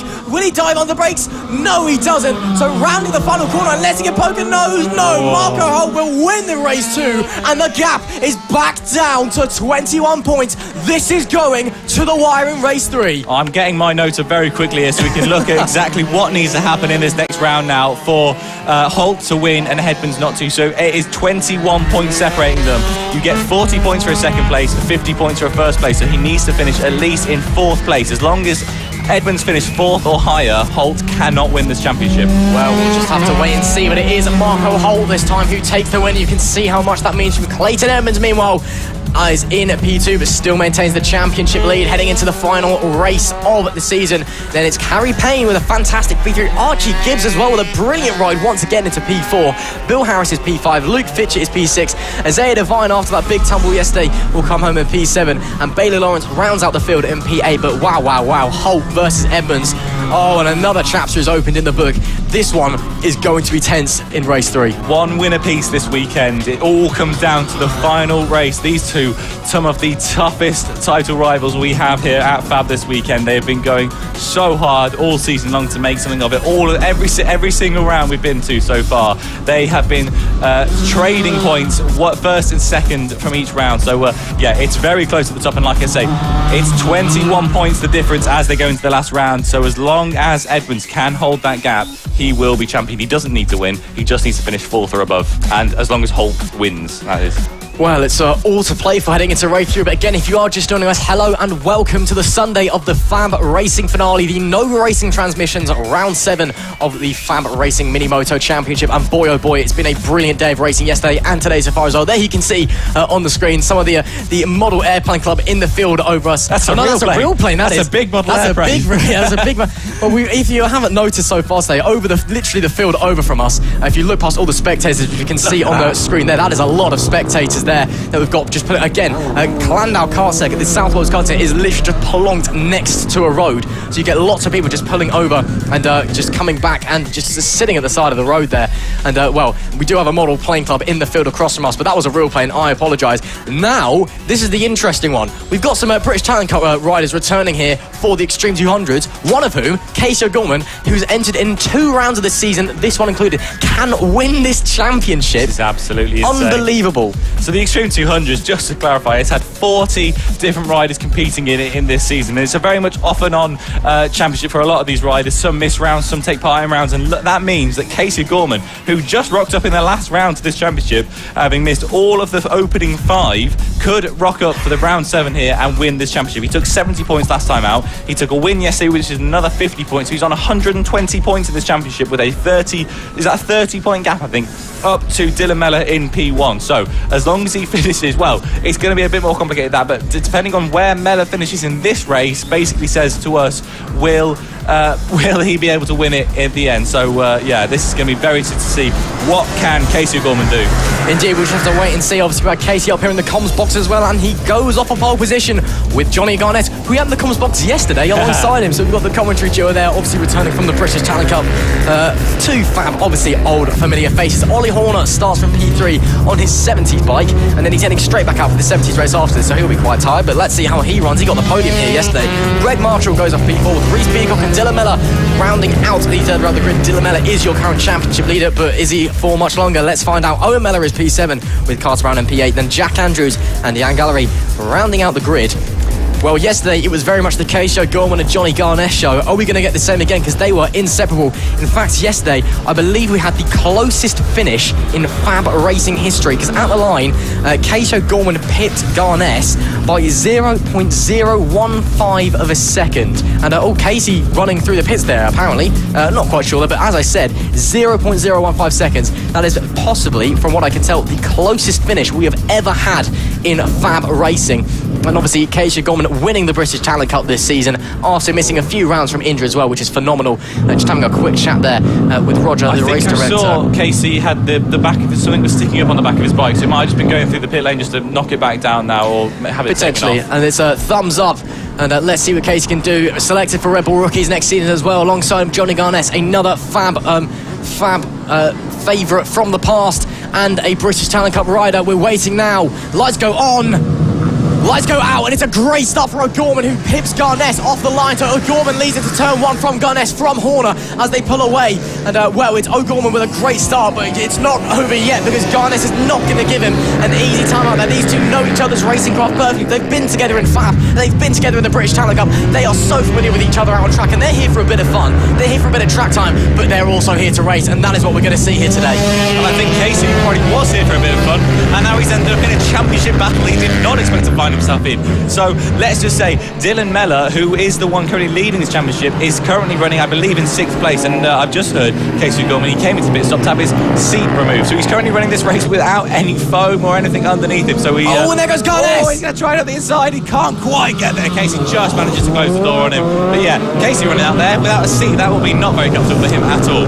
Nah, but he's a tough little lad. He knows what he's doing. Hard as nails as Casey O'Gorman, and he is a phenomenal rider as well, as is Johnny Garnes behind, of course. Those two will be going at it tooth and claw all race long. And, well, as you can see there as well, Johnny Garnes is the, I said it yesterday, he's the rider who I saw pulling the most drifts into the final hairpin, which is not what you really want to be doing. And he's giving it another go up the inside of O'Gorman. Maybe no, backs out of it into the right-hander. But, this race is already hotting up. Still got 11 laps to go here in the Extreme 200s race 2 at the Fab finale. But my goodness me, we're already getting a display by two of the hottest young talents in motorcycle racing right now. Absolutely, and Dylan Miller, our championship leader, then the one that can upset Casey Gorman now, finds himself up to fourth place, and these guys are racing so hard at the front. It's Johnny Garnes, who is not in the championship battle, having only rocked up at this weekend, who can cause the most upset. He hadn't even been on the bike before the racing. Exactly, yeah, he hadn't even been on the bike before they got into the Extreme 200 this weekend. So if anyone's going to give it a go, it's Casey Gorman to go for the championship, but Johnny Garnes is the one that can cause upset with the fastest lap so far, a 48.4. He's about a 10th faster a lap, or on that last lap at least, from Casey Gorman. So this is going to be very close to the front for Johnny Garnes. He's going to be trying everything he can. And that is, I believe, Rossi Banham possibly in this race, It is indeed. Yeah, that is Rossi Banham. And that's Garnes getting past O'Gorman. So Johnny Garnes gets past O'Gorman for the lead. You can see O'Gorman visually sat so low on the bike without the seat. It's almost, actually quite funny, to be honest, looking at it awkwardly. Just awkwardly low on the seat. But Johnny Garnes squeezes through once again, another fastest lap of the race, a 47.441 in the Extreme 200. That is getting a bit close to the lap record, which was set by Richard Holmes Williams back in 2019, a 46.972. We've seen a few lap records being broken this weekend. Can Johnny Garnes get this one as well? Remember, as you said, first time on the bike this weekend. O'Gorman's been on the bike at one round before this. Johnny Garnes has just rocked up. The British Talent Cup season is over. They're finished. Casey O'Gorman just getting some time in for the European Talent Cup finale at Valencia, and he's coming, just having a bit of fun, getting some track time. Johnny Garnes has rocked up and gone, why don't I do the same? He's currently leading this race, having not been on the bike, and he's getting close to lap records. This is fantastic, and the gap visually as well, I can see out the window, it's already looking like it's, I'm not even sure, around about a second maybe? And it looks like, Casey is starting to, that's all come off here now. That's Carter Brown there. What is he doing? That's very unfortunate there. Carter Brown, he's running in 9th as of the last lap, and he looks like he's just had a bit of an issue running off the circuit a little bit there. That's very unfortunate for him, but this is it, the title lead now. Johnny Garnes with another fastest lap, a 47, almost flat. He is flying out there. He is, currently opening a massive gap to Casey, which is now 0.6 seconds. Indeed it is. Carter Brown, another one of the British Talent Cup returnees to FAB, just having a bit of fun. Rossi Banham being in this race is really annoying me, because that means we've got to do some more maths at lunch to try and figure out, because he wasn't in race 1, so we kind of just thought, he's not doing it this weekend. We're going to count him out of the Extreme 200 Championship, because he was P4 yesterday. Yeah, so Rossi Banham has competed in the first 3 rounds of this championship, so he's currently 4th in the championship. So if he gets a good result today, he could also be in this championship battle. And he's currently trying to get past, I believe that's Dylan Mellor as well for P4. Sticks it up the inside and does get past Dylan Mellor. So Rossi Banham up to P4 he goes. That's an even bigger haul of points for him. I believe that's around 26 points, I believe it is off the top of my head. I'll need to double check with that now. 26 points it is. So 26. So that's interesting to see a big gap back as well from to 4th from Ollie Horner. Ollie Horner's 8 seconds back from Casey O'Gorman. Obviously Ollie Horner out there on his 70s bike, which we'll be heading straight back out on after this for the Mini GP 70s. We've got a lot to discuss about that one as well. And as well, we've got as well, looking down, we've got it's 4 seconds back from Horner to Banham. So that's interesting. Meanwhile, Johnny Garnes getting in the way of Casey O'Gorman's title challenge, because Casey O'Gorman realistically be loving to win every single race he can. Yeah, he is, and that is the 96 there of Rossi Banham that is getting. And is that? That's O'Gorman. That's O'Gorman. No, so we've been saying, and he's dripping loads of fluid there. I'm not sure what's happened, but look at the leak he's got. No, that's got to be race ending, because he is absolutely leaked all over the circuit. I think he's just off the circuit, maybe at the slip road between turn 1 and 3, so they hopefully will be able to continue with that puddle there. Very disappointing there for Casey O'Gorman. We've been building him up as maybe a title challenger in this series, but no, that looks like now he could be falling away. But Rossi Banham then will, in that case, move up to 3rd place, I believe, which means maybe he could be an outside challenger for this title. I hate FAB-Racing sometimes. Goodness me. Extreme 200 even is absolutely insane. Like I say, people are just taking part in whatever round they feel for the most part in Extreme 200 this year. That's a big dive there with Dylan Mellor. That's Greg Marshall and Dylan Mellor there. So that's Dylan Mellor, our championship leader, moving down to 4th place. Rossi Banham takes up to 3rd place. Greg Marshall moves up to 4th place. Dylan Mellor moves down to 5th place, and now Rossi Banham does inherit 3rd place from Casey Gorman, who's already fallen right down the order. I look out my window and he's not stopped where he was stopped before, so I'm not sure if Casey has managed to get it going. The bike's over the side. It's fully fence, I can see. So that's fully been moved on the circuit. So that is going to be the end of it for Casey Gorman then, by the looks of it. But now Johnny Garnes running ahead at the front. He's got he's just crossed the line in front of me. I'll tell you what the gap is as everyone else comes along. I can't even see anyone else out on the circuit. So he's got a huge lead over Ollie Horner, who is now in 2nd place, who comes down now the back straight. He's got to come across my line very shortly, and now we have to say what that gap is. There he is indeed. It's a 15-second gap now to Johnny Garnes up ahead of him, and Johnny, he's got Casey up his back. He's got plain sailing ahead of him now. Oh, this is again a nice Sunday. I think it is actually afternoon now, isn't it? Let me just check. It is. It's 12:30. So a nice Sunday afternoon ride for Johnny Garnes. Just getting some track time, having a bit of fun. Obviously, it's unfortunate he's not going to be able to race with Casey, and we did have Johnny up in the comms booth yesterday, and Casey up this morning. There is Johnny Garnes on the camera. Him and Casey both quite small, annoyingly. We were actually Johnny's so small that we got Casey on the studio camera, but Johnny was actually so small we only kind of got the top half of his head. So we decided to not have him on the studio camera, else you would have seen him yesterday as well. But another fantastic rider coming back to Fab this weekend from the British Talent Cup, and big things planned for his future as well, I'm sure, and looking to, I'm sure, following Casey's footsteps and try and get into Red Bull Rookies in a few seasons' time. Fab again is a fantastic proving ground for young riders. We've seen riders like Scott Redding, international household names making their start here, in FAB-Racing back in 2004 when the championship was started. You've got riders like Eddie O'Shea, who was in mini GPs in 2019. He's off doing Red Bull Rookies this year. Obviously, Casey O'Gorman, we're just about off doing Red Bull Rookies next year as well. So it is a fantastic proving ground for future riders, and the stars of tomorrow, of course, FAB-Racing. It is the official partner series to British Superbikes and is part of Dorna's Road to MotoGP program. So it's just a fantastic opportunity for younger riders, and Johnny Garnes is one who has absolutely benefited from that up in the British Talent Cup. Oh, getting a bit tight there with some lap traffic there. As he's already, that's Marshall and Mellor. Johnny Garnes is so fast. He's lapped Greg Marshall in P4 and Dylan Mellor in P5. Owen Mellor there with the fastest lap of the race, a 46.894. That is about a 10th off the lap record. That's a surprise, because it was Johnny Garnes banging in the fastest laps after fastest laps. Owen Mellor, out of nowhere, does set the fastest lap of the race, and actually that is a new lap record.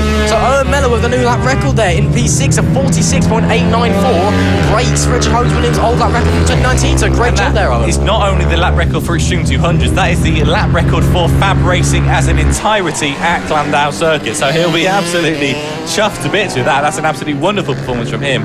And Johnny Garnes, who did do a 46.9, is now starting to fall off that pace a little bit, taking it easy out the front. He's got a huge lead of, I can tell you, as they come across the line now, Ollie Horner. That's Dylan Mellor. That's Dylan Mellor, your championship leader, up in smoke by the looks of it there. That does not look like it's gone very healthily bad. Well, healthily wrong at all. It's been badly wrong.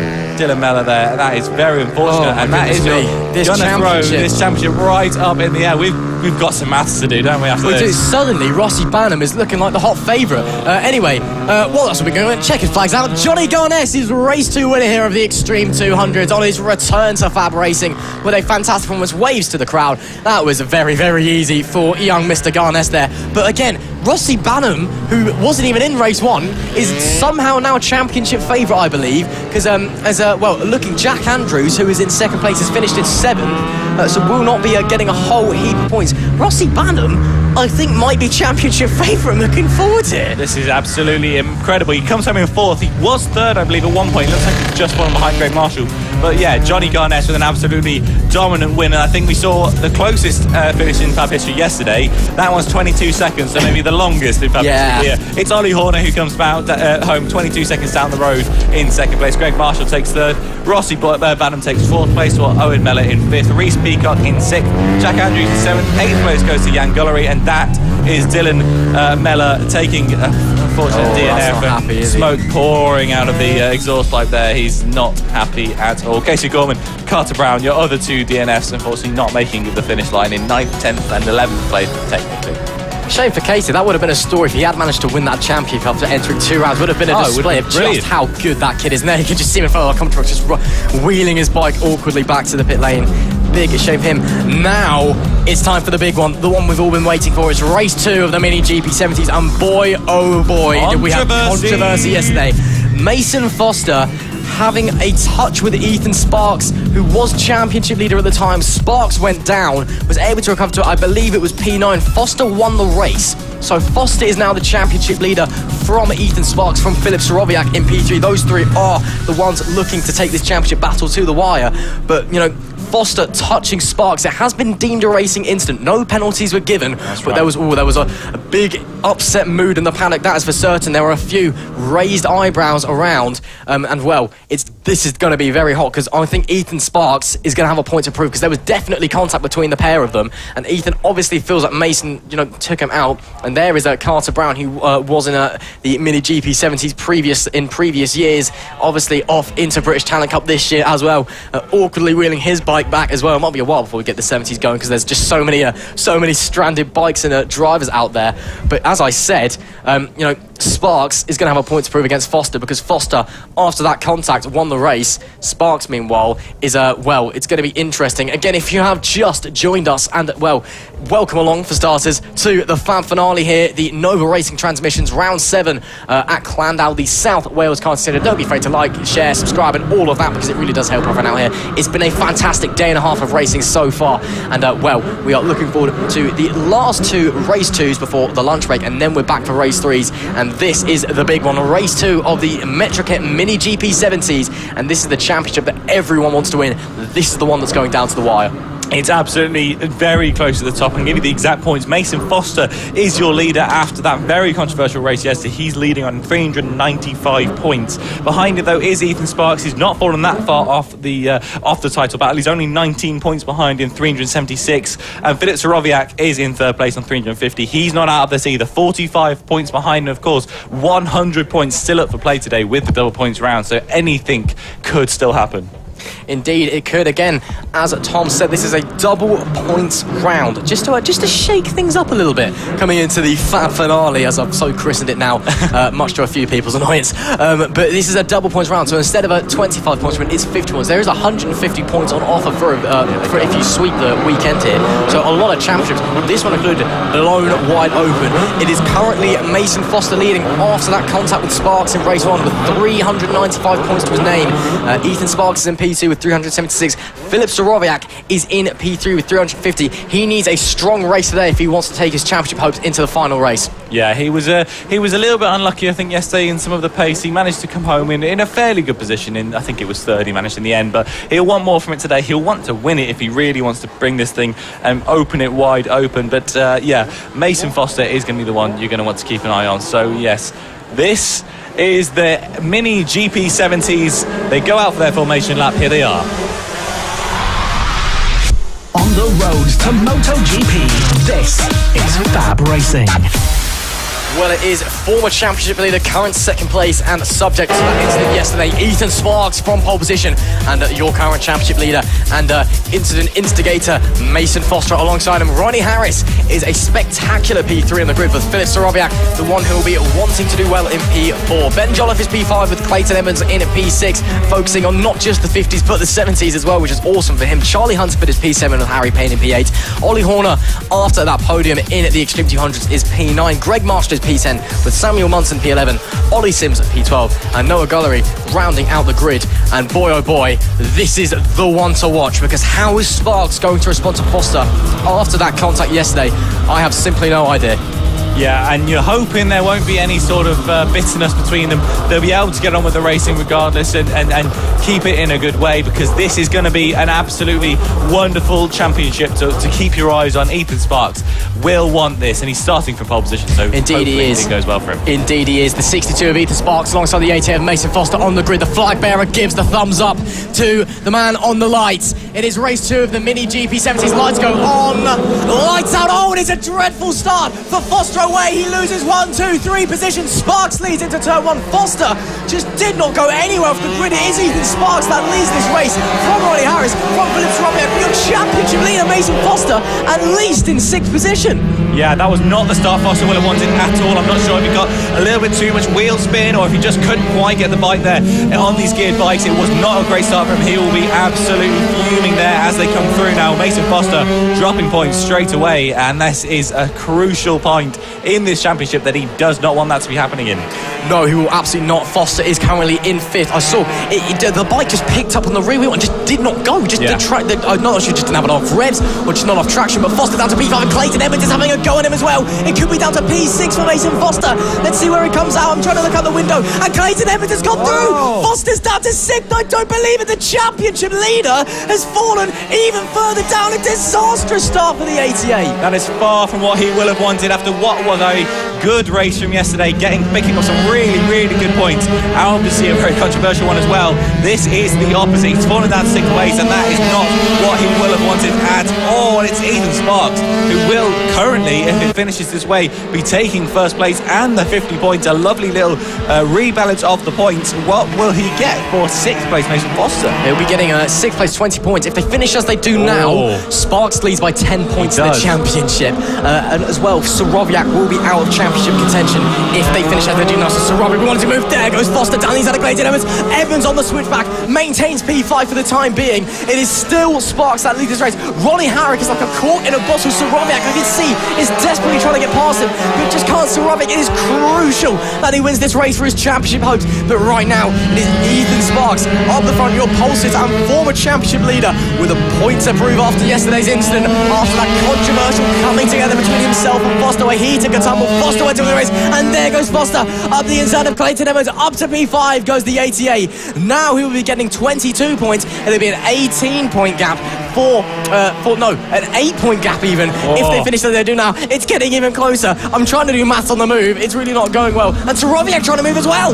This is absolutely phenomenal. Soroviak needs, like you say, if he wants to stay in this championship, he needs to get up, he needs to get to the top, and he needs to be winning this race. But Ethan Sparks and Ronnie Harris stand between him and a victory here today, and it's going to be an uphill battle for him if he wants to do it. Ronnie Harris, though, running very well in 2nd place here in the race so far. And if we had a little bit of an off there by the looks of it, I'm not quite sure what you've seen there. Oh, yes, there we go. That is somebody off. I can't quite make out who just yet. But anyway, Ethan Sparks, he is your leader. He's absolutely dominating at the front, but Ronnie Harris, keeping honest. That's Foster going past Jolliffe as well, so Foster's up to P4. Yeah, sorry, I just saw it happen just outside our window, which is why I just reacted a little bit there, but it is Foster back into P4 above Ben Jolliffe. Yellow flag is out just in front of us, but that will now be 26 points, which makes it a 4-point gap, I think. It's coming close. 4-point gap. It is getting close, but it will be as they stand. Sparks once again leading the championship, and Soroviak falling out of championship contention. Soroviak needs to clear Harris, and Foster is on a charge. Look at him, he's already all over the back of FF75, already all over the back of that bright blue and yellow bike, and he wants to get through. He's got a point to prove as well after that poor start. Sparks wants to win after that contact yesterday, and he wants to retake the championship lead. Foster wants to prove that he is a worthy champion. He wants to prove that he can take the championship lead no matter the circumstances of how, and win. Absolutely. Now these top 4, yes, he had a bad start, Mason Foster, but he's been building up and climbing his way back through. And the top 4 are still so close as they crossed the line last time. All of them split by just 1.5 seconds, so it is still and there goes Foster. And there's Foster on Soroviak, and he's done it. Oh, does he get the switch back? No, he can't quite hold on to it. I think Soroviak, as they come across the line side by side, he will take it. Foster takes it into turn 1 now. Mason Foster gets up into P3. Absolutely phenomenal. This is a game changer in the championship. He's climbing back up the points, and he's going to make this battle come right down to the wire. I think if they finish as they do, Foster leads by 1 point, I believe. I'm not quite sure. I'll do some more mental maths in a minute, but Foster even up to P3 gets past Soroviak, whose championship dreams are fading further and further away, and he needs to get that back on track. Come on, we're all rooting for you, Philip. Come on, let's get that championship moving. But it is Sparks from Harris, from Foster, from Soroviak, your top 4. It is a super tight there. Clayton Edmonds as well, following behind. He's got past Ben Jolliffe in the meanwhile. So while these guys are battling, it could be potentially that Edmonds getting involved in this fight for the lead as well. This is absolutely insane, and like I said, yeah, these top 4 are so close as they came across the line just then. It's now 1.3 seconds separating the top three, but Ethan Sparks getting a nice little bit of a lead of 7/10 at the front from Ronnie Harris. He needs to pull that gap out to Mason Foster, who is right on his tail. I can see him very clearly. He's going to want to cause upset here because Foster is just as much in this championship battle as Ethan Sparks is, so it's going to really come down to it now. Indeed it is. Sparks from Harris from Foster is your top three. Remember, Soroviak just hanging on. We want to see it go down to a three-way battle in the last race, but as it stands, it will be Sparks versus Foster. Soroviak will be falling out mathematically of a championship contention if they finish as they do.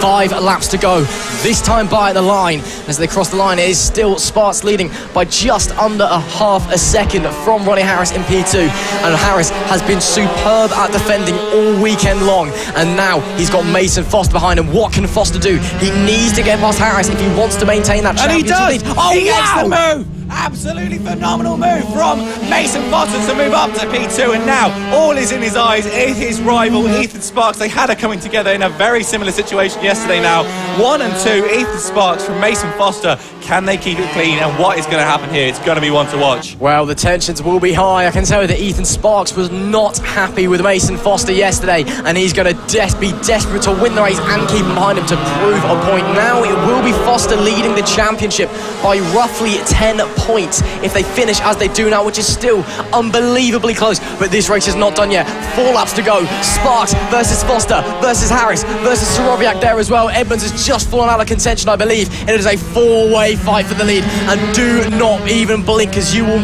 possibly miss what is going to be a fantastic battle here, as Sparks still leads by just over half a second. What does Foster do next? Does he set up a second and come away with that 10-point lead, or does he want the lead? Does he want to prove a point? But then he runs the risk of Sparks not wanting to let him behind him, maybe being very aggressive on the defence. He wants to win it. Of course he wants to win it. This is what these guys do. We've been saying it all day long, and now coming out of that last corner, they look close as they come onto this back straight. This is going to be a big move as they get. He can't quite catch up to Foster. I thought he was going to be a bit closer as they come up. Foster and Sparks there, but Foster can't quite catch up. But Foster is not letting Sparks out of his sight now. Sparks leading this race absolutely brilliantly at the front, but Foster doing everything he does to come back from what, 6th off the start?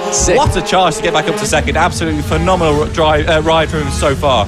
It's been a fantastic display, but can it get even better? As Foster maybe having a look, he shows his nose but doesn't go anywhere else. And as they're heading round, it's 3 laps to go now. Sparks still leading the way, he extends his gap out there, just got a bit of a better launch out of the right-hander than Foster did. Now Foster under pressure potentially from Harris and Soroviak behind. Harris is in a bit of an awkward sandwich. He wants to attack Foster in front, but he's getting attacked by Soroviak behind. Same thing with Foster. He wants to attack Sparks in front, but he's getting attacked by Harris behind. It's this awkward 4-way tandem battle for the lead. It'll be 2 laps to go now. Meanwhile, Edmonds is behind, is still hanging on there, about 2.5 seconds back. Ben Jolliffe has fallen back a long way. He's 5 seconds back now.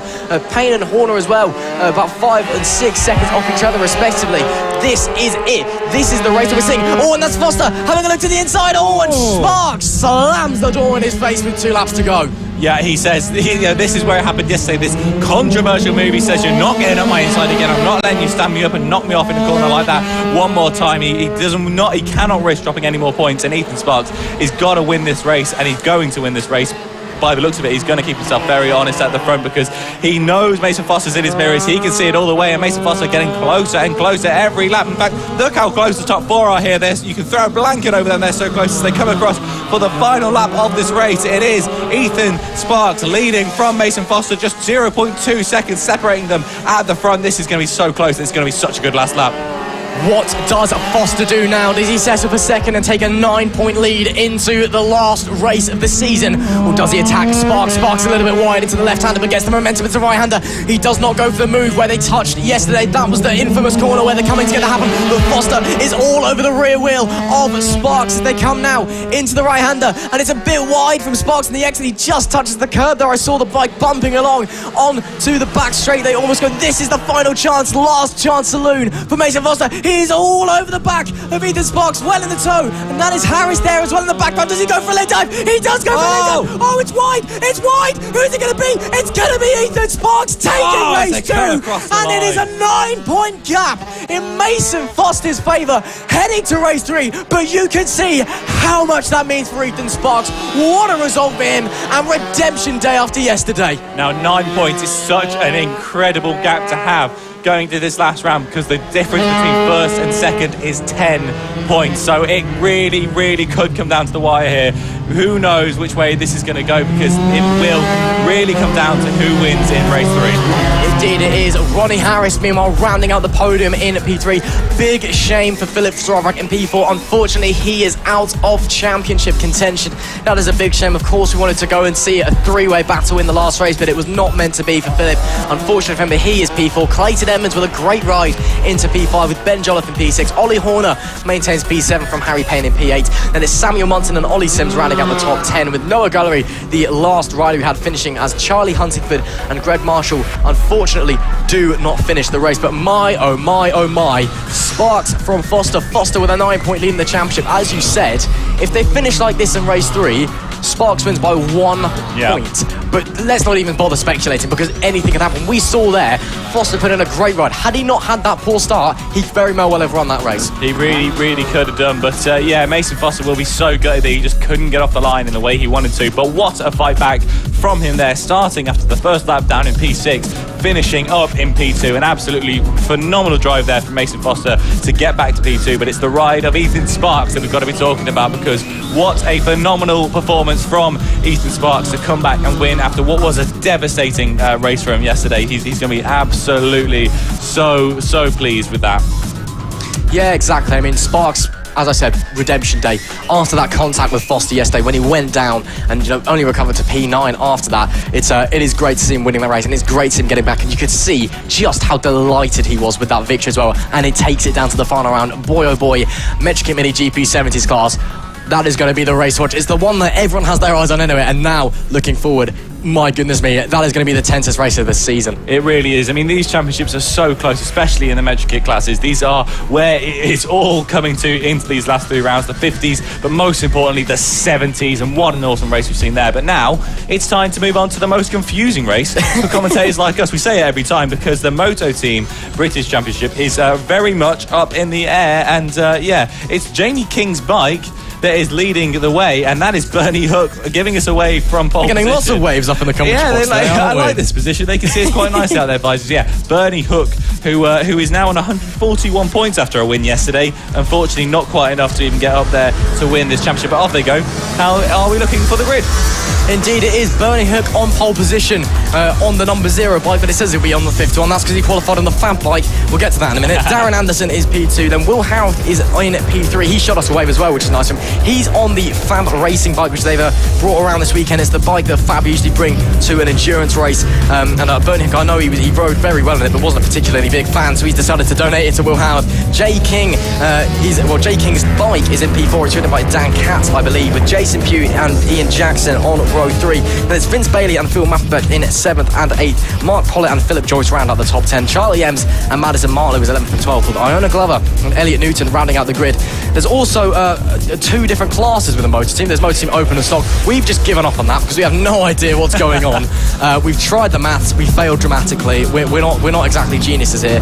But yeah, it's a very, very confusing class to watch. But it's great fun to watch as well. And well, Bernie Hook, he's already won 1 championship today. And he's, well, I'm sure he's in good spirits. And he rode a very, very phenomenal race yesterday. He just has a quick chat with Charlie Hunt. That's not Charlie Hunt, Will Howard, apologies, on the grid there. Pulls up into 1st place. I'm sure he's feeling pretty chill coming into this one. He absolutely will. And now, as this grid forms up, it's another one of the bigger grids we're looking at today. If everyone makes it, which I mean, I can't say that everyone will do, by the looks of it. No, this is, like we say, a very confusing class for commentators, because the number takes part, not the rider. But we've got the thumbs up.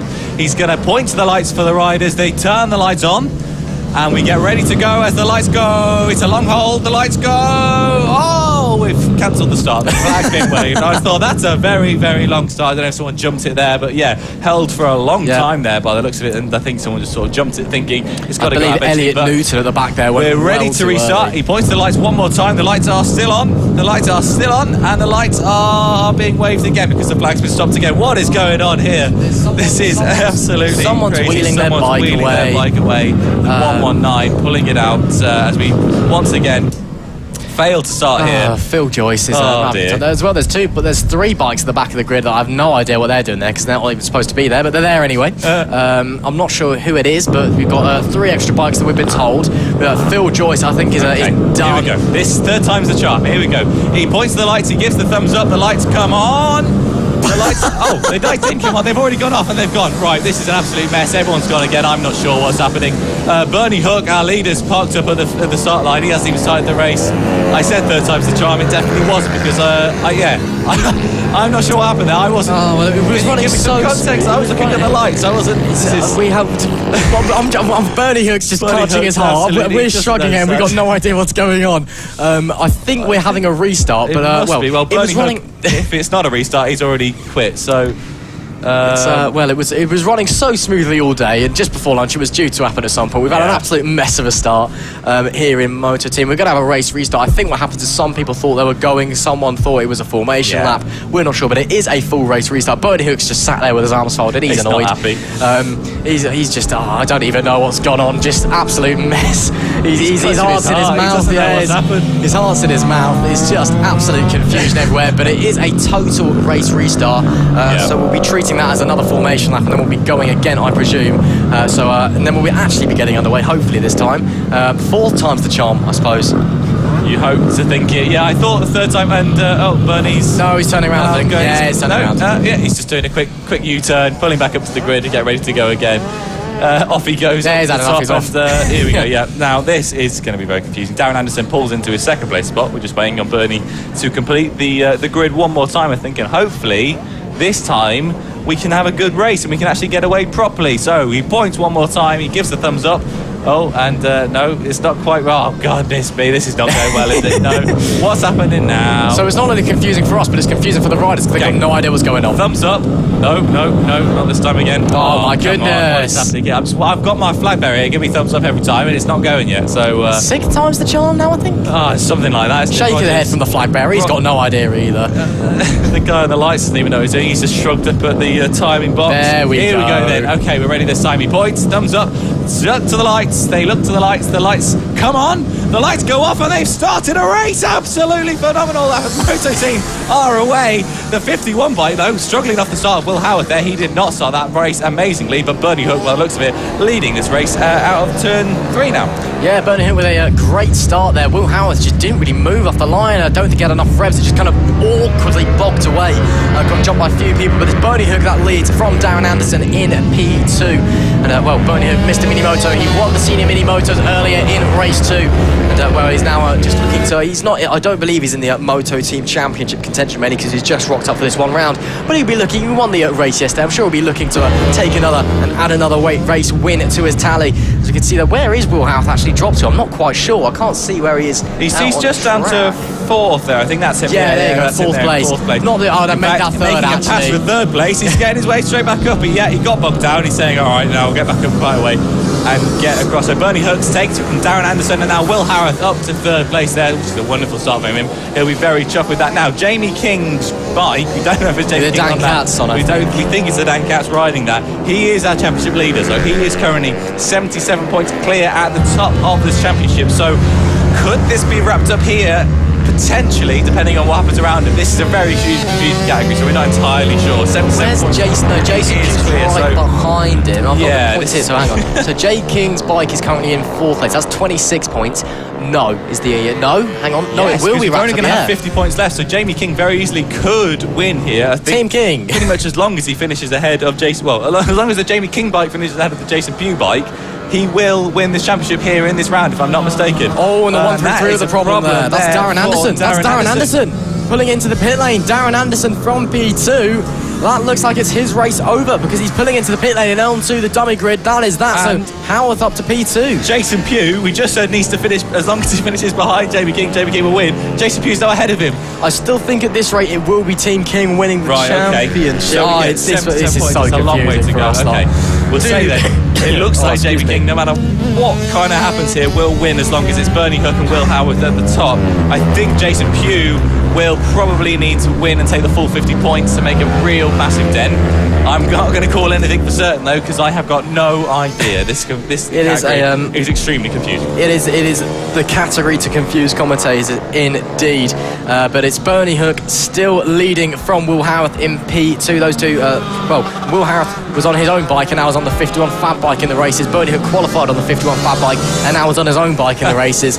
It's a bit confusing. Jay King, I know on his YouTube channel over at Pit Bike Sonic, he often runs competitions for subscribers and riders around the Fab paddock to have a go on his Moto Team bike. I remember back at Rara, I believe it was Josh Birkin went out and hit the Moto Team races for him on that. I'm fairly certain a similar thing has happened here today.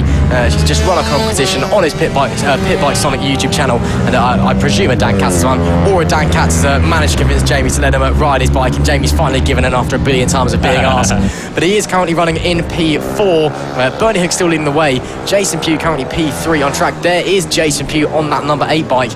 Of course, Extreme 200, not Extreme 200, apologies. Moto Team is a concoction of categories. You've got some pit bikes out there, you've got some actual Moto Team bikes out there. It is very, very confusing to keep track of what's going on track, but it's always fun racing as everyone is very spread out. There's it's just trying to keep track of who's doing what, trying to keep track of the maths, and as well we've it's interesting because we could be seeing a championship be decided here as well. We're just not really sure. Yeah, I think we definitely maybe potentially will. It is Bernie Hook who's still leading now. He's just been a fastest lap of a 52.2 flat, so he is currently out leading from Will Howarth. As they came across the line last time, he had a 1.8 second lead over Will Howarth. We've said this a few times now. We've seen Bernie Hook in the senior Minimotos. He's known as Mr. Minimoto. He's absolutely dominant in that, and we even saw him wrap up the championship there earlier today, and he is continuing that dominance here in the Moto Team class, where he has been alright in the championship before. He's currently placed 10th after doing the first 2 rounds. He's then missed the last 4 rounds, and he's come back for their final round here and said, I'll get involved, I suppose.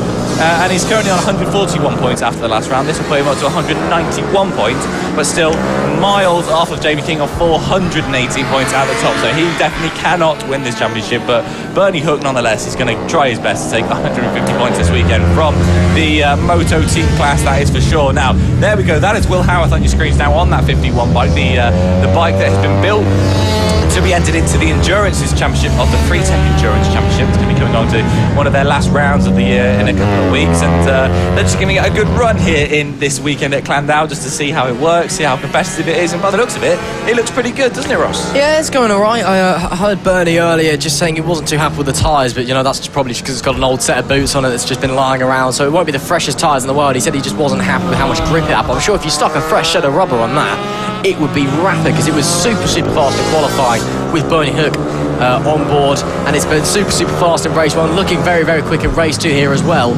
It's looked really easy to ride. No one's made a mistake on it.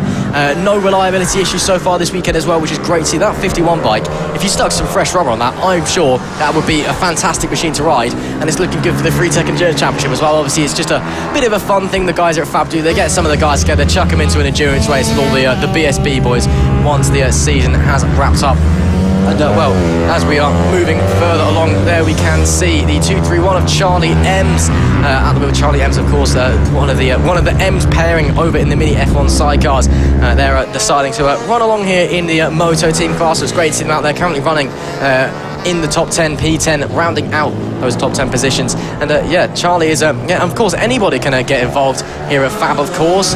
Even if you are such the passenger on a sidecar, you can still come and have a race. Of course, you can go to the FAB-Racing website and find out a lot more there about how to get involved. Of course, it's a very welcoming community, and we welcome people of all ages, all skill levels to come along and just have some fun and have a race about and just enjoy some motorcycle racing. And it is great to see there, and that is Bernie Hook and Will Howarth fighting for the lead. It is indeed, and Bernie must have had a bit of an issue there, because as they crossed the line at the start of this lap, Bernie had a 1 second advantage, and that is quickly dissipated, and now Will Howarth is right on the back of him, and he's going to try and cause a bit of an upset, but then again, Bernie now looking like he's got his foot down again, and he's pulled that gap right back out again. But yeah, I'm not entirely sure what happened to Bernie there, but he managed to close that gap right up. Will Howarth did. Maybe he just had a wonderful first sector.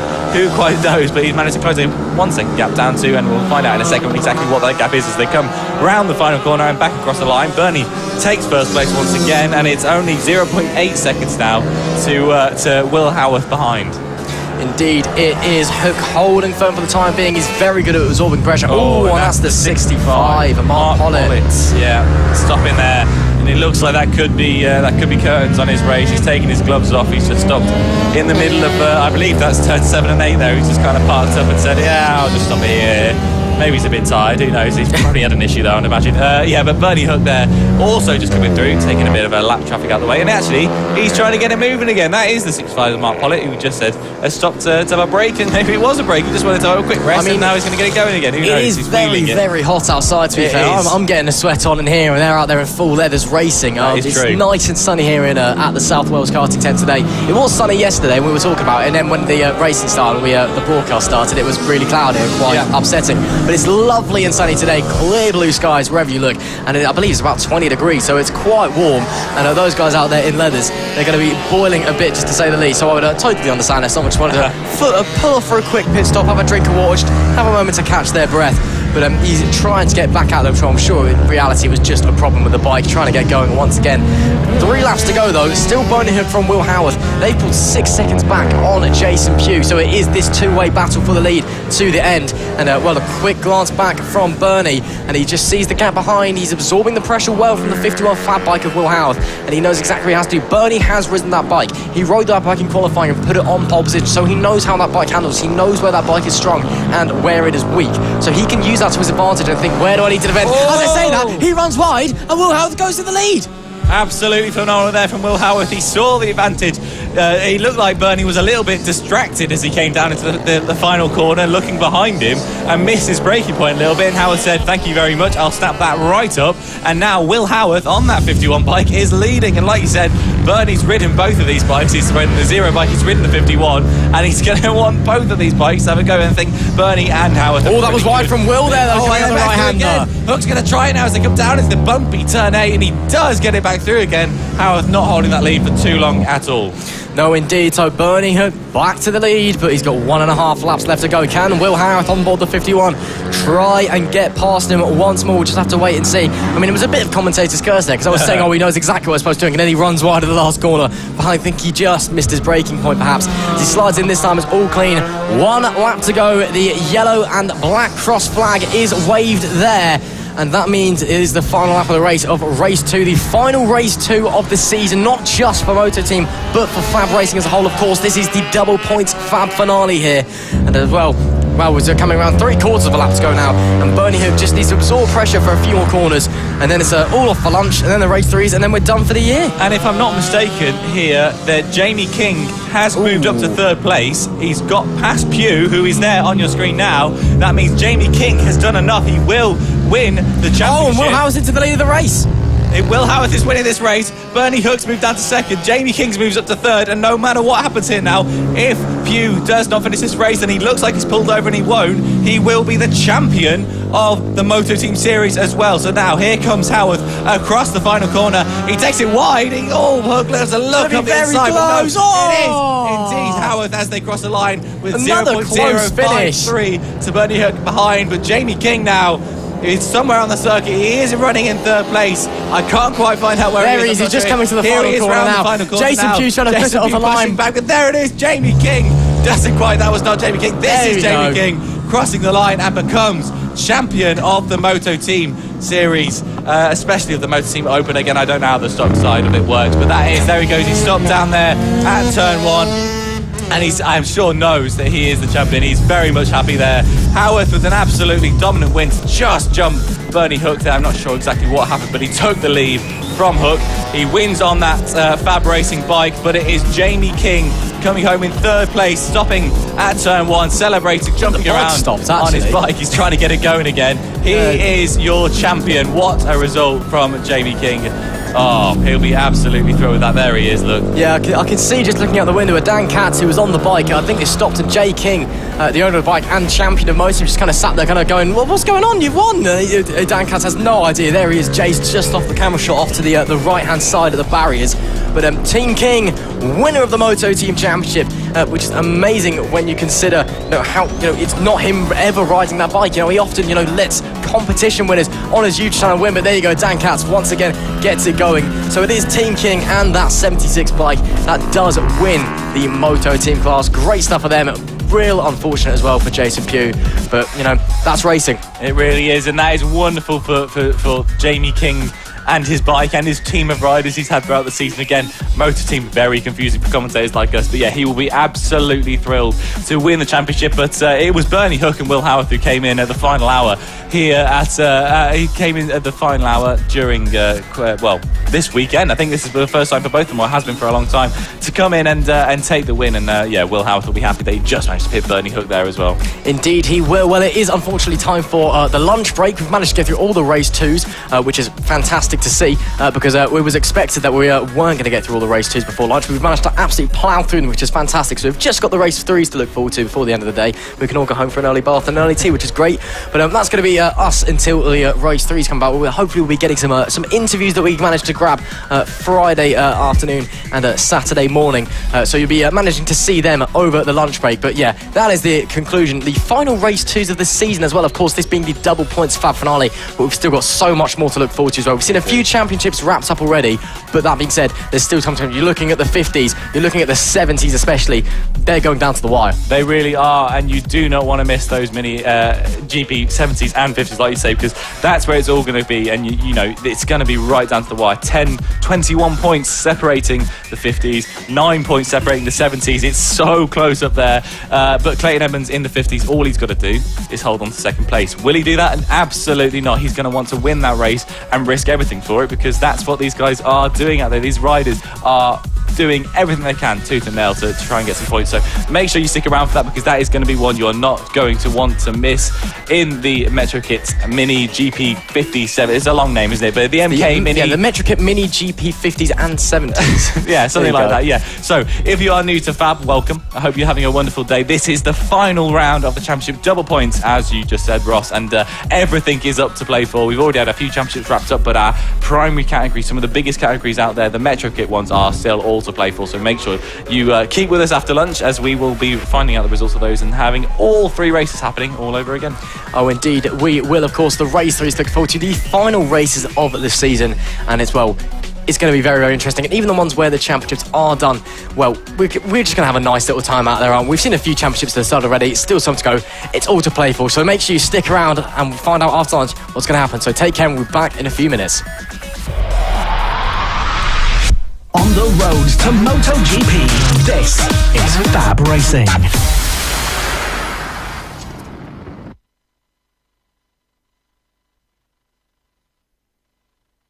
From this lead, I wanted to get top 5 in the championship. Then that lead, I picked up 4 race victories off the bat, so I thought I got a shot at the championship here, and Rossi was there as well, so Rossi's giving me a fight. But at the minute, with the lead I've got, as long as I finish all my races this weekend, I've done the title, so I just got to be calm and collective. So there's a confident feel in the camp this weekend. There's a little confident feel, yeah. Just a little. Is there any complacency though? You're aware that, you know... I'm aware Rossi Badham's right there, and if I mess up in a race, it's double points. That means he can claw back 50 points and another 50 points. So as long as I stay on the bike, I should be alright, but he will be applying pressure because he's a quick lad. So with double points this weekend then, is there any sort of strategy, any plan with that, or is it just get it across the line as efficiently as possible? If I can go for the win, I'll go for the win. Granted, I'm within the limits of the bike. If Rossi's there, I tow him and try and pass him. But if for some reason I drop back a bit, I'd rather just stay on the bike and get the points in, rather than trying to push and lose it. So with all that well and done, and the season wrapped up, what's your plans for next year? Well, I'm going into the RAF. I should be applying soon, so then I'll go in and do my pilocy, and then maybe they can take me through the 300s, 400s, 600s, and maybe BSB Superstock 1000s. Well, best of luck with that. That sounds brilliant. Thank you. Cheers. Thanks very much. So Annabelle, coming into Clandau now, how are you feeling, looking forward for this weekend? Well, I'm kind of happy, but it's mixed emotions and that. Yeah, I was going to say, you don't really seem very happy. You just sort of stood there a bit like a lemon. It's all right if you're a bit nervous. I know it's a bit awkward having a camera shoved in your face. But as you're, it's looking like it's going to be quite a nice weekend, nice and sunny. You hoping the results are going to be nice as well? Yeah. Just yeah? Just yeah. And how's your season run overall? Coming into this weekend, has it been a year you can be proud of? Yeah. Since it's my first year racing, so yeah. And well, bear in mind it's been your first year. What's next year looking like in the future? Are you planning to, stay in rookies, move up maybe? I'm planning to stay in rookies and then move up to Metro Kits. So stay in rookies, win a load of races, win the championship, and then go win Metro Kits as well. Yeah. Awesome stuff. Well, thanks for joining us and good luck this weekend. Thank you. Well, Archie, we're here at the final round here at Clandau. How are you feeling coming into the weekend? Feeling pretty positive. Have a 49-point gap over my main championship rival, and so far so good. Just learning the track and trying to sort of win, really. And how did you feel practice went yesterday? Do you think you have a good understanding of the track here at Clandau now?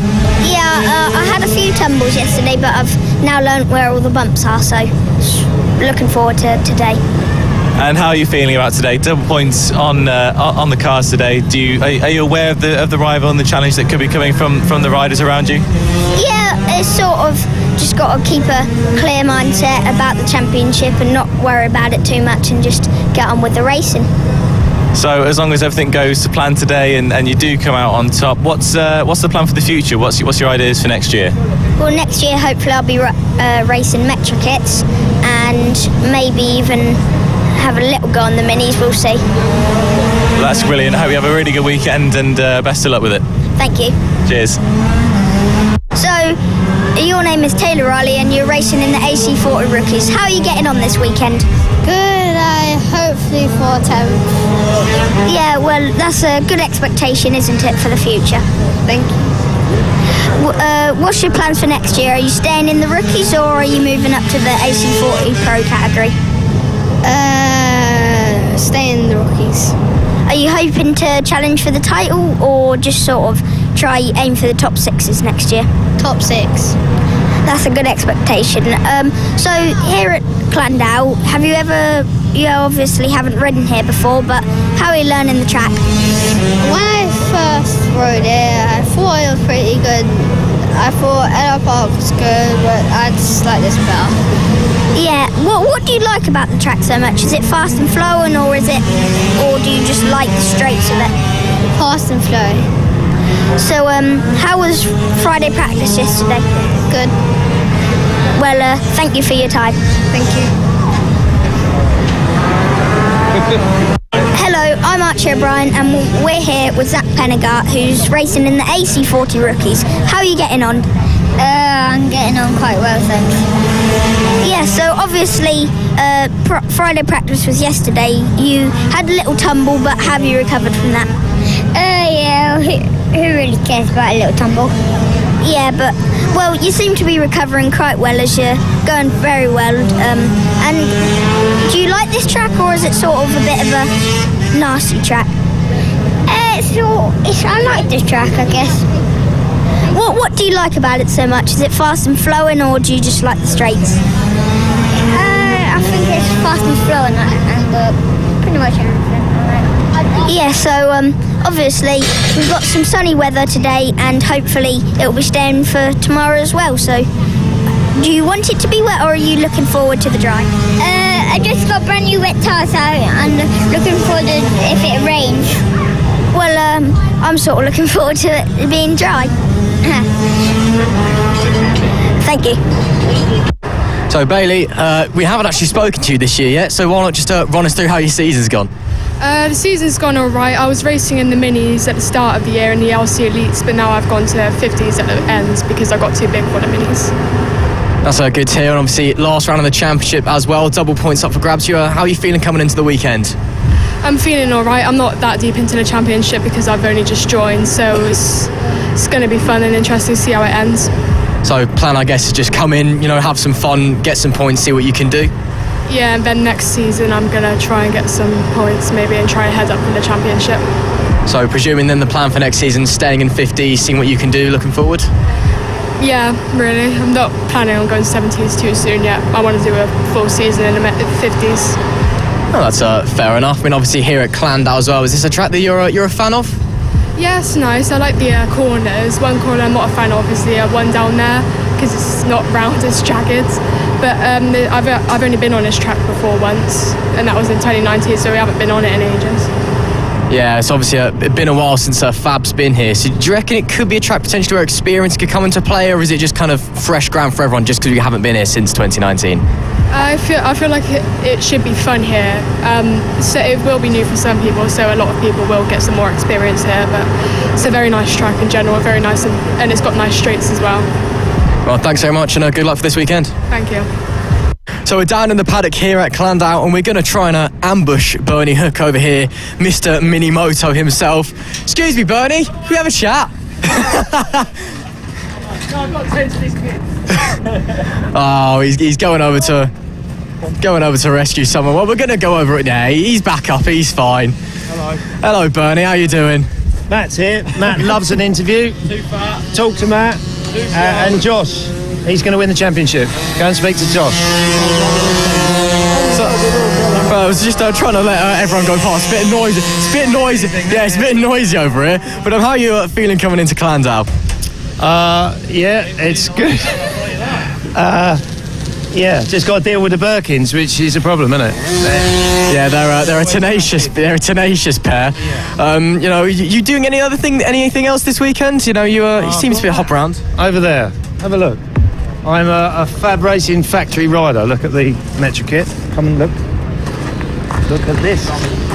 Oh yeah, you're. Look at that. With 17-inch wheels, which are easy to ride.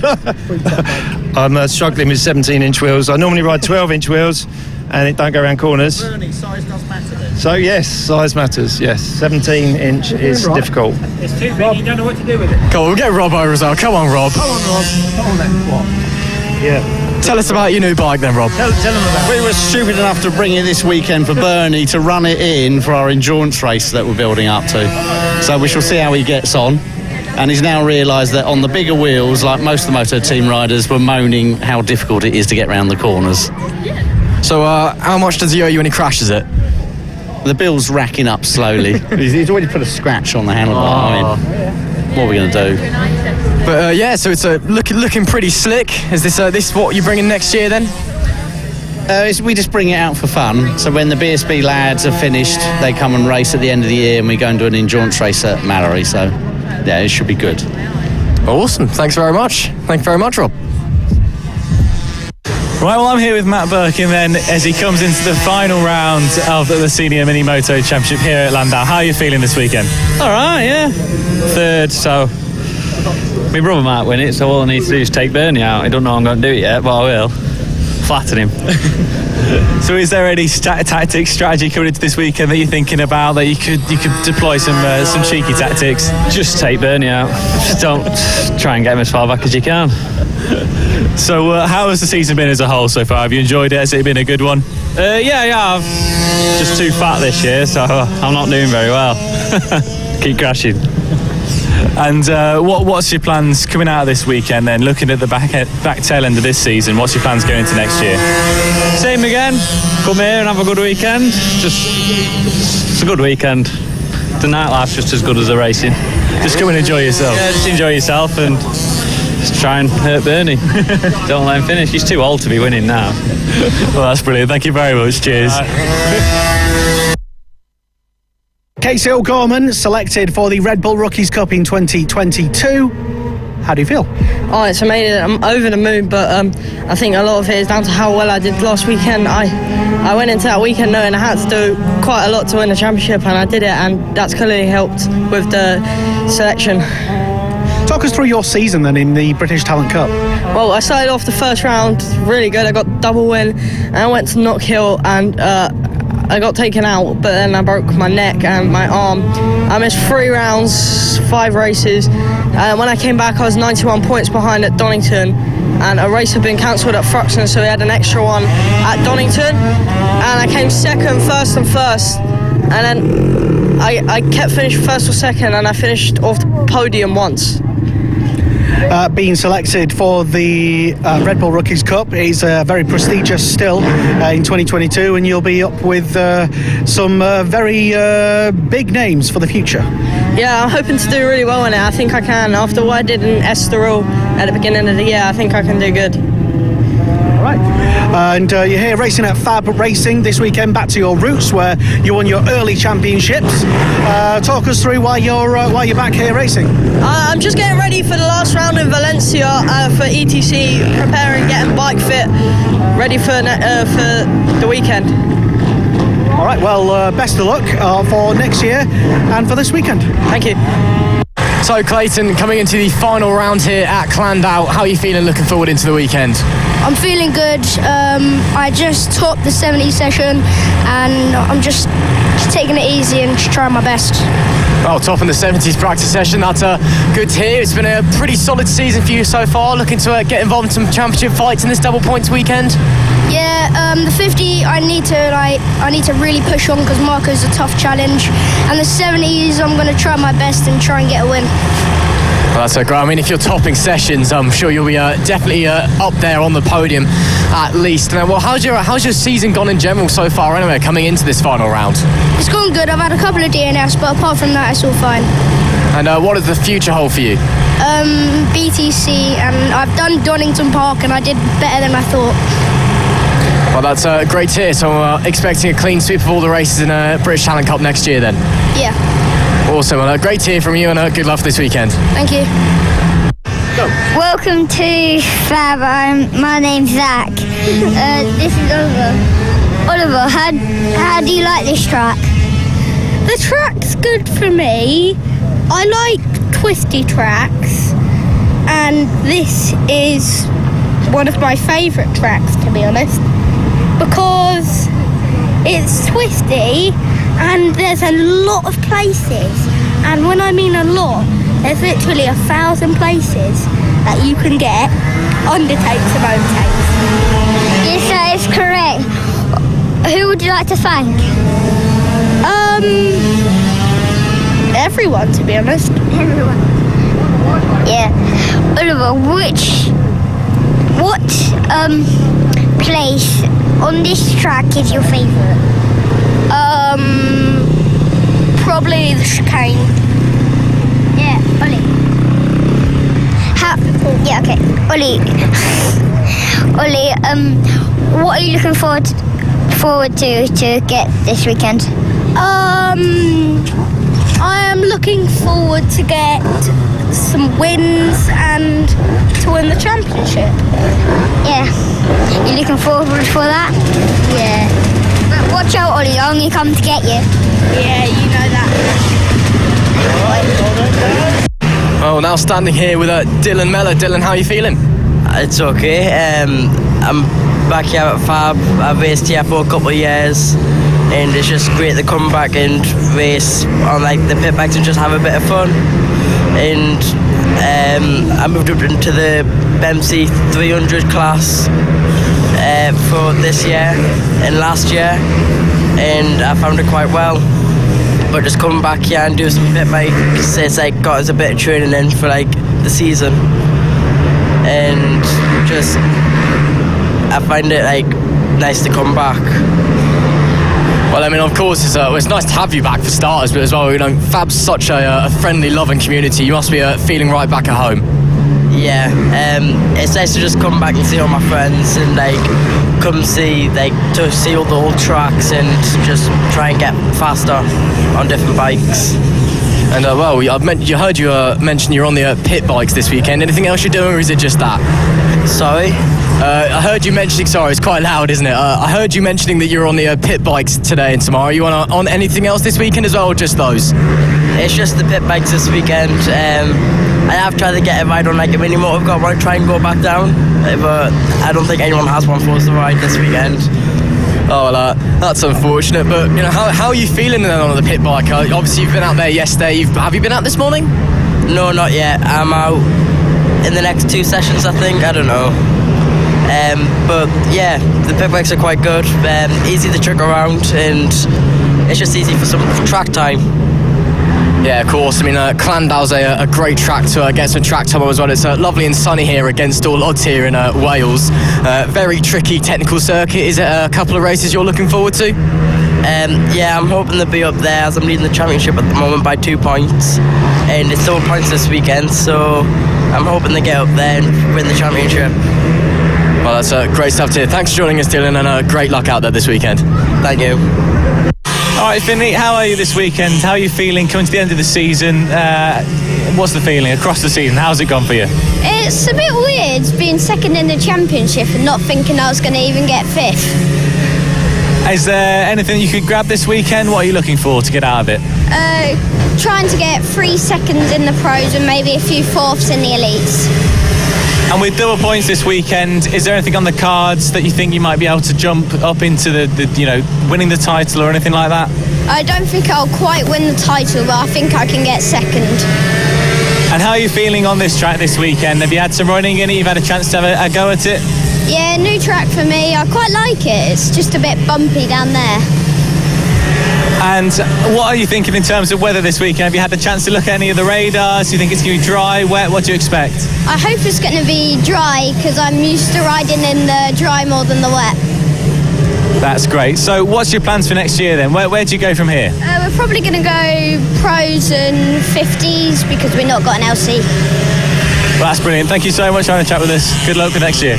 Thank you. Cheers. Right, so we've intercepted some of our championship contenders looking into this double points round at Raro. So Filip Starowiak, you're coming in hot on the tails of the front two. How are you feeling? Yeah, I'm feeling good at this track. I like it. It's my first time here. Got a lot of points to make up in the championship, but it's possible. Well, it's a double points round. You've really clocked onto some form recently, so surely you've got your hopes up. Yeah, I've got my first win at Rowra, and that's kind of unblocked me to more wins, so yeah. Well, it was our first 2 wins at Rowra, if I remember correctly. But yeah, as you said, that's unblocked you. So, you're coming in hot on form. Is there any pressure on you this weekend? Are you just looking to have some fun, see what happens? There is some pressure, because obviously I want to make up as much points as I can in the championship, but it's the last round. I kind of want to do as best as I can. So. Awesome, great stuff. And as well, Ethan, how are you feeling looking forward into this weekend? So it's a bit loud at the moment. How are you feeling looking into this weekend? I'm feeling a bit pressure because I've only got a 15-point gap and there's a double points round, so I'm thinking I just need to win against Mason in 2 races, and I think I just have to finish the next. Well, it's almost could be one of those things where it's best just to come home on the bike, even if you finish 4th, 5th, if you're just coming across the line, because it's double points. Surely that's a good result. Yeah, it's just if I just need to beat Mason 2 times, then I've basically just need to finish behind him, and then I can just not crash. And obviously it's very, very close between you 3 at the front of the championship. Is there any pressure on you as well, or is it just kind of a friendly rivalry and whoever comes out on top comes out on top? It's a bit of a friend rivalry between me, Philip and Mason, but even if Mason beats me, I'll still be happy for second. And what does the future hold for you then, looking forward into next year? Now I don't really know what I'm doing. I might be going to Spain doing pre-Moto 4, but I don't really know what I'm doing yet. Well, Spain doesn't sound too bad. Thanks, Ethan. I'll ask you the same question as well, Philip. Next year, what's your plan? Yeah, hopefully I'll be doing BTC for the next 2 years, maybe. We just need to pick a team now, so... But yeah, I think I'm going to be doing BTC. Well, good luck for the both of you for this weekend and the future. Let's see what Clandal brings. Thank you. Yeah, thank you. Thank you. Right, so Harrison, coming into the final round of the season at Clandal, and how's your year gone so far? At Clay Pigeon, I got a win and another win, and then at the last race, I got 3rd in the pros. And then in the elites at Clay Pigeon, I didn't do so well. So we've got first season, which I got a 2nd and a couple of 3rds, and then Red Lodge 3rd. I think I got a 4th and then 2 3rds. Well, that's the most detailed season rundown we've had all day, so thank you very much. And well, how are you feeling coming into Clandal? Are you feeling pretty confident on the bike? Yeah, so I'm one of the only people in the pros that have been here before, and in the elites there's only 4 or 5 of us that know this track. So it's, I guess you've got that experience coming into the weekend then. Yeah. And well, obviously it's a double points weekend as well. So if you win a race, there's 50 points up for grabs on 3 races as well. So maximum 150 points. Stuart, you looking to make up a few spots in the championship today, maybe? Well, considering I've missed 2 rounds, I can gain 150 points on my championship rivals. So I think I'm currently 4th or 5th in the championship, but I could get 3rd. Well, that's good to hear. And well, what's your plans for the future? What are you thinking for next year? So next year, I think I'm going to stay in the pros and the elites, and then the year following on, I don't know what I'm going to do, but when I get to 12 years old, I'm going to do the British Talent Cup in BSB, and then I might move up to Junior Supersport, and then try going to European Talent Cup, and then up to Moto3. Well, again, very detailed plan for the future. Well, good luck with that, and good luck with this weekend. Thanks for joining us. Thank you. So, Luke, coming into the final round here then, how are you feeling? Pretty good. I mean, I had a solid season on the LC and just getting to grips with the Metro kit, and I'm just edging close to my rival, so good weekend so far. And as a whole, as we approach this weekend, how do you feel the season's gone? I feel it's gone pretty well, like I said, on the LC, and I've just learned massive stuff on the Metro kit, so I'm just really pleased with how it's went. Looking at this weekend then, with the races ahead, what do you hope to achieve this weekend? Do you think that some good points are on the cards, super points this weekend? I think I'd like to get another few podiums on the Mini because I'm in a few tenths off the quickest, and on the Metro kit I'd just like to get near my rival Bill because he's always been just one step ahead of me. And so then going into next season, into next year, what are your plans for next year? We're going to do the same again, but I think we're going to do some training on a 70 as well. That's brilliant. Thank you very much, Luke. Thank you. Cheers. Bye. Right, I'm here with Oliver. Oliver, how has the season gone for you so far? The season's gone pretty well for me so far because I'm leading the rookies, and it's just a good feeling. And how is the feeling as you come into this final round? Is there confidence? Is there complacency? Or are you not feeling that just yet?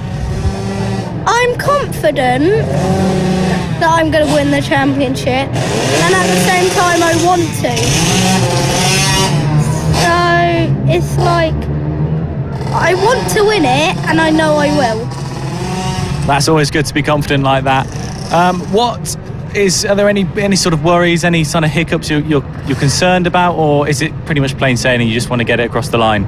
Just get it across the line. That's brilliant. So what's your plan for next year then? Where do you go from here? I will go to the pros and race with Lewis Hull. Are you looking forward to that? Yes, because I know his lines and it's very nice. That's brilliant. Thank you very much, Oliver. Thank you. My name's Oliver and I'm in the rookies. First race. Yeah, it's going good so far. And so is this your first race of the whole season? Yeah. And how much are you looking forward to? Have you been out and a chance to practice so far on the circuit? Yeah, it's been going really, really good. I didn't expect the track to be this good. And what experience have you had on tracks similar like this before? Or is this the first time you've ridden all together? I've done a few practices. And have you ridden tracks other than this one, or is this the track you're most familiar with? I've never ridden around here, but it's going good. Very, very good. What are you looking forward to this week, and what are your aspirations to look forward to this weekend and then into the future? What are you looking at? I'm looking forward to getting to top 10. And I don't know if I'm going to crash or not this weekend. Well, let's hope you don't crash. What are you looking forward to next year then? Where do you want to take it from here? A few podiums and definitely a few high sides. Well, hopefully we wish you all the success, and hopefully you're a name we can keep an eye out for in the next few years. Yeah. Thank you very much. Cheers. Well, we're now here with the other Mella, Owen. How are you feeling looking forward into Clandau? Yeah, it's some good competition out here, like Rossi Banham, Taylor Lawrence, obviously my brother as well. Yeah, it's good to be back. It's great to have you back, of course. I mean, well, what have you been doing this past year, and how's it all been working out for you? This year I've been doing 300s in BMC, and I've been doing pretty good in that. But at Donington, my bike blew up, so I had to go on to the higher bike, which we didn't want to do for the last round. So we ended up getting a borrow of a 650, which I rode that last weekend, and I was up at the front group. So yeah, that's pretty good. And what does the future hold as well then, after we talked about the past? Is it just carrying on the same thing? You're looking to move up anywhere in the world? Next year we're doing MRO 600s in BMC, so gonna see how that goes, and then maybe from there junior super stock. And what's the plan coming into Clandau as well? Are you just looking to have a bit of fun? Is there any pressure on to perform? Is it just get some time on the bike, just have a bit of a laugh out there with your mates and just enjoy yourself? Yeah, I'm just looking to have a bit of fun. I'm probably going to start from back at grid at the race because I like overtaking on this track. It's nice, and there's a lot of places I brake later than everyone else, so it'll be good. So we should be seeing you slicing your way through the pack and winning all 3 races then? Yeah. Awesome. Well, thanks, Owen, and hopefully we'll see that. Good luck out there. Yeah, thank you. Well, we found some pit bike guys. So we're joined here in the pit bike 140s by Jay and Chris. So we'll start with Jay. How are you all feeling looking into Clandau? Landau's not one of my favourite tracks, but it's gone really well this morning. We're only a 10th off my PB so far, but I know a lot of the other guys are going to get a lot quicker because it's their first time here, so I'm expecting a lot of people to be catching me.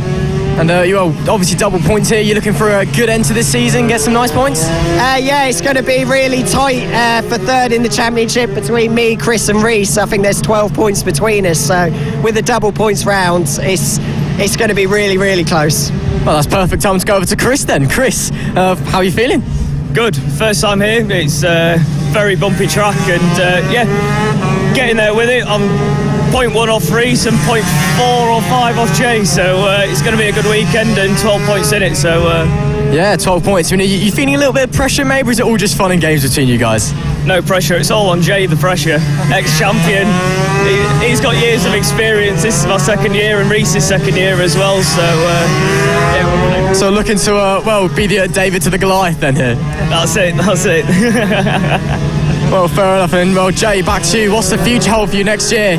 I'm hoping to stay with Moto as a brand next year. I'm hoping we bring out a new bike, a bit of an improved bike for next season. That's about it. We're also going to be competing in the Moto team class next year, but that's going to be on a different bike because the rules and regs have stopped pit bikes from using that. So we've now got a Honda 125 CBR. So we'll be doing that class again next year as well. And we're hoping to wrap that championship up this weekend as well.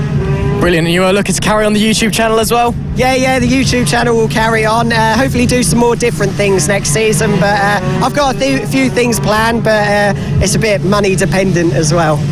Oh, that's fair enough. And then Chris, to you as well, what's the future holding? Future, back here next year hopefully. Give it to the front lads this time. Yeah, go win a load of races. Sorry, go win a load of races. That's it. Stay injury free. Yeah, missed a couple of rounds with a broken collarbone this year, so hopefully stay on the thing next year and top 3 again. Well, that's awesome. Well, thank you too, and good luck this weekend. Cheers. Here we find Rossi Banham. Rossi, how you doing? Yeah, I'm all right. You?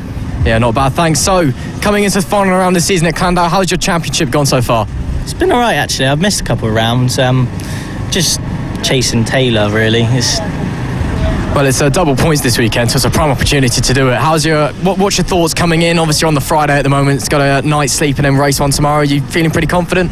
Yeah, I'm feeling pretty confident. All I got to do is just top every session, which is hard because I keep falling off.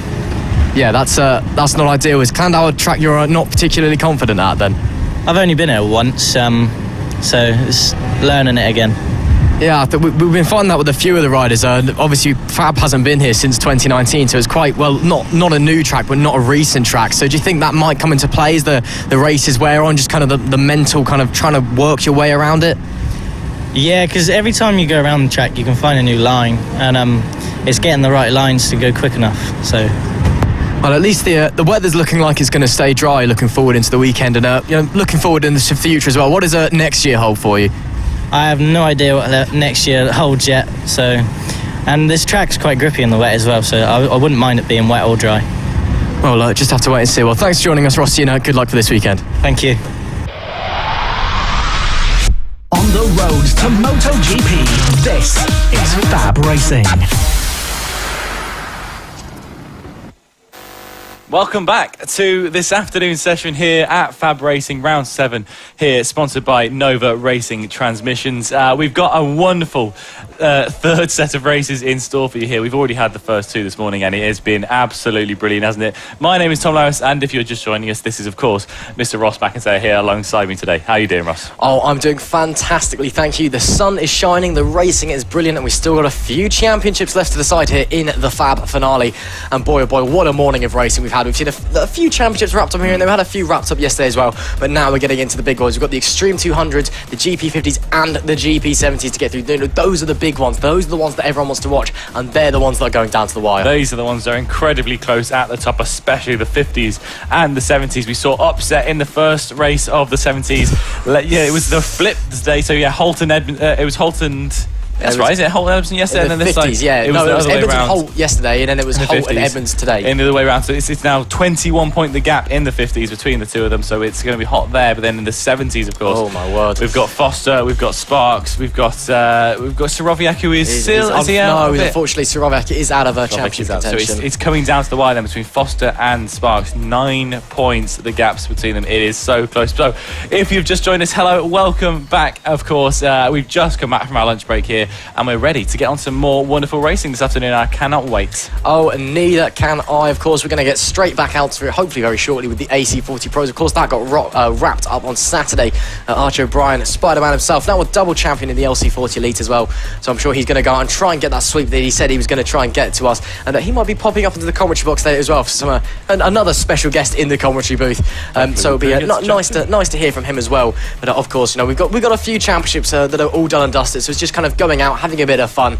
Last race of the season for these guys, and then we've still got the 50s, we've still got the Extreme 200s, we've still got the 70s to get through. It is super close. In the 70s, 9 points in it. Whoever finishes in front is going to win the championship between Sparks and Foster. It will pretty much come down to who wins that race, because the gap this week is double points. As we've said, the gap this week at the top is 50 for the winner, 40 for second place. So that means there is a 10-point gap between the two of them. So with 9 points separating them, yeah, it really is going to come down to who can win that race and claw back those points, and hopefully we'll see it really come down to the wire. In fact, a last lap overtakes sort of wire, which is what we saw last time. If you missed it before the 70s, it was an unfortunate start for Mason Foster, who was leading. He fell all the way down to 6th, had to battle all the way back up to catch back up to Sparks, and eventually did. Sparks taking first place, Foster just about holding second after a wonderful drive back to the top.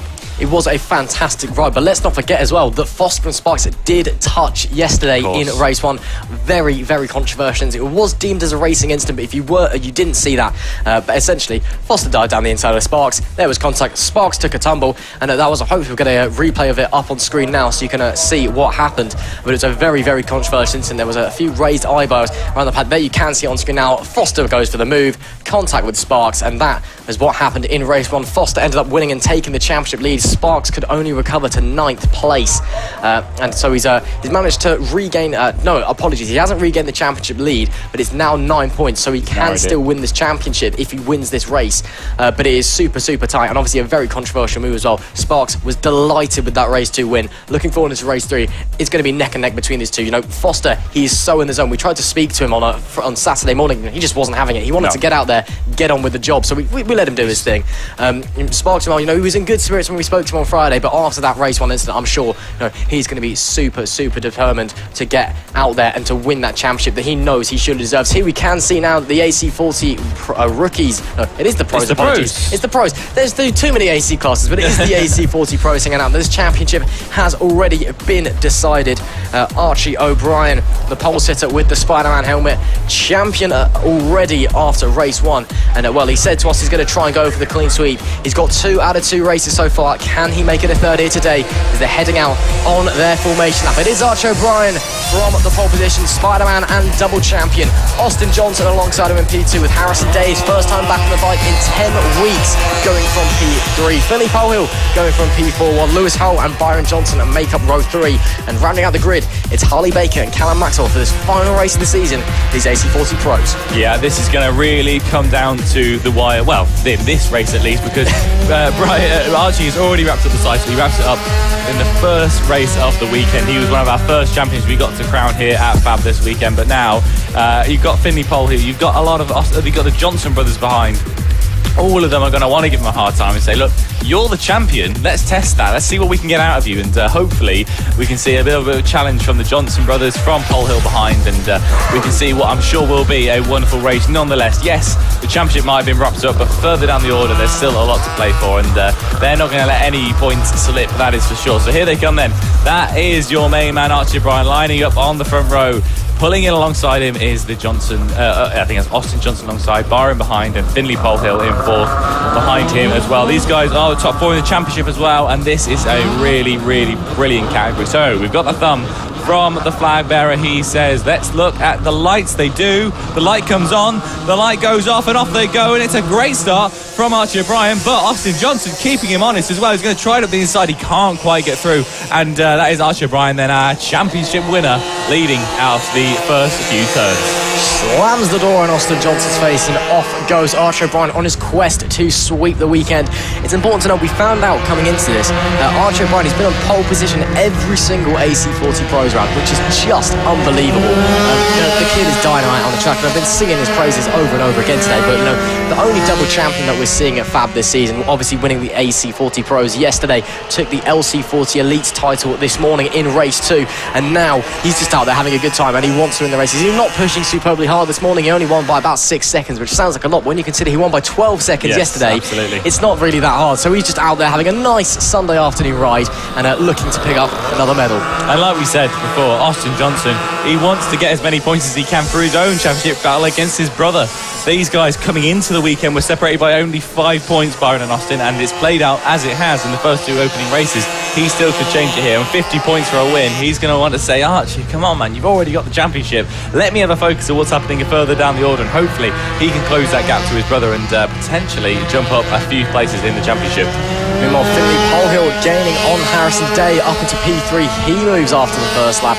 8 laps left to go here. It is a beautiful day out here at the South Wales Karting Centre. Actually, it's so beautiful that it's actually blisteringly hot compared to yesterday.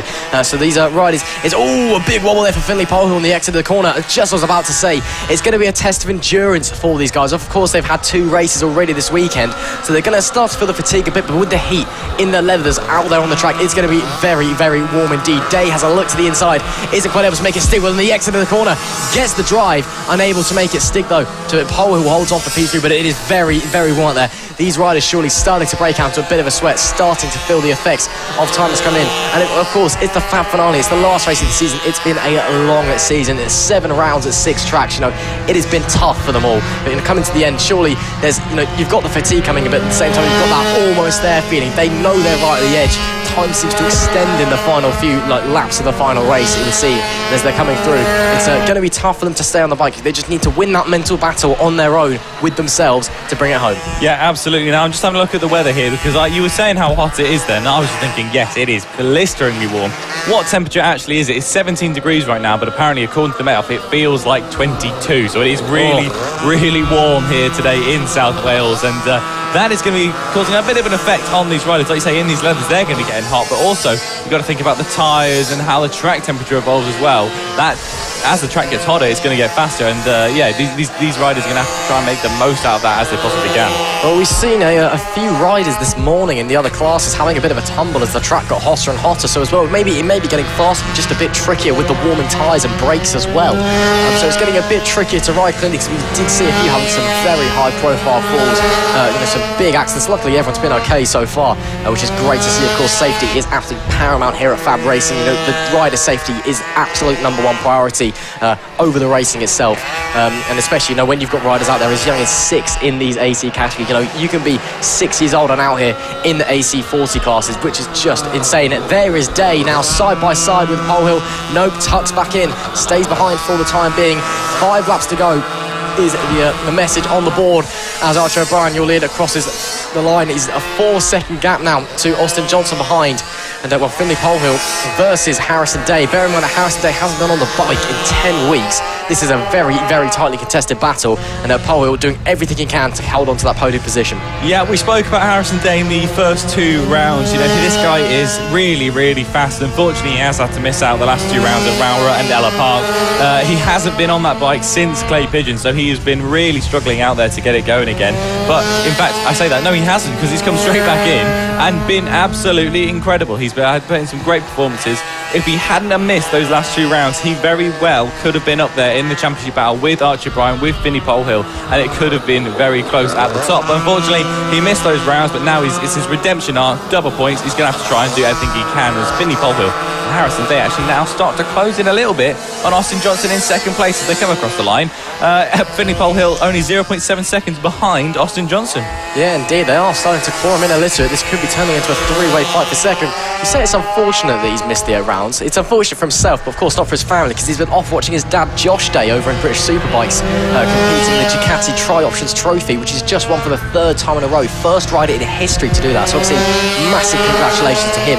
So it may be bad for his championship. Oh no, that's Johnson off the road. Straight on. He forgot to turn the corner. What's happened there? That's a very bizarre thing from him. I'm not sure if maybe he was looking in his mirrors trying to see what was happening from Polhill and Day behind him, and he's just gone straight onto the corner and not made it. And he's now opened second place right up to Finley Polhill and Harrison Day, who are now both in a podium position. Yeah, very strange incident there from Austin Johnson. Maybe just a lapse of concentration, very unlike him. I'm wondering as well if he maybe has a problem with the bike. I know he's been struggling with reliability this year, and maybe potentially was just thinking if he's having a problem checking the bike and just did not see the corner coming. But a big shame for him, drops down to 4th place. Still 3 laps to go, so there's still time to try and catch up to the back of Polhill and Day, who are still neck and neck, 1/10 of a second separating them at the line. But as it stands, O'Brien from Polhill from Day up the front. There is Polhill on that orange machine, which is also riding up in the LC40 category. So he's doing his absolute best as he can in the AC40s, because he's obviously now massively underpowered over in the liquid cool class because he's not running a liquid cool bike. But a P2 to end his championship on, I'm sure he'd be absolutely delighted with.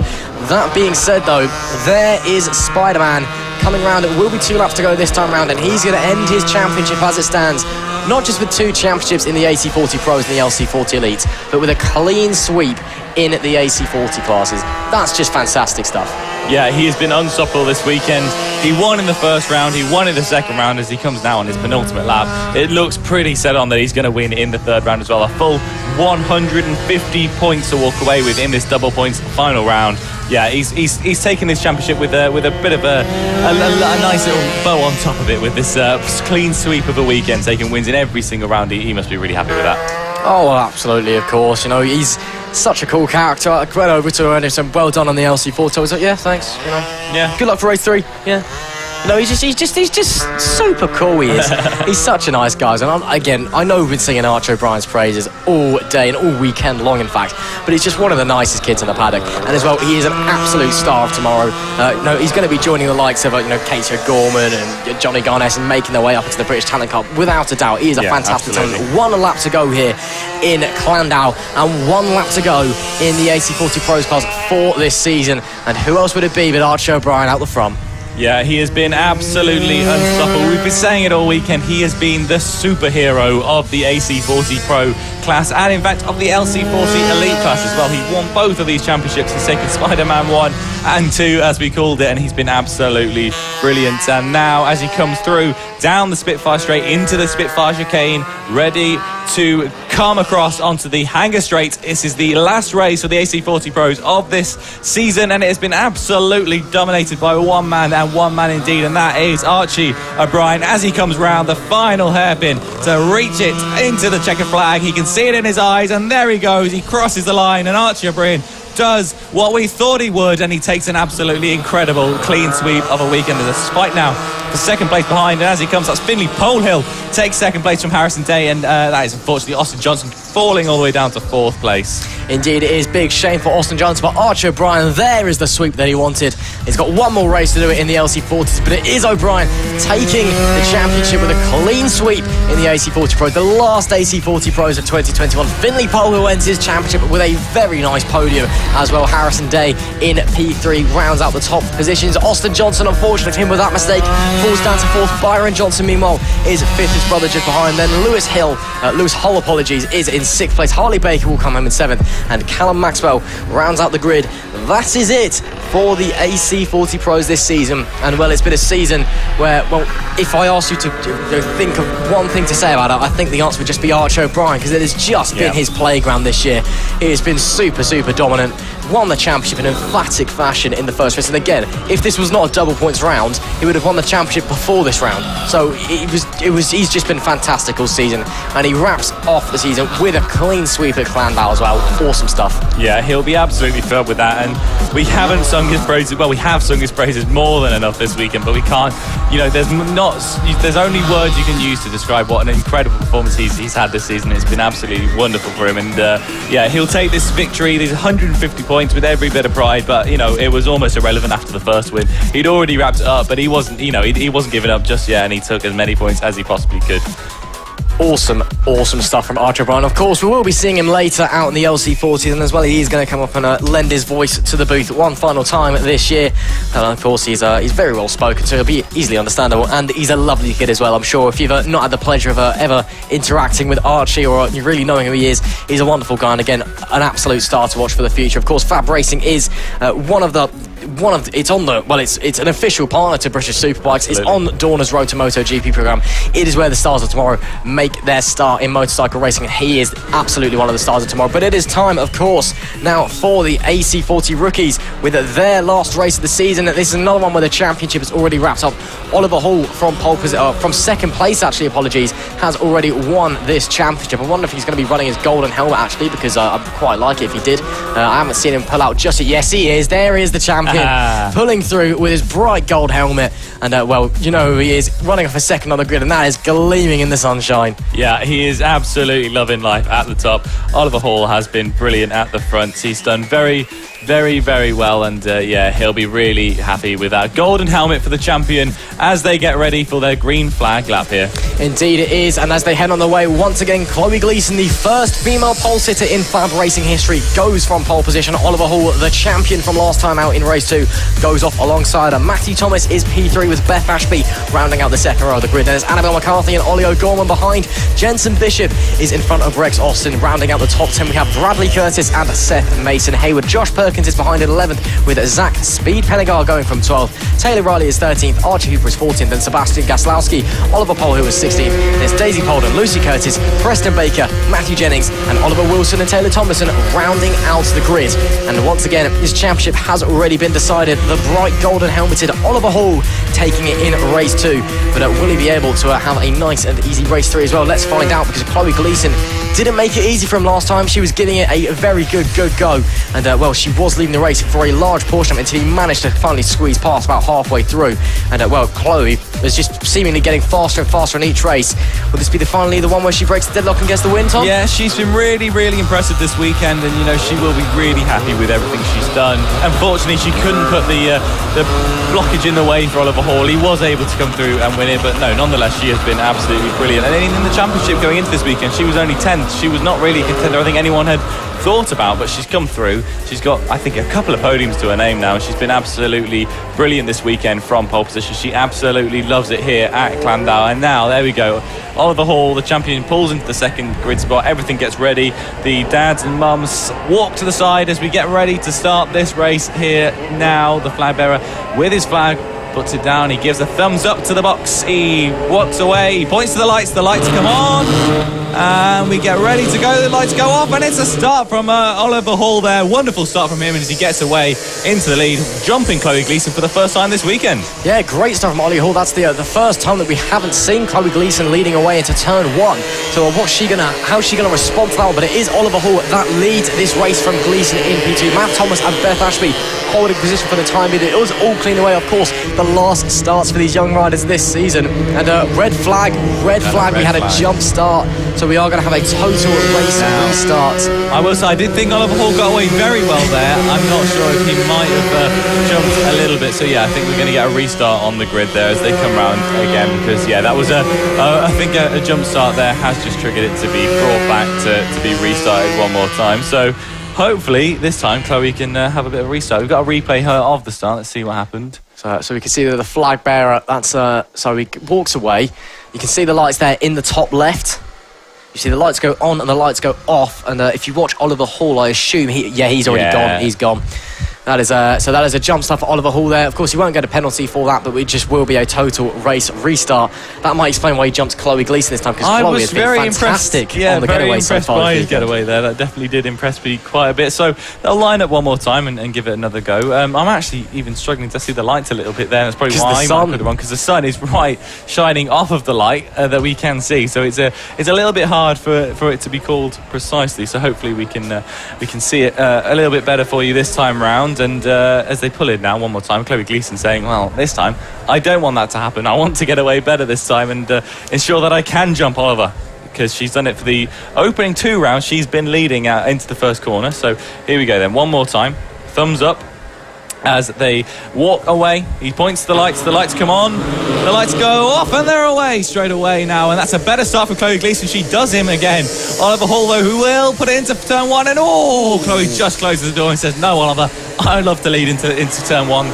You've already got the championship. Let's just have a good bit of racing here. This time it is the final start of the season for these rookies, and it is Chloe Gleason that leads away. As we'd expect, she's been lightning on the start so far all weekend, and that hasn't changed coming into race 3. But it is Gleason from Hall, from Matt Thomas. The positions not changing on lap 1 so far. Oliver Hall getting very, very close to the back of Gleason. Really looking for a way past. I think he's a bit frustrated. Obviously, you don't think he's done a jump start. He obviously wants to go. He had the lead easily there. And then they've gone, nope, you need to do it again. Now he's in second. So even though he's already champion, he'll be wanting to wrap up his season with a win. And he'll be pushing Gleason all the way to the end. And as they're going around now, you can see coming onto the back stretch and already pulling to the outside. Chloe Gleason in the middle of the track trying to break the toe. Coming into the braking zone, she will hold the position, but can Oliver Hall try and get round her on the traction from the hairpin? But no, it will be Chloe Gleason leading lap 1, but Oliver Hall is right there. He's going to have a dive into turn 1. Just backs out of it. Gleason tries to shut the door as well, so it's still maintaining positions, but that was very, very close between the pair of them. Oliver Hall has a lot of pace on that bike this weekend. He's already champion, and he wants to wrap it up with a win. Yeah, and we were talking to Oliver Hall's dad the other day, and he was saying that, even if he told Oliver not to go and try and get a win here, not to go and push all the way to the front, just to take it calm, you've got the championship, there's no point risking anything, he would ignore him, and that's exactly what's happening here. I went in and congratulated Oliver and his dad at lunch, and Oliver just ran away, and they went, so you told him not to go, and he's like, yeah, he's going to ignore me though. Yeah, exactly. And that's exactly what we're seeing here. Precisely, that's exactly what's happening. Oliver is a true racer, and he just wants to win everything he gets a shot at, as now he's going to want to try and get the pass done I think the time squeeze might be a little bit wrong, because it says already Oliver Hall is leading. So that's not quite what's right there. In front of us, I believe he is still behind Chloe Gleason. In fact, yes, he is. So that is still what's happening at the front there. We've had a transponder failure for Chloe Gleason. Unfortunate for her, but so you won't see her on the time screens, but she is currently leading the race. So it is Gleason from Hall, from Thomas, from McCarthy, from O'Gorman in a P5, and then Beth Ashby, Rex Austin, Mason Hayward, Curtis, and Jensen Bishop rounding out your top 10. There you go. Oliver Hall does now take the lead of the race. Yeah, Oliver Hall there. I think he just did it on the left-hander before the big right-hander at turn just before turn 8 there. So he did make the move stick, and Chloe is going to come back at him. She's not going to let him take it very easily, but Oliver Hall can just do enough to hold it as they come through the Spitfire chicane down onto the hanger straight. Yeah, I think he's just done enough now to pip out Chloe Gleeson and take the lead of this race. And you can see Gleeson's name was back at the top of the timing screen there. Looks like the transponder was working again, but as they come across the line this time, Oliver Hall's name will be the one on top because he has passed Chloe. He's done everything he had to do to get through there, and that is a wonderful result for Oliver to be leading once again at the top of this table. Indeed it is. Rex Austin making big moves on that lap, gets past Ollie O'Gorman and Beth Ashby, I believe. So awesome stuff from Rex Austin there. And wow, look at the gap that Oliver Hall has pulled already. That's why he's champion. He is flying away at the start. Chloe Gleeson is clinging onto the back of him for the moment, but Hall has now been released and he can go full force out the front, even though his dad has told him not to. And Gleeson will just be trying to hold on. She did get a podium in race 2, of course. She'll be loving to get a podium in race 3 as well. It's not the race that she would want to go from pole position, but it's still been a fantastic performance nonetheless. And of course, she can forever claim that she is the first female pole sitter in FAB Racing history, and that is, well, it's certainly a title to have next to your name. Yeah, and she didn't get there by fluke or chance either. She did a really good job to get to the front, and she's proven that she has got pace. And yeah, hopefully next season we can see some really, really great stuff from her, because, like I say, unfortunately only 10th in the championship coming into this weekend, but she's been absolutely on form and brilliant. Oh, we've had someone down there. That's Beth Ashby. I want to say, yeah, potentially Beth Ashby there, who's had a bit of a tumble at the hairpin corner. No, it's there, Annabelle McCarthy. It's Annabelle McCarthy. What a shame for her there. She hopefully will be able to get that run again. Yeah, there you go. She's back there. She's across the line. She's still kept it up. She's still in P10 ahead of Zach Pennegar. Indeed, Zach Speed Pennegar coming into this race with a concussion, as you do. Aura broke his collarbone, lent his voice to the collar boss. He has been cleared fit to ride, so it's all okay. But I was speaking to him on Saturday, Friday night even. I was like, oh, you got a big bump, He's all right, yeah, just fell off, got concussion, feel really sick right now. I was like, oh, so you're not racing tomorrow? They're like, no, yeah, I'm racing. Yeah. All right, fair enough, Zach. He wants to race. And actually, is that Chloe Gleeson back in front of Hall? It looks like it very well could be. And she did her fastest lap last time out of a 1 minute, almost flat, 1 minute 0.964. But now, Oliver Hall and Chloe Gleeson. Oliver's going to try it at the inside, but Chloe says no. Once again, she closed the door, but on the switchback, can Oliver try and get it as they drag straight down the line? And 1-on-1, they get into the corner. Oliver Hall's going to put it at the inside. And Chloe once again just slams the door shut through there and says, not this time, Oliver, I'm not letting you ahead of me one more time. And this is what we're saying, Chloe Gleeson is up there on merit. She's had an absolutely wonderful weekend across the board. She's been absolutely brilliant. She has, and the amount of confidence these two riders have in each other is fantastic. For her to shut the door like that is just putting supreme trust in Oliver Hall on the inside. She knows that he's going to be sensible and back out there. That is fantastic, a clear on-track relationship from both of them. Obviously, they're giving each other a good go, but to know where to move and when is fantastic between the pair of them. And I think Chloe actually just got held up a little bit by traffic there, but not too badly. It will be 2 laps to go at the line this time by Gleeson from Hall. Who's going to come out on top? We know that Hall has already won the championship and he'll want to close out the season with a win. But at the same time, Chloe Gleeson, first ever pole sitter in FAB Racing history, surely she'll want to convert that into a win. Who gets out better this time? It seems that the tighter line at the exit of the corner is preferable punching out, but then once you've got the momentum coming forward, and once again Hall's going to pull to the inside, and this time Chloe Hall once again shuts the door. Amazing defending from Chloe Gleeson. This is awesome stuff from the pair of them. Yeah, it's brilliant to see Chloe doing this, and like I was saying, unfortunately she couldn't make a title challenge this season, but if she carries the form she's shown this weekend into next year, then she will be absolutely on form, and it's something we cannot wait to see, because she's giving the champion Oliver Hall a good run for his money out there, and she has been all weekend, getting him to pole and then holding him honest through all the races, which Oliver had a good shot at. And now Oliver trying again to get through, but Chloe's saying, not today, it's not happening. This one, I want at least one win from this weekend, and this is the one I want, the last one of the weekend, the last one of the season.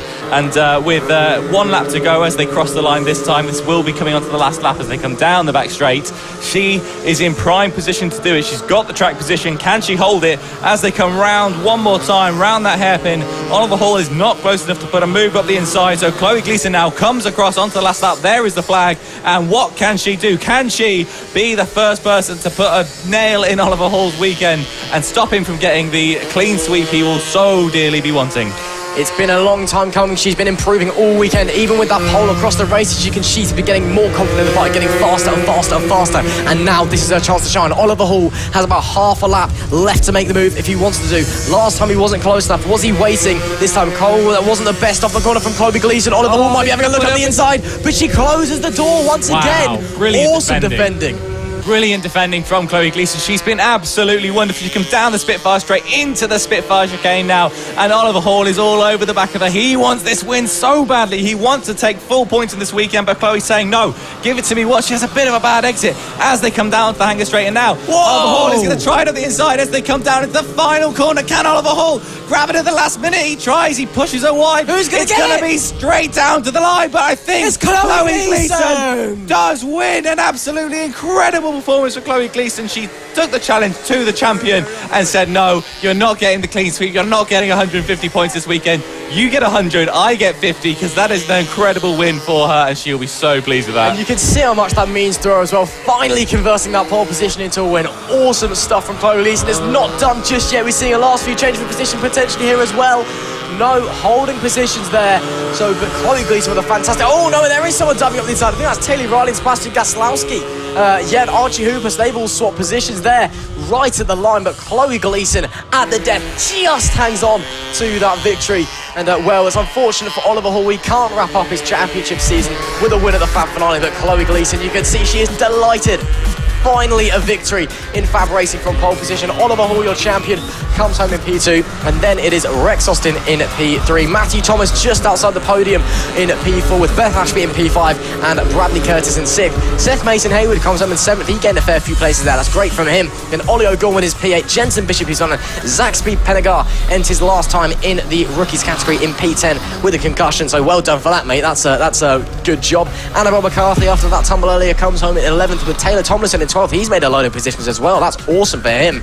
Then P13 is Taylor Riley with Sebastian Gaslowski in 14th. Archie Hooper is 15th. Josh Perkins 16th. Preston Baker is 17th. Ollie Powell 18th. Daisy Powell is 19th. And Lucy Curtis is in P20. But awesome defending there from Chloe Gleeson. She just knew exactly where to put the bike. Absolutely phenomenal racing from there. And, you know, Oliver Hall came out with his golden helmet on. He was the champion, but it was not enough. He couldn't do what he needed to do to win this last race here, the last race of the AC40 Rookies for 2021. And instead it is Chloe Gleeson who closes out the Rookies Championship as your final winner. Absolutely phenomenal for her. She will be absolutely thrilled with that. So, next up, we've got the scene. Oh, actually, there you go. Have a look at that. The crowd that have turned out for this incredible racing here this afternoon. You've got the wonderful thing about the Clandau circuit is it literally backs. That is on your left side of the screen, the hanger straight. On the right side of your screen is the main road around this circuit. So yeah, anyone can just come up, park their car on the verge, and just stand and have a beautiful view. And that, we've been seeing it all day long, is exactly what has happened. Some people really enjoying the wonderful racing we've been seeing here at Fab this weekend. Yeah, phenomenal. Yeah, it's great to see everyone turning up for the Fab finale, and it's always a pleasure to have all these spectators along. Of course, it's again, as you said, it's literally right next to a main road, so you do get people just sitting along, and of course we've got a few bikers out there as well on the side. You can just see there. If anyone's watching along in the stream, if any of you guys watching, you are welcome to come over, go if you think you're fast enough. Go to the Fab Racing website, let's sign up. You can come and have a go next season. But it's time for another category where the championship has already been decided. It's the senior mini motos, and in race 2 we saw Mr. Mini Moto himself, Bernie Hook, taking the title after drama for the Birkin boys. And well, boy oh boy, I'm sure they're going to have an absolute blast in race 3, because it's all done and dusted now. They're just out there for a laugh. Yeah, absolutely. And here he comes then. They're giving a wave up to the commentary box. There you go. You can see it coming up from Will Howarth on second place. Bernie Hook alongside him as well, giving him a little wave. But Bernie Hook wheeling back to third because he thought he was on pole for a second there and realised, no, that's where Josh Birkin should be. But no sign of Josh Birkin. Now, we saw him have a little problem with his bike earlier. I'm not sure if he's going to be able to get it round. I don't know, because at the moment, pole position is blank. It should be Josh Birkin there, but he had a trouble, and yeah, by the looks of it, we're going ahead without Josh Birkin, and that means Matt Birkin, his brother, who's starting from P4, will be pretty much solid in second place in the championship. Yeah, indeed, but well, there we can see it should be Josh Birkin going off pole, but after that big tumble earlier, he will not be starting. The bike is broken, so it is Will Howarth technically on pole position in P2. Bernie Hook, your champion, Mr. Minimoto, goes off of P3 with Matt Birkin alongside him in P4. Nick Bennett is P5 with Chris Yeomans in P6, and there's Ashley Thompson and Ross Michael. Callum White and George Rennick round out the grid with Jamie King. I'm not sure if he's out there or not. He wasn't out there earlier, so probably won't be out there today. Well, he's supposed to be in 11th anyway. Alberto Nanteo is in 12th. Then it's Richard Kidden and Elliot Searle, and Neil Skinner and Paul Bayliss rounding out the grid. Yeah, this is going to be a really good one. The senior mini-motos is always a bit of fun, and it's a shame we haven't got both the Birkin brothers out there because they've been going really, really hard against each other this season. We've got the one, we've got Matt, he's out there, but unfortunately no sign of Josh. He's not rocked up for this one, and yeah, like I said, he's had a few problems this weekend. He's had an off in the first round, and then last round he had a problem. He had to stop the bike after coming off, and it was leaking everything everywhere. He was slipping and sliding, so it looks like they haven't been able to repair it, ready for this next round. So here we go then, the final dance of the senior mini-motos. What can they do? The flag bearer points to the lights. They look at the lights come on. They get ready to go, the lights come on and the lights go off, and off they go, and it's a great start for Will Howard, but it is, of course, Bernie Hook who takes a look at the inside, and now Matt Birkin as well, getting up from 4th to 3rd very quickly. He's also being challenged there by, I think, Nick Bennett as well, giving him a look at the inside. Indeed, it is Will Howard that leads away from the pole position. Bernie Hook is right behind him. Look at that, Mr. Minimoto, the champion, trying to poke a wheel at the inside, seeing if he can go. Of course, these guys are great mates off the track. The senior Minimotos community are all such good friends, but they are very much hard races out on the circuit. They're also fun races as well. They like to have a bit of a laugh. They do like to race. It's not often you see someone streaking off into the distance. They like to hang back a bit, just have a bit of a ting, bit of a ding-dong. And, well, that's what Bernie Hook and Will Howard are having at the moment. Matt Birkin just behind as well. And as they're heading down the main straight, and Bernie Hook's going to try and have a go up the inside of Will Howard. Does he get the move done? I can't quite see. I think he has just pulled away. Oh, and they're still neck and neck, but it will be. Bernie Hook takes it across the line. Bernie Hook in the lead of the race across the line. So Bernie Hook leads from Will Howard, Matt Birkin in P3. That is your podium positions so far. Birkin trying to resist pressure from Nick Bennett behind on the 711. But Bernie Hook, Mr. Minimoto, and the champion from race 2 moves up into first place. But he's not got it safe yet. Will Howarth is not letting him take it and run away with it now. Will Howarth, he does try it on the inside again. We haven't quite spotted what's happened there, but it is close between these top two, Bernie Hook and Will Howarth, and that is now Will Howarth on the 96, who's back ahead of Bernie Hook. But as they come into the chicane, Bernie Hook takes it back again. It is so close to the top between these two. They are going so hard, and yes, this is what we're saying, the championship's done, but the racing is not, and they are still going so hard at each other to try and win this. And now Matt Birkin thinks, I might get involved as well, as does Nick Bennett. Indeed, Will Howard was having a look. There was Nick Bennett having a look at Birkin as well, but it's super tight in there. Will Howard with a great launch off the final corner, has a look to the inside, can't quite make it work for the time being. Still 7 laps to go here in this senior mini moto race, of course, the final senior mini moto race of the year. This is, of course, the FAB finale, the double points last race of the championship, the Nova Racing. Oh, that's Nick Bennett. That's Nick Bennett, I think, who's just absolutely lost it there. He was behind Matt Birkin, if I'm not mistaken. I think it is the 711. He looks like he's all right. He's getting up. He's got a marshal with him there. That looks pretty nasty, but that, I think, was Nick Bennett. I think I saw him just behind Matt Birkin as they came round there. And apparently you don't really race near Matt Birkin, because that's a few people now. His brother, I think even Bernie Hook had a bit of an off yesterday when racing around him, so maybe he's a bit of an unlucky one. But here we go.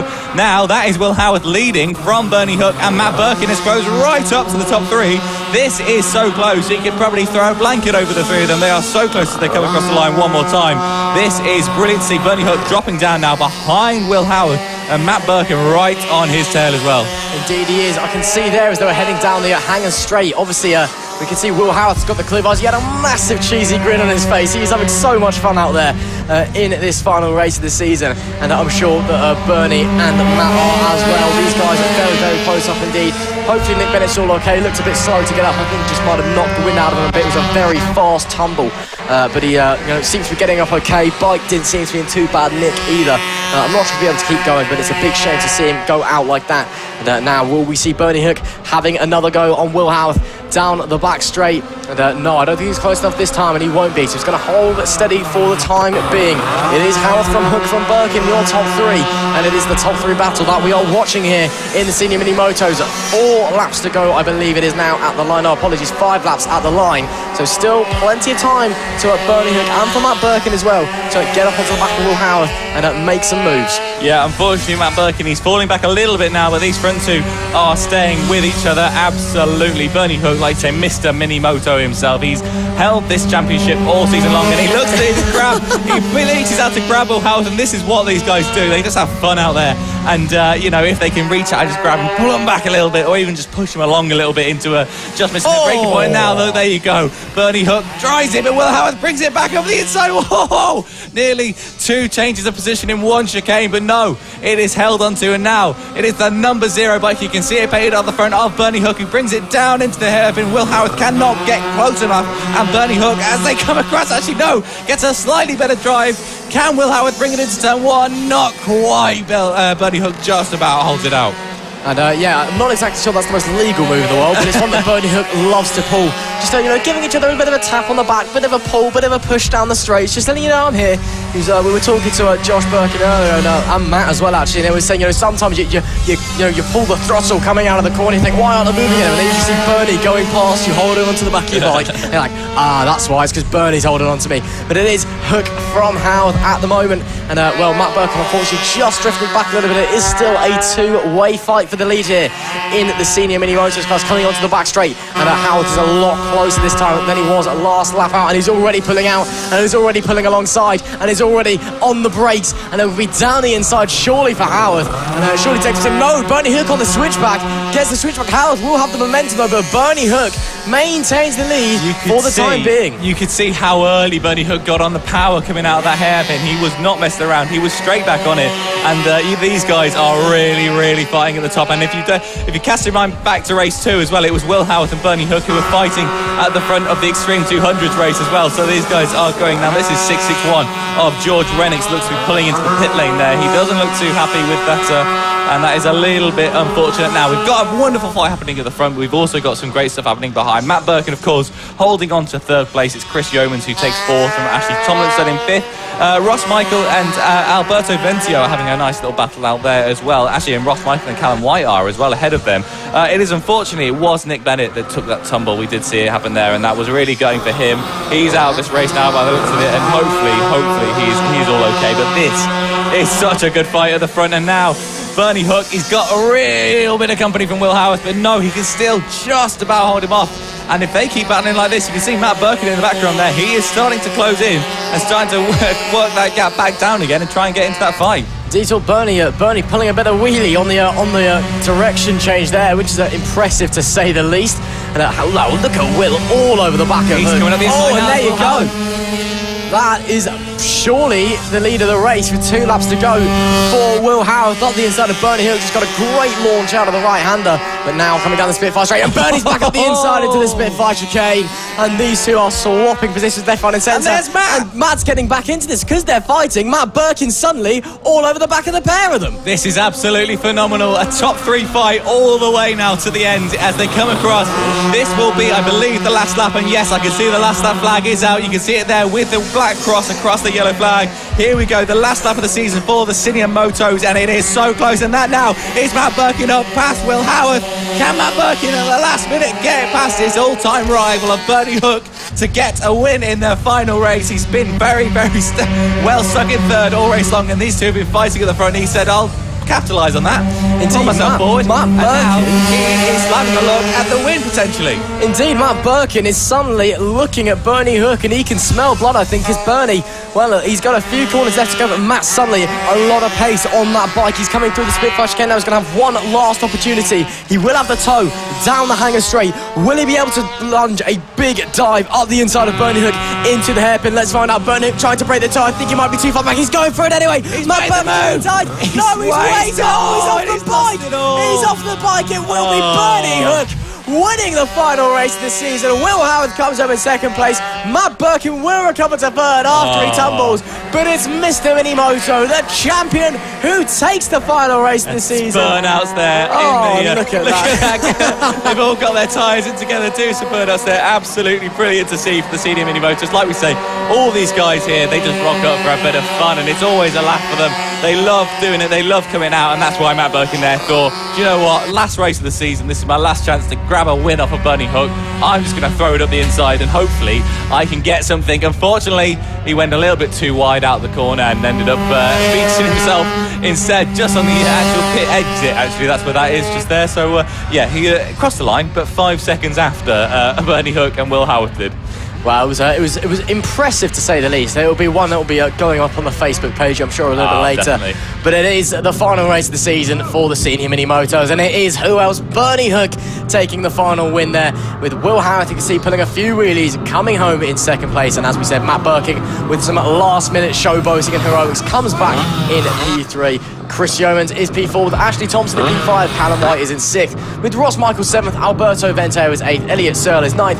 And Neil Skinner is 10th. And unfortunately, we lost Richard Kinnard, George Renix and Nick Bennett during that race. So a shame to lose them. But that, I'm afraid, is it for the senior mini moto boys. And it's been a fantastic season's worth of racing. And, what a fantastic final race as well. Absolutely, yeah, that was wonderful. But you also might already be able to hear some deep tones of bikes in your ears, and that means it is almost time for the Mini F1 Sidecar Championship, which is always such a wonderful spectacle to watch. And you can see them there just in your picture, all revving up and getting ready to go. These guys, and if you haven't watched the sidecars before, you are missing an absolute treat, because they go very, very hard. And actually, you can see, I just spotted out my window, the Hellman's Bucket of Mayo coming back. So I don't know if someone's had a bit of a leak an oil somewhere. So spill. that's the Hellman's Bucket of Mayo, which is actually sand. But either way, it's been pulled out onto the circuit again. We saw it yesterday in the 50s race, and obviously maybe a bit of a leak from somebody on the circuit there. So that's why we're just getting a bit of a hold up, I think, as that happens. So they are getting ready now for the sidecars to come out onto the circuit, and hopefully we can see them pretty soon. But this is one category that you do not want to miss, is it? That, we've always seen some great racing at the top here from specifically Mick Williams. He's always so dominant, isn't he? Oh, absolutely. Mick is, if you've been watching, mini sidecar racing in the United Kingdom for longer than 5 minutes, as I say, Mick Williams is just the gold standard. He is just absolutely phenomenal. And, he's going to, without a doubt, he's going to take a clean sweep here, because I believe he's won absolutely every single race so far this seaon. He has, But he's just been untouchable on that bike. And, it's almost who's going to come second place, because that Mick Williams is going to win. He always wins. But we did see, to be fair, in the last race, we saw some great battles going. We saw a great battle in the Green Streets and the M's for P3, I believe it was, coming towards the end. John Keats as well, P4, fantastic performance from him. You've got some real fantastic performances all across the field. So if you just ignore Mick Williams going off and winning a load, it really is a fantastic category. And as well, we've got 2 new riders, 2 new teams even, coming in for this round as well for the final round of the season, which is fantastic to see them coming in exclusively for the final round. Absolutely. And great to see the sidecars grid growing as well. Yeah, the sidecars grid is always a wonderful one to watch. And you say, Mick has been so dominant. He has won every single round he's entered. He's taken 75 points from every single one of the rounds this season. I've said, though, that I think this week will be the first time he doesn't take 75 points, because it's double points. He's going to actually take 150 points. I will be very shocked if he doesn't wrap it up now and take 50 points in this last race. Or maybe, he might just say, oh, well, have a proper race. It's the last race of the season. Let's just drop it back a bit and see if we can compete with the other sidecars around us. Hello, and welcome then to anyone that might be here listening for the first time to see what the hell is happening here at FAB-Racing. It's the last race of the season, and this is proper mini bike racing. This is what you want to come and see, and we've had some great championships already wrapped up, but we've got some big ones left to come. So if you're here, stick around. And of course, I'm joined by the wonderful Mr. Ross McIntyre in my commentary studio today. How are you doing, Ross? Oh, I'm doing fantastically, thank you. Melting a little bit in the lovely South Wales sun. You can see we've taken that jumper off. It's got too warm. Unfortunately, I had to take the branded jumper off. It got a bit too warm, but it is gorgeous day out there. I'm sure absolutely everyone's loving it. There's a really chilled atmosphere in the paddock now. A lot of the championships have been rounded up. There's still a few to go, and of course when those races come round, and they're all one after the other ones that we still have to wrap the championships up as well, that's when the tension will come back. But for now, everyone's just out there enjoying their last races, having a bit of fun as the championship comes to a close. And it is just it's wonderful to be here at Clandau, the South Wales Car Centre. I think we can just hear now, just outside the box, you can hear the deep tones of the sidecars making their way out onto the track, and there they are coming out onto the grid on the pole position. Who other than Mick Williams there on the right hand side of your screen. but it's going to be an absolutely fantastic race, I'm sure. Will he hang back? I'm not sure, but I'm sure we'll be seeing people like the Green Streets and the M's and John Hosker and Mark Parker as well, who's been pretty solid so far this weekend. He had a bit of a poor start last time out, and in race 1 he was very, very quick. So plenty to look forward to here in the sidecars, and of course you get to see the absolutely crazy angles that some of these guys are pulling. In the last sidecars race of the season, you see mini sidecars. It's a very weird spectacle, but it's fantastic nonetheless. Mick Williams, of course, going from pole position. Mark Parker starts alongside him. John Hosker from P3. It's the M's pairing in P4, the Keats pairing in P5, and the Green Streets in P6. Vince Bailey starts from P7, and our 2 new teams for this weekend is Chris Impey P8 and David Harley going from P9. Yeah, this is going to be a really good one to watch. And like you say, it's wonderful that we've had Chris Impey and David Harley coming down just to the final round. They've built this chassis and they want to give it a go. And in fact, I can't speak for David Harley, but we've been told by John Keats and team that Chris Impey, this weekend, or yesterday in fact, was the first time they'd even ever run this sidecar on a circuit. So yeah, it's great to see that they are here, and hopefully, they've been getting up there in a few of the races with a few good positions, and hopefully they can really enjoy it, and maybe they can come back for the full championship next year. That's what you'd love to see. Oh, it certainly would be. Of course, we always want to see the biggest grid we can possibly get away with here at FAB, because it adds to the excitement and it adds to the racing. And with the sidecar group forever growing, it is great to see. And the sidecar, it's a very interesting group. They're all very tight knit. They're all really good mates off track, and it's great to see as they're pulling in now round the final corner on to their grid spots. And of course, same format as always. Lights on, lights off for the final race of the 2021 season for the Mini F1 sidecars. And it's been a long old season, to say that much, as we're coming out of lockdown and all of that, but it's been an enjoyable one nonetheless, and I'm sure the sidecars, they're going to give us a show to remember here. Flag bearer gives the thumbs up, and it will be lights on, lights off, and we're away. And it's another poor start for John Hosker. Oh! They've been hit. They've been hit on the start. Oh no! Have they got it running again? They're still right in front of our commentary booth on the start line. They've got it going just about, and that's, I think they got clipped a little bit there as they were just stood stationary on the starting grid. But of course, it's Nick Williams that got away well at the front there, and that is John Keats on your screen, just going through now into the big left-hander. Now that is straight away Jason Greenwood on the M. The Green Street's getting through on the M's, and look how close down they're getting to the ground. This is wonderful to see, and that is for 3rd position, I think. The Keats got a big problem. That's a big problem for the Keats. It's been an absolutely nightmare weekend for the Keats. They pulled up in the first week, in the first race of this week, and they managed to get good to the end, I think, of the last race in race 2, but race 3, no, now they are inspecting that bike because it's not working quite right. Yeah, that is definitely. Oh, that's a chain. That is that they've just pulled out the back there. That's pretty broken. Shame for them. Again, John Hosker, really poor start. They got actually contact this time round. I'm wondering if they've got an issue with the bike that they didn't fix, just a clutch problem maybe, or something along those lines, because it just did not go anywhere away from the start. Very strange to see. We saw that earlier today in race 2 as well. It is Mick Williams, though, of course, leading this race. Fastest lap of the race as well, just for good measure. Hosker currently running in P2, supposedly, but that's it was Parker. Mark Parker. I do apologise. It was Mark Parker who got the poor start, but John Hosker running in P2. Jason Greenstreet, and of course, getting past the M's pairing up into P4. That being said, and then just behind them, Vince Bailey, he's gained massively away from the start. So he's now up to P5, which is great to see. Unfortunately, we have lost the Keats pairing, which is a shame. They were coming into this weekend with a lot of confidence, and it's a shame to see them ending the season on such a low point. But, they've got big hopes for the off-season, we know, and we'll be great to see them come back next year. But of course, Mick Williams leads the way. 5 laps to go this time around the Green Streets, though, with a great start. And they've had a weekend that's been improving every single minute, because it started off with the reliability issues.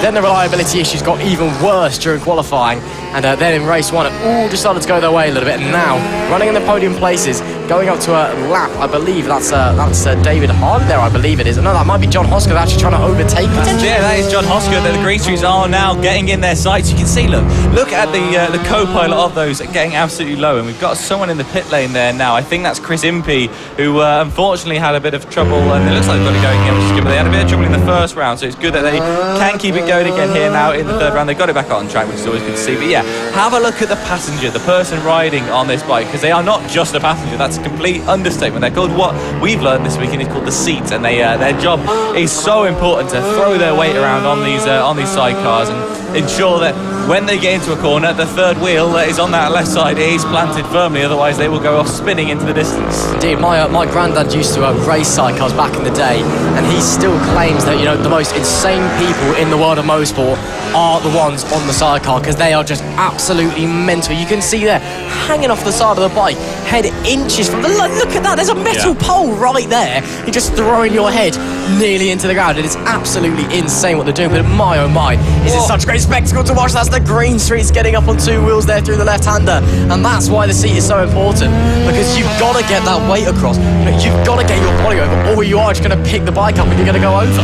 Yeah, and that is certainly not what you would want, because it's so easy without a passenger on these bikes to go absolutely flying off the circuit and have a right nightmare. So if you want to keep it pointing in the right direction, if you want to get around the corners efficiently and as fast as possible, then your seat needs to do everything they can, and that is John Hosker on your screen, and that is Jason Greenstreet in the 90 blue and black sidecar behind them that is chasing them down. They were a bit closer before. It looks like that gap has opened up a little bit now, but this is for what I would call the race lead, because it's Mick Williams who has the actual race lead, and he's already 11 seconds down the road. So realistically, P2 is where I'm going to be looking for the race lead, and now that is what Greenstreet and Hosker are fighting tooth and nail over.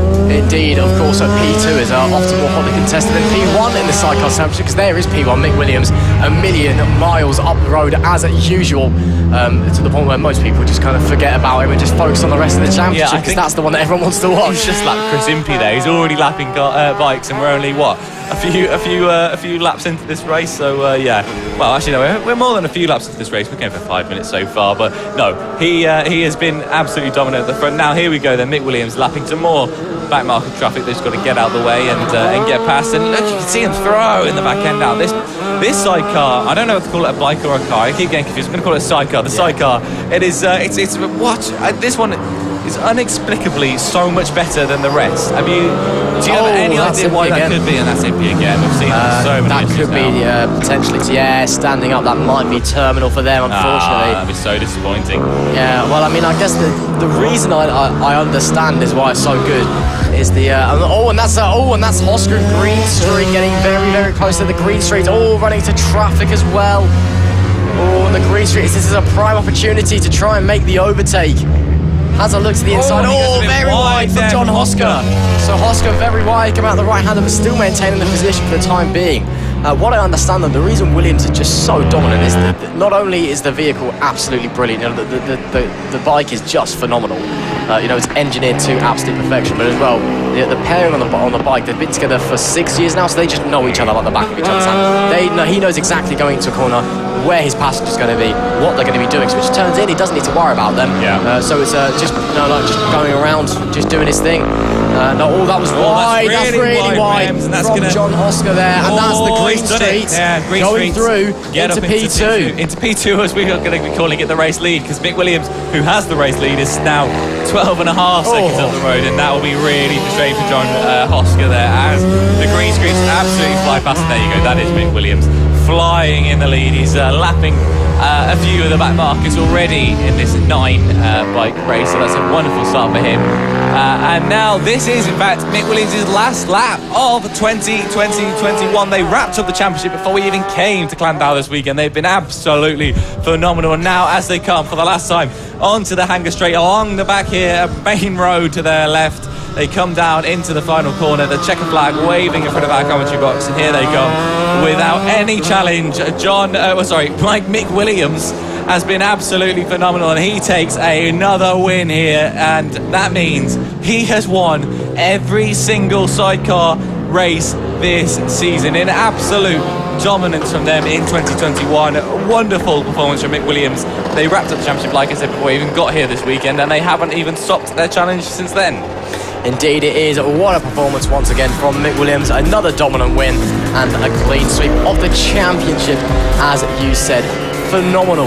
The Greenstreets, meanwhile, into P2. Also from them, John Hosker into P3. Fantastic from him. Now that podium, they've all done superbly well this race. Adrian Ems and the Ems parent comes home in P4. Vince Bailey is P5, and Mark Parker, after another unfortunate start, comes home in P6. That's the Keys. The Keys trying desperately to fix the bike. I'm not sure what happened. It just started going in the wrong direction and bucking about.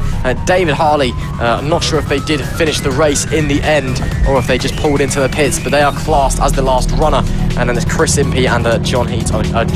Unfortunately, the two losses from the race. But once again, Mick Williams, fantastic stuff from them. And, well, they'll be delighted. You can see they're delighted because it's not just another win, but it means a clean sweep of the season. Absolutely unprecedented in a Fab Racing. You know, it's just awesome stuff.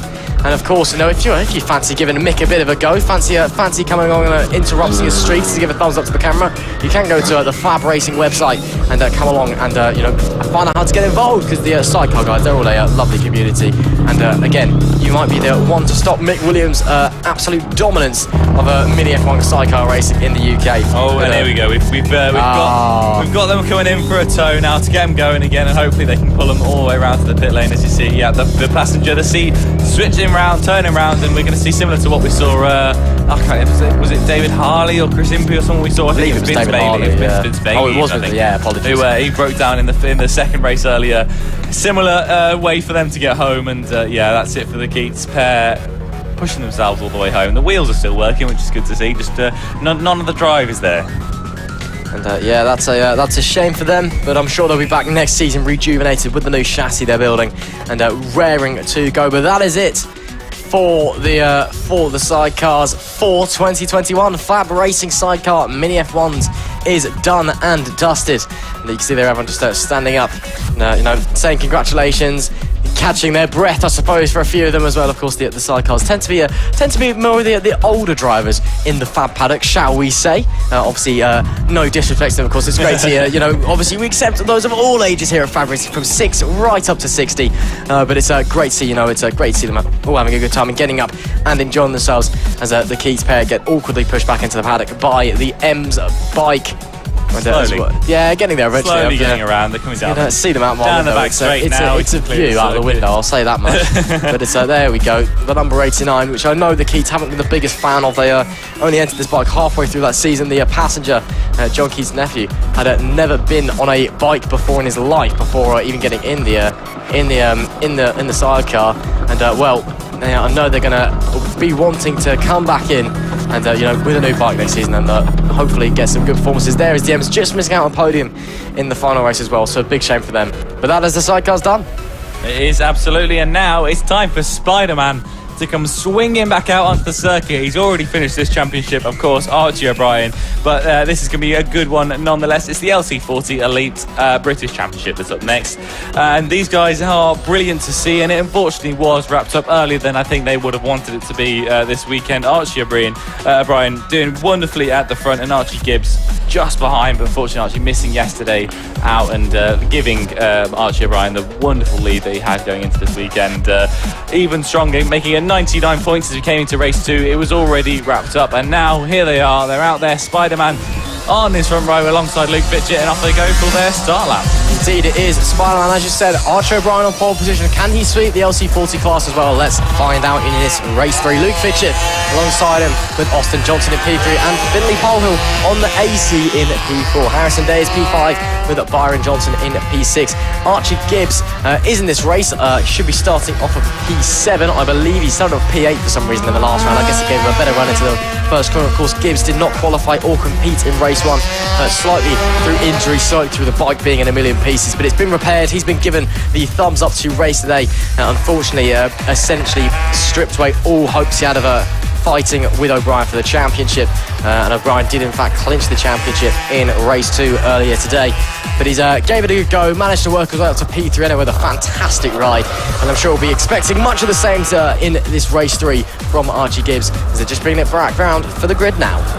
And here they come then, as you see him coming around the final turn into that final hairpin, lining up. And for most of these kids, this is the end of an era, as they are ready now to graduate into the future categories. But it's Archie O'Brien on pole position, who has been unstoppable all season long. He's been absolutely brilliant, and he came and is now, of course, champion. Spider-Man himself, as they get ready, the flag bearer gives a thumbs up. He says, look to the lights. They look to the lights. The light comes on and the light goes off, and off they go. And it's a great start from Archie. Luke Fitchett just missing out off of second place, and they get into turn 1, and Spider-Man's already away. Well, that was pretty easy. I guess you could. He swung out into the lead, I guess you could say, as they get away. But it is O'Brien from Fitchett, from Johnson, from Polhill, all maintaining their positions away from the grid. I believe Gibbs may have made a position. Not quite sure. We'll double check. But there he is, Archie O'Brien, your champion, leading the pack. And yeah, there is Gibbs already past Polhill. So Polhill's fallen back a position, and there is Archie Gibbs going up the inside as well, already trying to make 3 positions on the first lap. Phenomenal stuff from the returning Gibbs. But it is Archie O'Brien, once again followed by Luke Fitchett, up the front, as we saw in race 2. And well, if anything, race 2 is anything to go by, those two are going to be going at it all race long. And O'Brien just maintaining the lead for the time being. Of course, he did win race 2, took the championship with it as well. As they cross the line now, lap 1, it is Archie O'Brien leading the way from Luke Fitchett, Austin Johnson in P3, Archie Gibbs in P4, Finley Polhill and Harrison Day unfortunately losing out big time there. Polhill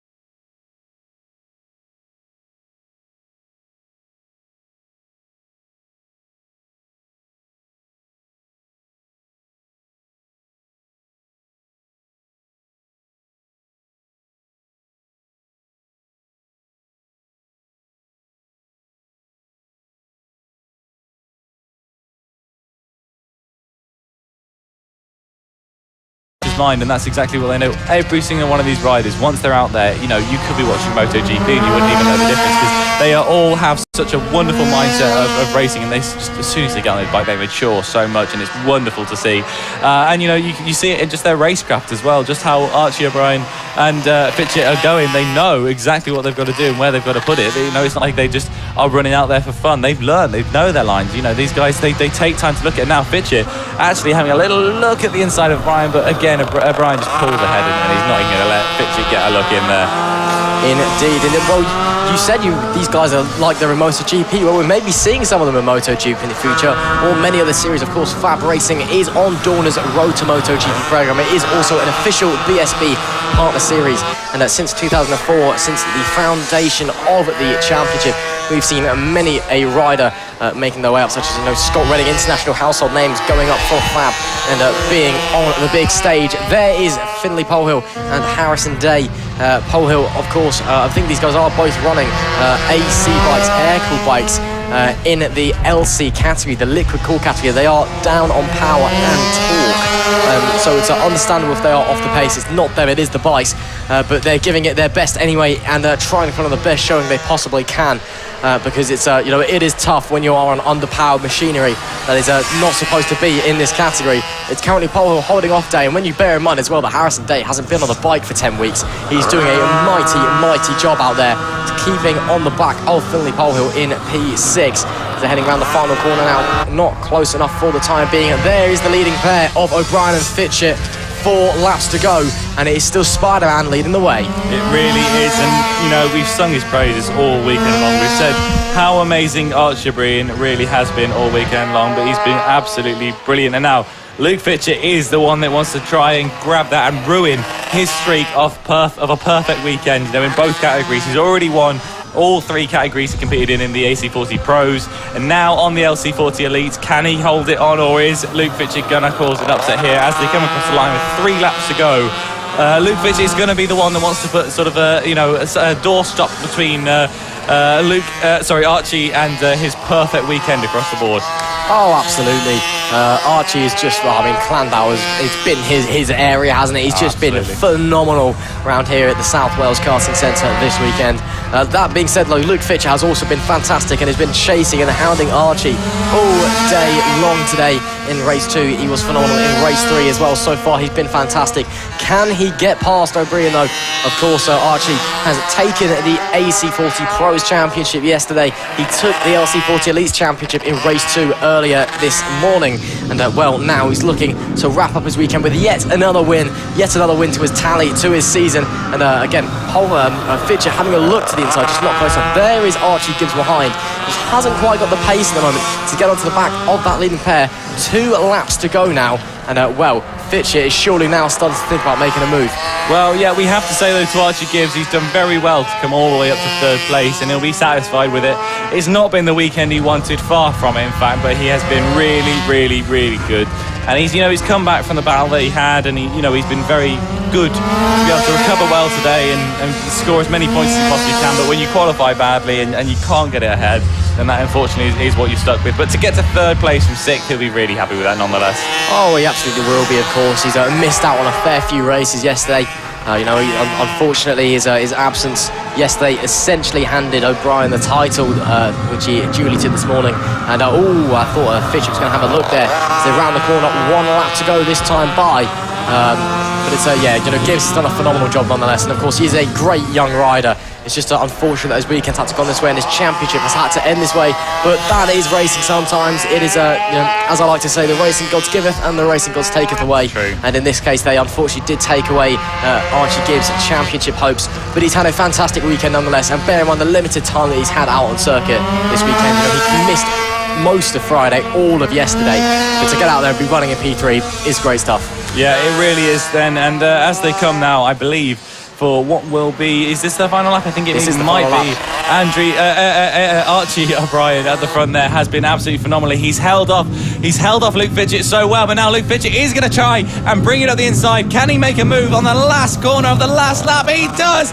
Can he mould it though as they come down to the line? He does, and Luke Fitchett right at the last second wins it from Archie O'Brien, and he stops him from having the perfect weekend. What a final corner that was. Luke Fitchett with the fastest lap of the entire race, a 51.128. Absolutely phenomenal. Archie O'Brien cannot believe it. He's almost got a clean sweep there, but at the final corner it gets snatched away from him. Just under a 1/10 of a second off the lap record, which was set by Johnny Garness back in 2019. But Luke Fitchett absolutely perfectly timed. He was waiting the whole race. We thought it was done and dusted, but no. Luke had other ideas at the final corner, spoils Archie's perfect weekend as well. And Archie O'Brien doesn't end the championship on a win. Well, you'll have to ask him about that later when he comes up and lends his voice in the comms booth. Luke Fitchett, wow, that was a beautifully timed move, and you can see he's delighted with that one. Archie gives him a bit of a fist bump. Well done, mate. He says, great job. See there, a bit of a wave to the crowd as well, and the marshals. That is the LC40 Elite done for the season. That is their season over, and great stuff from them. It's a shame to see them go, to be honest. Another great race in the LC40 Elite, and unfortunate that it is the FAB finale, of course. Even though we've got this amazing double points weekend, it's been a fantastic day and a half's worth of racing as you are now starting to get into the last few races of the season. It's a shame because you never want the season to end. You want it to carry on, but that is how sports works. It's just there must be an endpoint. So a champion must be declared, and that's what's happening this weekend. And it is a shame, but at the same time, we've had a fantastic weekend so far. Now you should be able to hear engines revving of big bikes in your ears. It's the Pit Bike 140s there now, ready to come out onto the circuit. And this, of course, has already been crowned Taylor Lawrence's for the championship. But Rossi Banham has not been happy about that, and he's been challenging him for everything he's got this weekend. And they've been splitting tongues all weekend between Rossi Banham and Taylor Lawrence for this championship. Unfortunately, Rossi missed a couple of rounds, which really knocked his championship challenge off course, but Taylor held it strong, and now he is the champion. But but can he be the champion of this final race? Well, we just have to find out. Rossi, of course, winning in race 2, but it was an awesome race. Once again, these guys have just been at it all weekend long, and it's just been phenomenal to watch. You know, Rossi and Taylor just giving it large out there on the grid, and it's just fantastic stuff from them. Another wave from them. So that is 3 from 3 from Rossi Banham waving at us. Cheers, mate. Hope you've had a good time out there as they head off on their formation lap. And it is Rossi Banham on the pole position, and it will be Taylor Lawrence starting in P2. Ryan Hitchcock is P3, while Chris Wells starts from P4. Reese Peacock is P5. Jay King starts from P6. Ben Jolliffe is 7th.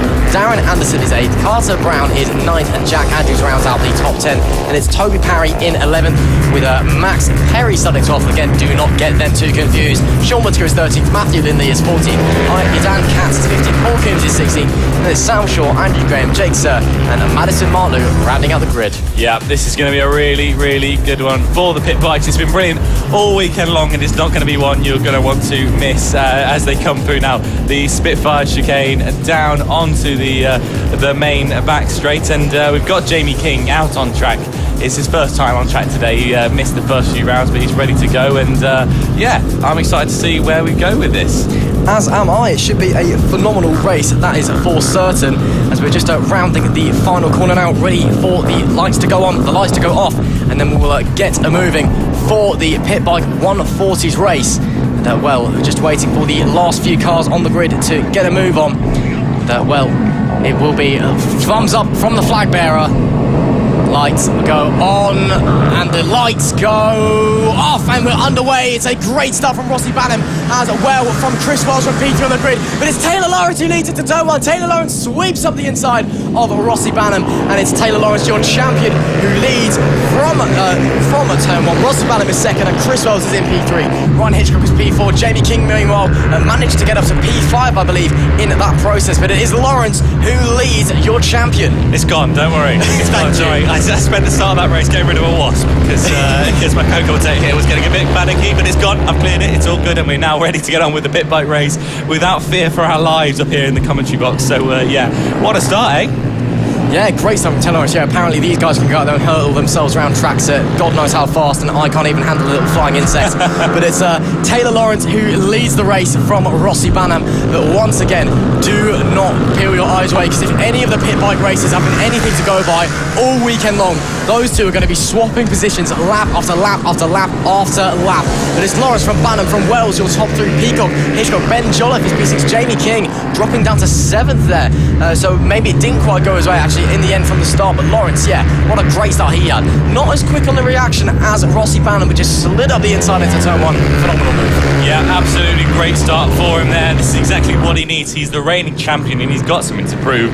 Rossi Banham saying, look, maybe if I hadn't missed those 2 rounds, I could have taken this and taken you a bit further to the flag, but Taylor Lawrence saying, no, I've won this. Even if you had done those 2 rounds, it would have been mine, and this is what this is all up for showing as they come down the main straight now. He weaves in to try and see if he can get a move up the inside. He can't. Rossi Banham just slightly too far behind as they come down into the final turn, but Chris Wells and Reese Peacock also behind, getting a really good fight up there. Only 2/10 between the two of them, so yeah, non-stop battling in pit bikes. That's how it's been all weekend long. Oh, it is, and they want to give us a show for their last race of the season, I am absolutely certain. And well, these guys have just been at each other's throats all weekend long, and again, the pit bike community is one that is so tight-knit, and all the fan communities, you know, everyone come on, gets on here super well, and the pit bikes especially, but out on track, they do not even give each other an inch, because it is just phenomenal racing left, right and centre. Oh, and there you see Banham past Lawrence. And that's the second time that's happened today, that they've done it in a bit of the track that we haven't seen it happen on, and now we've got someone down there. He looks like he's all right. Darren Anderson, yeah, you can tell by his bright yellow Minions helmet there, but he's back up, he's back running, so that's always good to see. But yeah, now Rossi Banham leading this race at the front from Taylor Lawrence. I don't know exactly where he got past, but he did, and now he is your race leader from Taylor Lawrence. 0.2 seconds between them as they cross the line, but it's going to be a lot closer than that as the lap goes on, that's for sure. Indeed it is. Lawrence, your champion. These guys are superb to watch out on track, and again, they're going to swap position. They are going to be changing all of it. It will be one of these two in this race, I will presume. But who will it be? Nobody knows, because it's just about who is where. Come the checker flag, and the amount of times they're going to be swapping positions, it literally could be either one of them. It is Banham, though, currently leading this race. 0.2 of a second was the gap at the line last time round. Chris Wells, meanwhile, has snuck into P3 from Peacock. Hitchcock falling down to P5, actually, so not the greatest start for Ryan Hitchcock. Hopefully he'll be looking to improve, and that actually, I say that, I believe that's Hitchcock trying to go up the inside of Peacock, and I believe they have swapped places there. Meanwhile, coming through turn 1, it's still Banham that leads the way. There was a Lawrence having a look, but Banham held it firm, still leads the way. 1/10 of a second was the gap of the line. It is still Rossi Banham from Taylor Lawrence from Chris Wells. Yeah, Chris Wells, Ryan Hitchcock and Reece Peacock having a great battle for 3rd, 4th and 5th place respectively.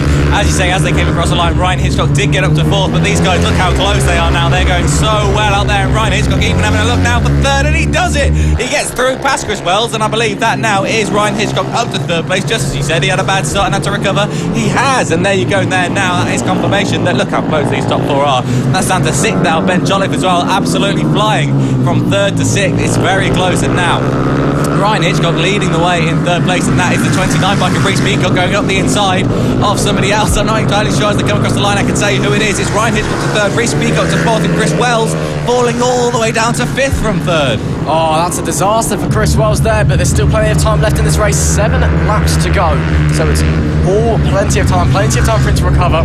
We know Wells is a very, very quick climber. He did take the lead early on in race 1 yesterday.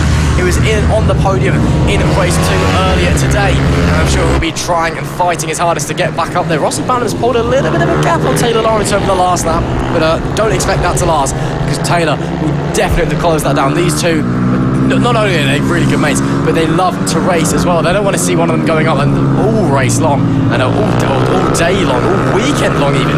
They've just been trading positions left, right and centre. You know, race 1, literally every corner they were swapping places into the last few laps. Unfortunately, again, we did have a red flag in the last few laps of the race that kind of robbed us of that final few lap battle, but my oh my, from what we did have, it was phenomenal racing, and I'm sure we're going to get much the same here. That means that Banham starting to fill a bit of a gap again. 0.7 of a second now was the gap across the line that last time. Maybe the heat just started to come into it. It has seemingly got even hotter. I'm not sure if that's just us in here in the commentary box, or it is really out there. Anyway, back to the battle for 3rd place. Hitchcock and Peacock and Jolliffe.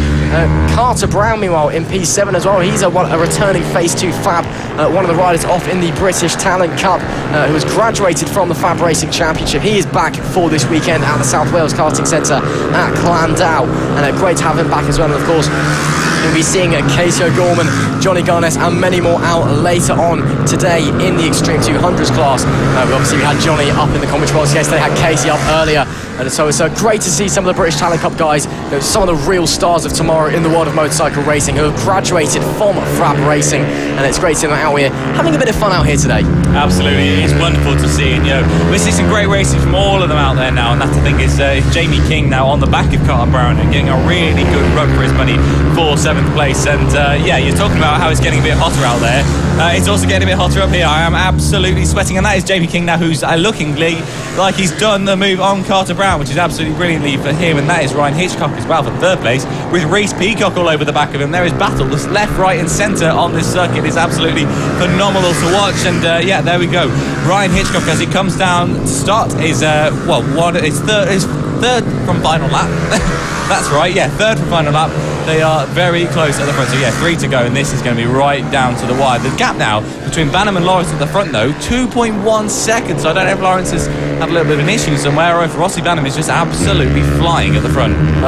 Probably a bit of both. Again, the heat, it changes so much. Obviously, you're going to need to think about different pressures, different bike settings coming into the race, just to deal with the different track degree, the different heat on the track, how the track behaves. And it's possible that Rossi Banham has got it right. I think people underestimate, how important pressures are on the bike. Very sideways for Rossi Banham coming out into the final corner.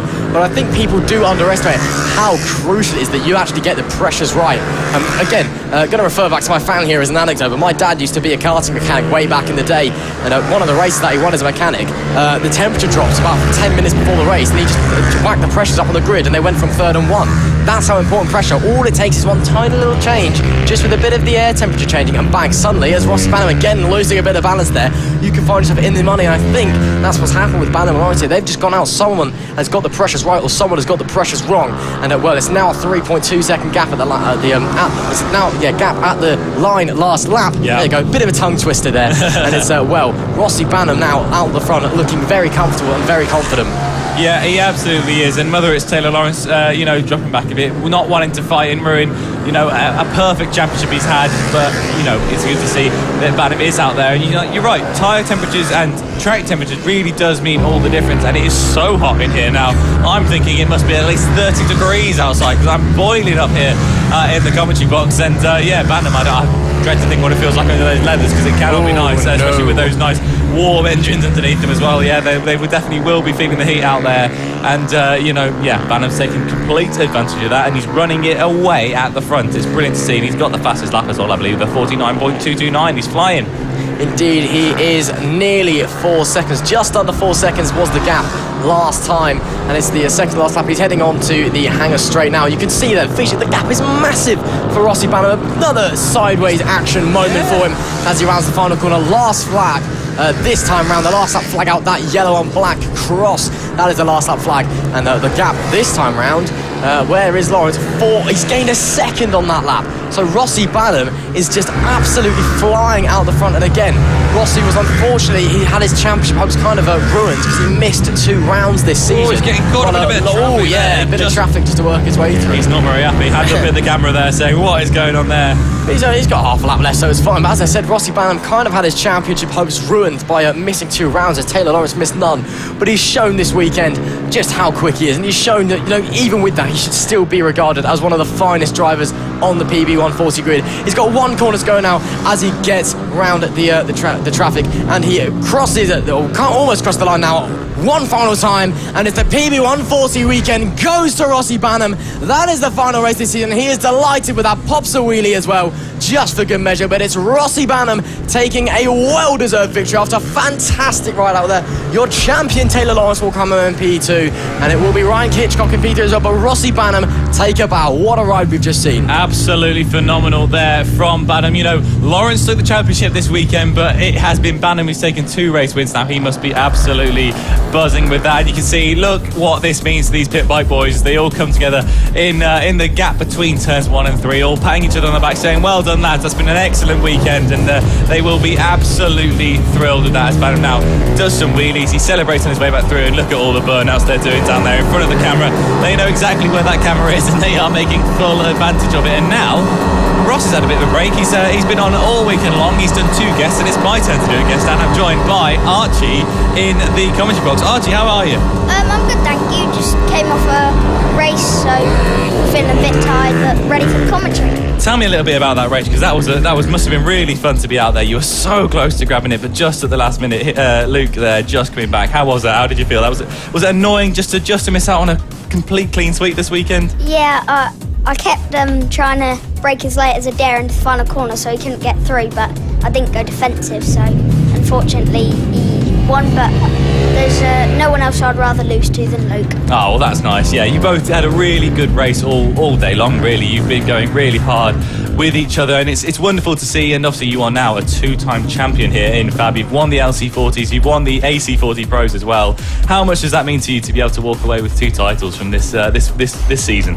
It feels really sort of amazing, as I just can't quite believe it yet, because I've won it, I've done it, and obviously winning a race earlier was a lot it was better than having to make sure I won it in the last race. Yeah, well, I think you took the clean sweep completely in the pros, didn't you? You took all 150 points that are available this weekend. You won every single round, and you were very, very close to doing it in the LC40s then as well. But how does it feel to know that you've been so dominant this weekend across both classes? You've been, the one at the front. You didn't quite get the win at the end there, but you and Luke were both just absolutely flying around here compared to all the other riders. How does that feel? Well, me and Luke spent all day Friday trying to learn the track, as it's been quite a while since we've been here before, but learning the track, and we were sort of finding a line, and we've managed to pick up some pace, and it's always lovely when you just know you can go out on track and catch anyone as you're the fastest rider on circuit. Now, we look to the next championship that is up, and this is the MKGP 50s. It's one of the biggest ones to keep a look at because this is where it is all at. We've had two riders going hammer and tongue all season long, Clayton Evans and Marco Holt really going for this, and this is how they line up as we come into the final round. Clayton Evans takes pole position from Marco Holt, just behind him in second place, but the championship rivalry there is so hot. Harry Payne is in third with Bill Harris in fourth, Luke Fitchett coming home in fifth, with Zay Devine behind him in sixth, Archie Gibbs is in seventh, and Bailey Lawrence closes out the grid behind in eighth. Now, Archie, what is this championship like? Because it's so hot, especially at the top. How are you feeling if you're Clayton Evans or if you're Marco Holt coming into this last round with just 21 points separating them? What is going through their heads? Well, you're obviously trying to pick up the win and hopefully manage to win the championship, but it's always nerve-wracking as you wonder whether you're going to crash or not. But I think Clayton's a cool customer and so is Marco, but I think they'll both be pushing hard for the win and hopefully no one crashes in the running of this race. Do you think it'll be in Clayton's mind that he doesn't need to win this race, he just needs to ensure he gets some solid points and can hold that 21 gap? Is that something you can think about, holding and keeping doing, or is that, is he just going for the win here? He doesn't care about thinking about how many points he needs, he just wants to win it.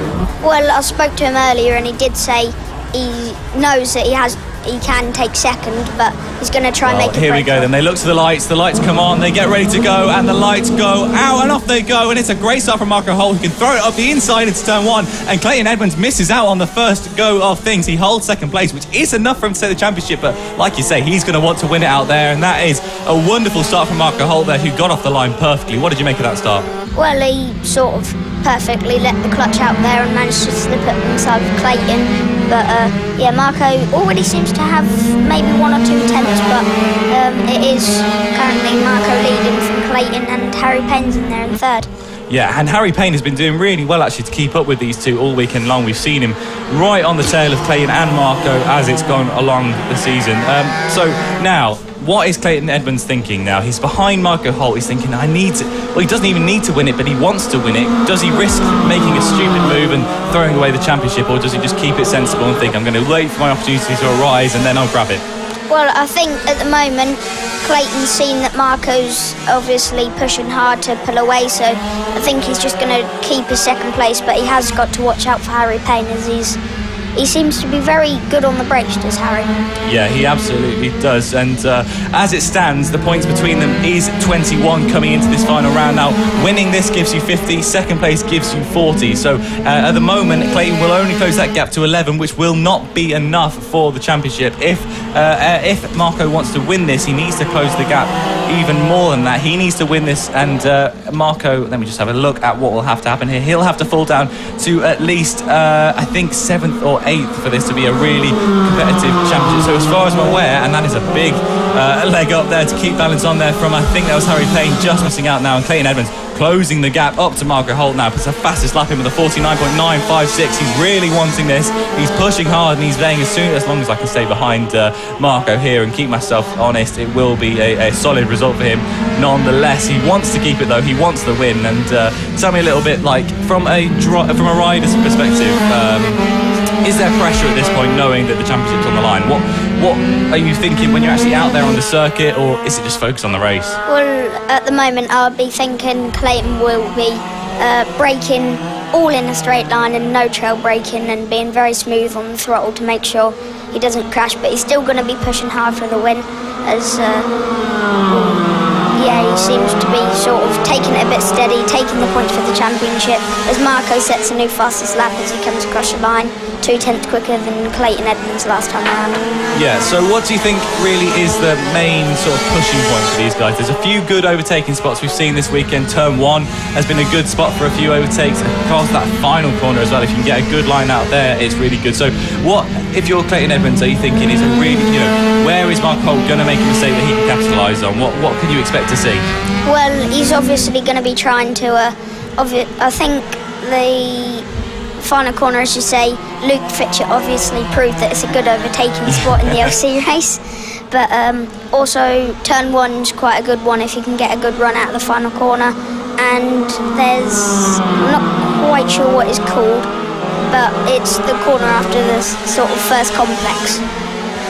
Yeah, so as they come into the first complex now, you can see which is known as the hook. This bit here, is this what you're talking about? This is where you can really capitalise on any mistake that is made in that first complex and get an overtake done. Unfortunately for Clayton, it's not a mistake from Marco just yet, and they do continue to hold position, and Edmonds just maybe not pushing as hard as he needs to be for the win, because he knows he's not going to risk anything here. He just wants to keep it clean on the tarmac, not risking anything, because if he loses that second place, if he comes off, if he has a bad accident, he's going to be losing the championship. Because as it stands, if Clayton finishes second, he will be the champion. No matter what Marco Holt does, he cannot win this championship unless Edmonds really falls away from it now. So he's not going to want to risk anything, because this is his championship to lose now. He's got the 21-point buffer, which is more than the points gap between first and second place. So he's going to be very, very comfortable at the top there. And Harry Payne, who was the one that could cause a bit of an upset for Edmonds, now is starting to fall back. 2.1 seconds now to Clayton Edmonds is the gap to Harry Payne, and as we get into about halfway point of this race, it's very clear that Edmonds' strategy perhaps here is maybe not push too hard, wait for Marco to make a mistake and capitalise if he can, but not throw it down the inside, not risk anything. And do you think that's a sensible strategy, Archie?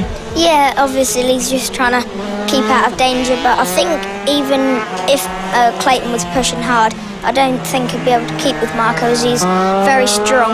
But I was watching him earlier, and Marco seems to be sort of smoother on the brakes into the final corner, and he seemed to get a better exit. But Clayton, I think he's closed the gap. Yeah, he caught him 2 tenths as he goes through the left-hander now into the sort of fast right-left. Probably changing up a couple gears down into the left-hander. This is probably a good overtaking spot if you can get everyone out of the fast left. But Clayton Edmonds into the right-hander. Marco Holt just missing the curb on the exit as they come now down into personally my favourite corner. Marco Holt seems to be keeping the gap around half a second, but Clayton's obviously going to be trying to reel the gap in. I think, Clayton might have closed in a little bit as they're now coming up to some lap traffic. We'll see if Michael Holt can negotiate with it quite well, and Clayton Edmonds, I think he's visibly a tiny bit closer, or he only gained a couple hundredths that lap as the back marker gets out of the way. Lovely. Yeah, that's a great. Thank you very much for talking through our lap there. That's brilliant insight into how everything happens there. Really well done there, Archie. That was a wonderful insight from one of our riders this weekend here at FAB, talking about how this works. And not just one of our riders, one of our 2-time champions here at FAB this weekend. So thank you very much, Archie, for that. That was wonderful to hear. Now, as they go into the last few laps of this race, we've said it perfectly there. It is Holt that leads from Edmonds in second place, and he is now just starting to sit back, I think, a little bit and enjoy it, because Edmonds, he's still on his tail, but like we've said already, he's not risking anything too great here. As they come down the main straight, Edmonds just slightly behind. He's going to try and have a look in the inside, but he can't quite do it. And as they come across 3 laps to go left in this race, so they're going to try and get everything they can out of this if they still can. It is Harry Payne that drops back a bit here, and Archie Gibbs actually doing very well to come from the back of the grid up to 4th place. And you obviously know Archie quite well. You race him in the LC40 Elites. He was sort of your title challenger this season. What do you make from Archie? Obviously, he was absent yesterday and missed qualifying, so he started from the back here. But to be able to pull it all the way up to 4th, that's a very impressive ride from him, isn't it? Yeah, he's sort of, when he's in clear air, he can put together really fast laps. He's a really consistent rider. But yeah, I don't think he'll be able to close in on Harry Payne, as he's a good bit of 5.4 seconds. 5-second gap between them. So yeah, he will struggle to close to Harry Payne. But you know, Harry Payne, we say he obviously loves it here at Clandau. He's been really good all weekend, keeping Clayton Edmonds and Marco Holt honest, but unfortunately just not quite being able to compete with the two at the top, because these guys are going as fast as they possibly can. And Clayton knows now that he doesn't need to do much more as they come into the last couple of laps here. Now they are doing everything they can, but Clayton will probably be fairly happy just to stay 5 tenths behind Marco Holt, which is what has happened so far, and let him take the win, because he knows he's done everything he needs to do to take the championship. So of course, if the opportunity arises, I'm sure he would very happily take up and step up to that top spot. But Marco Holt has led a perfect race here for him. He had a wonderful start from P2, managed to take it straight up the inside of Clayton Edmonds into turn 1, and he hasn't looked back since. And there is Archie Gibbs on your screen now, that Archie O'Brien here, who was just talking to us about. And now we've got the leaders coming round for one last time. They start the final lap. The flag of the with the black cross comes across as they come into the final lap. Now it is Marco Holt leading with a 5/10 gap back to Clayton Edmonds, about half a second between the two of them. And this is everything that Marco Holt needed to do. He's had a perfect race here today. Like I said, he started well, he held the position, and he's done everything he needed to do in this race to hold on to the lead. And he's had Clayton Edmonds in his mirrors the entire time. He hasn't let that threaten him. He hasn't made a mistake. He's made it and kept it on the tarmac, as long as I don't give him the commentator's curse there and cause him to have many issues. But now, as they come through the Spitfire chicane one last time onto that amazing rear straight, back down they go. It's the top two right next to each other. They've been alongside each other all championship long, but neither of them are going to risk anything as they come across the line. Marco Holt is your winner of the race, but it's Clayton Edmonds that clinches the championship. An absolutely wonderful drive from Clayton, and he already knows it. He pulls over there with, I think that must be his dad, is that? And I get a nod from Archie there as he confirms it. A lovely hug with his dad there, saying, well done son, you've just got the championship. And that is absolutely amazing. You got Harry Payne pulling up alongside him saying, well done mate. An absolutely amazing performance, and Clayton Edmonds wins the MK GP50 Metro Kit Championship. He will be absolutely wonderful. How is he feeling right now? You've won 2 championships. You know what it feels to be like out there on the circuit, winning your race. How does that feel for him? Well, he probably can't believe it. He's just gone and won the Metro Kit 50 title, and I believe in the end he won it by something like 11 points. 11 points, yeah. It's a small gap, but it's enough to call it, and it's one of the closest championships we've seen this weekend. So yeah, he must be absolutely thrilled, because when it comes down to 11 points, that's a championship that has really been going on all season long, isn't it? It's been one that's been back and forth between the two of them, and he must be so ecstatic to be able to claim that. Yeah, he was talking with his dad and granddad, and he's hugging them and giving lots of joy, so he's obviously feeling really on top of the world at the moment, and so he should. He's just been amazing this season, and he's sort of been the star of him and Marco have been the star of the shows. Yeah, they have been absolutely brilliant, and it's a wonderful thing to see, and he will be so happy with that, and hopefully he's looking on well to his future, and there is something bright ahead of him. And now I believe he's being handed a t-shirt there, as similar to yourself, to wear, and Archie is wearing it in our commentary box now, his championship t-shirt. He's going to be putting it on to run around. He takes his helmet off to put it on, and he's going to get a nice victory lap here as he celebrates becoming the champion of the Metro Kit GP50 Championship. Absolutely amazing. Yeah, he's been, like I said, him and Marco have been absolutely phenomenal this season. As I've had a couple of victory laps today, but Clayton's going to enjoy his, and he really should, as he's been amazing this season. Yeah, he really has. He's done everything he needed to do, and he had the pressure from Marco, but he held it off. He didn't let it get to him, and he's been absolutely brilliant. And speaking of people that have been absolutely brilliant, Archie, thank you very much for coming to the commentary and chatting with us today. It's been wonderful to have your insight, so thank you so much for coming up here. It's been that lap, especially talking us through all what they're thinking, where they're braking. It's wonderful to hear. So yeah, thank you so much for coming along today, Archie, and we really appreciate your commentary on that. Thank you. And now Ross steps back up. He gets a fist bump from Archie, and Archie done really, really, really well there. So well done to Archie. Wonderful to see there as he heads on down the stairs. So yes, once again, our champion there. You can see him as he's pulled into the pit lane now. Clayton Edmonds, a wonderful performance from him. He must be really happy. What do you make of that? What a race we've just seen, and as always, all weekend in the 50s, it has been Holt versus Edmonds, and Edmonds comes out on top despite coming second, and a round of applause on his victory lap. And well, he's just been fantastic all season long as well, and I think very well deserved. Of course, you got to feel for Holt. He gave it his absolute all weekend, and he was phenomenal. But Clayton Edmonds just had the upper hand in that race, and Holt withstood the pressure perfectly. But Clayton just didn't put a foot wrong, did exactly what he needed to do, sat out there knowing that all he needed to do was come home second, and he did exactly that. Also, a big shout out, of course, to Archie O'Brien. He said did a fantastic job on the commentary, it must be said. Well done, Archie. He was whispering in my ear asking if he could come back and do the 70s race later on, so I told him to go ask our producer. But he was absolutely awesome there. But obviously a huge well done there to the one and only Archie Casey O'Brien, and of course to Clayton Edmonds as well, who was absolutely awesome out there. But now, well, it's time to move on from the GP50s as Clayton Edmonds comes along to a stop, does a burnout as well for a good measure. There you go, gets some smoke going from that rear wheel. A very deserved champion, I'm sure. He's obviously is in the 70s, and we'll be seeing him, I'm sure, mounting a bigger title challenge in that next season.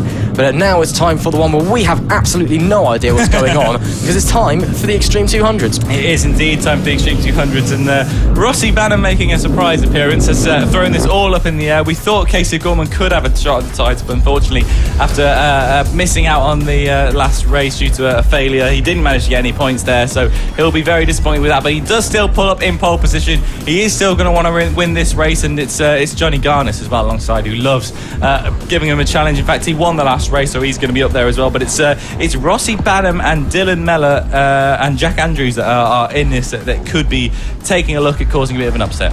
Indeed it is, of course. Casey O'Gorman and Johnny Garnes, two of the FAB graduates who have made their way up into the British Talent Cup and have set the world alight. Of course, Casey O'Gorman is this year's British Talent Cup champion, even after missing some of the rounds with an injury, until his DNF from the last race, he was looking like he could be in contention for the championship. Pulls a bit of a wheelie away from the grid, but it is Casey O'Gorman going from pole with a BTC compatriot Johnny Garnes alongside him. Ollie Horner starts from P3 on that bright yellow GP70 bike with Greg Marshall in P4. It's Reece Peacock in P5 with championship leader, I think, Dylan Mellor in P6. Brother Owen Mellor goes from P7 with Carter Brown, another BTC rider in P8. Jack Andrews is P9 and Jan Gullery is at P10. But as we were saying, race one, those two boys up the front were giving us one hell of a display. They really, really were, and we're going to struggle, I think, to call a champion straight away here. We're going to have to wait and see exactly who's what celebrating afterwards. We've got a lot of different names in this category. In fact, I can tell you we've had 40 different riders across the season in this category. Some missing a few rounds here and there, and some deciding I want to do it with the Extreme 200 now, and they've dropped up for it. So yeah, we will have to see exactly what happens, because it's going to be pretty tough to call. But obviously, it's going to be Casey O'Gorman at the front that's going to want to win this. He missed out in the last round, and so he's going to want to bring it back here. That's for sure. And Rossi Banham's out there as well. I have just seen Rossi Banham's out there as well. So we have again got Rossi Banham there, which makes things even more complicated. So that is someone else in there who I didn't read out, but he is on the grid going for P10 by the looks of things. But thumbs up for the flag bearer. The lights will go on now, and they go out, and we're underway. It's a great start. Oh, and the two they nearly came together. Very tight, but it's Johnny Garnes into turn one. Casey Gorman hanging over the inside. I think he will just try and squeeze, and he does get through. So it was neck and neck, but it is Casey O'Gorman who leads this race from the getaway.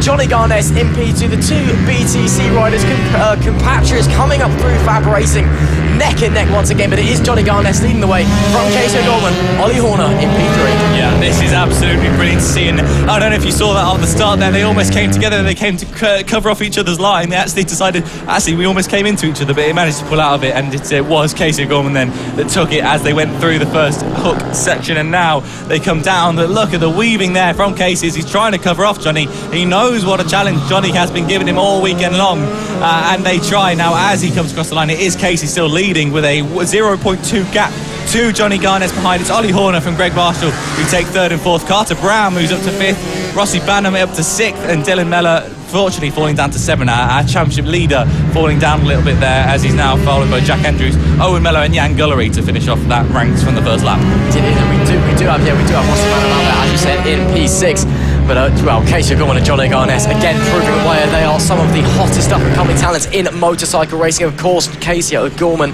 has Casey O'Gorman, of course, is been selected for the Red Bull Rookies Cup next season, which is awesome to see, and of course he is BTC champion this season. Jan Gillery as well, just for background information, is Noah Gillery's dad. Noah Gillery off in a mini GP70s. We'll be seeing him next time out, but on to the next lap. It's still O'Gorman from Garnes, and once again these two are looking to give us a fun little display. Of course, as I said last time, they have been racing alongside each other for so long, not only in this season but in seasons prior, back when they were in FAB full-time. They know each other's every single move. They know each other perfectly, their on-track behaviour, what they're going to do in certain situations, so they can judge each other, they can defend it. it's almost like this imperfect balance, because they will know where someone's going to defend, they'll know where someone's going to attack, and it's just this brilliant, because it's just where mind games come in. It's how do you overtake, how do you defend?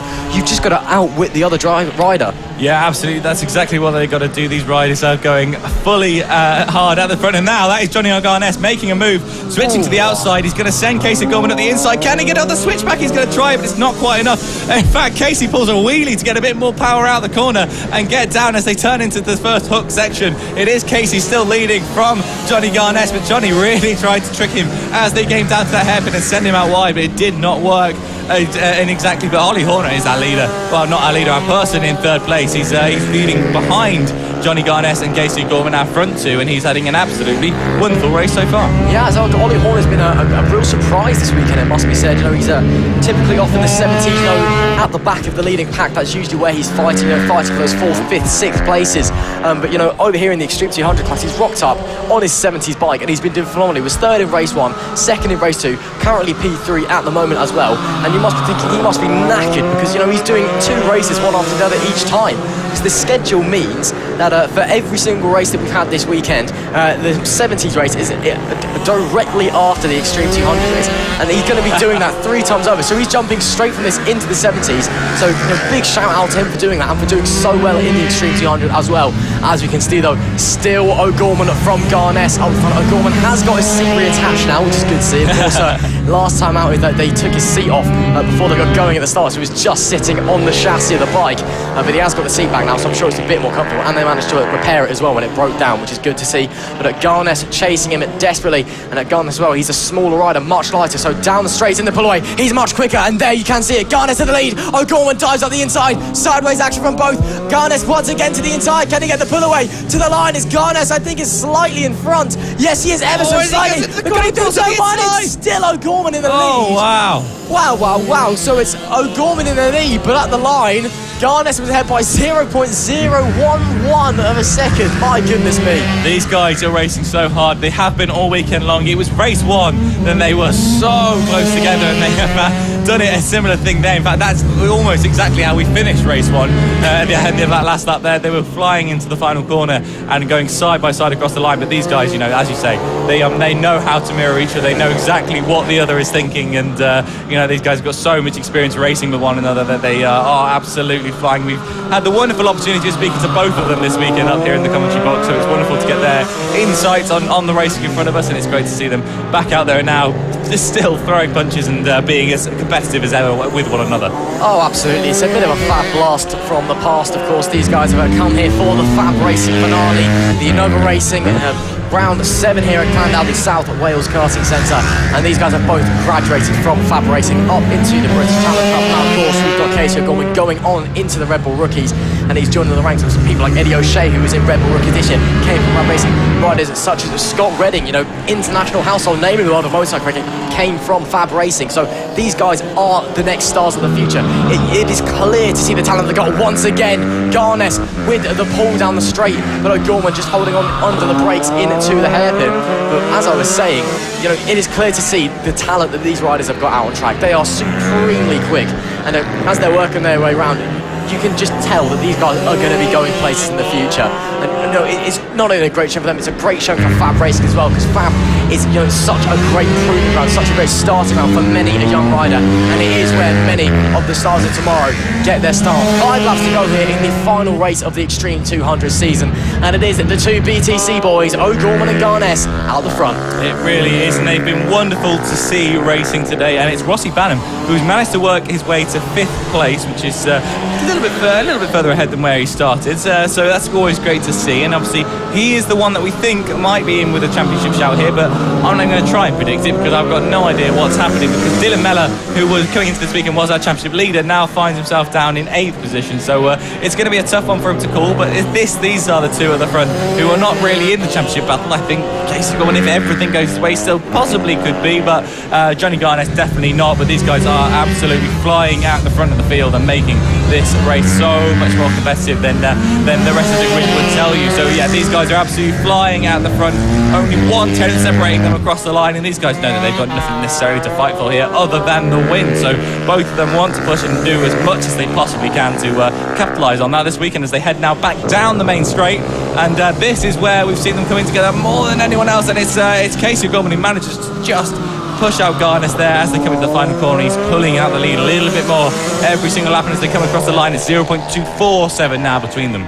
Indeed it is. Garnes is smaller and lighter than O'Gorman, so down the straights he does have that advantage with the pull. That's what we saw at the end of race 1, is O'Gorman have to heavily defend because Garnes just got a huge launch out of the final corner, and again, closest finish in FAB Racing history, 0.015 seconds at the line between the pair, and O'Gorman just ever so slightly on top.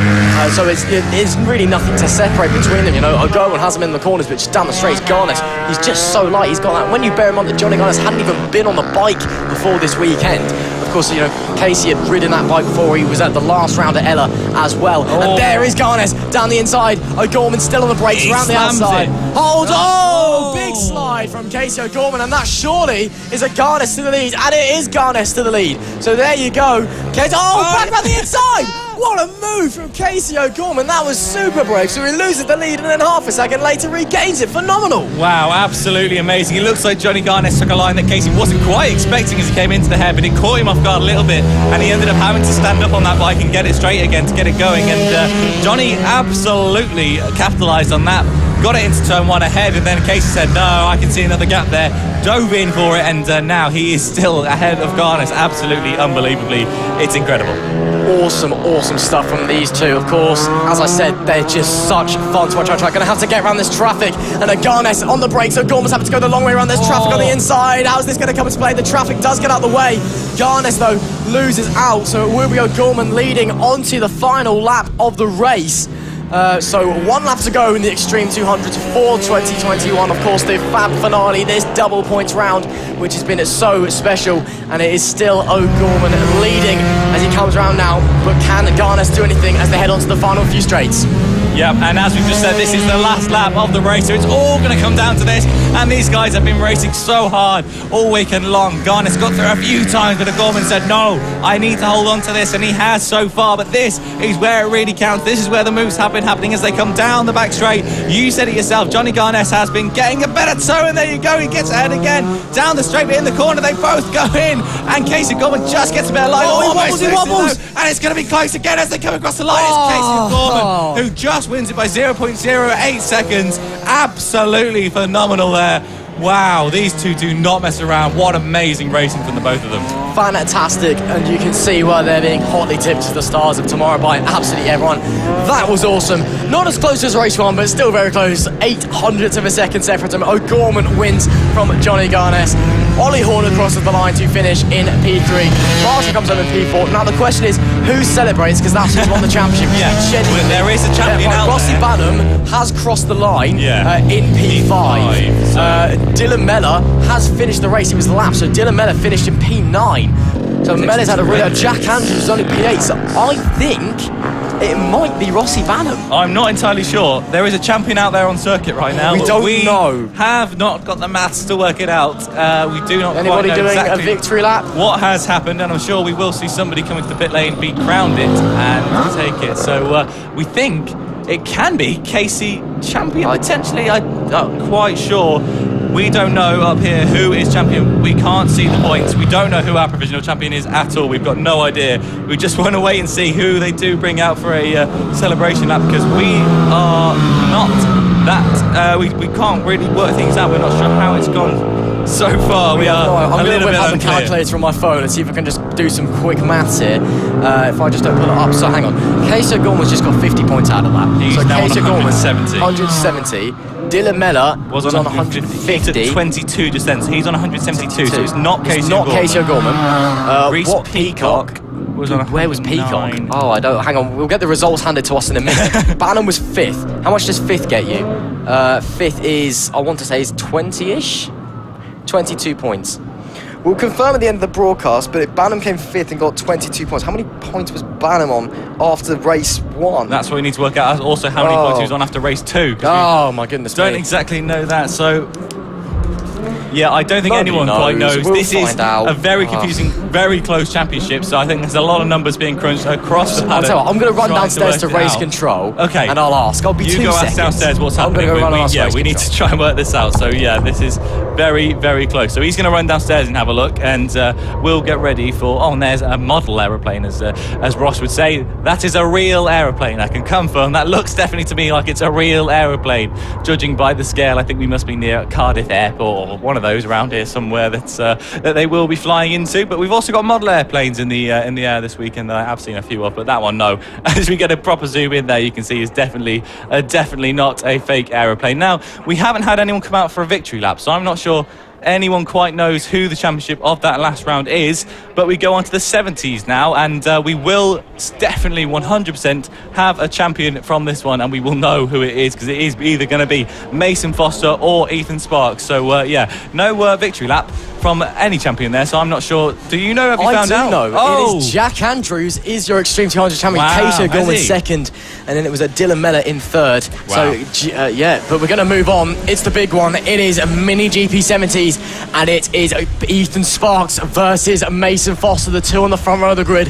Heart to heart, toe to toe. This is what it all comes down to, Tom. Absolutely. 9 points separating our two title contenders here. They are going to give everything they can for this, because this is one of the most important classes you will see here at FAB this weekend as they go out for their victory, for their green flag lap before the start of the race. Let's hear what the grid sounds like. Well, it is Ethan Sparks on the pole position, but leading the championship by 9 points after that controversial championship race one. Mason Foster alongside him. Ronnie Harris is in P3. Philip Sorovic, unfortunately, fading from championship contention last time out in race 2 is P4. Then it's Ben Jolliffe and your Mini GP 50 champion Clayton Edwards 5 and 6. Charlie Huntingford and Harry Payne makes up row 4. Ollie Horner and Greg Marshall rounds out the top 10. Then it's Samuel Munson, Ollie Sims and Noah Gillu rounding out the grid, but all eyes are on the front row of the grid. Sparks versus Foster. Who does what? Foster has a 9-point lead in the championship. Whoever wins is going to win this title. Yeah. It is completely wide open. We have no idea what's about to happen.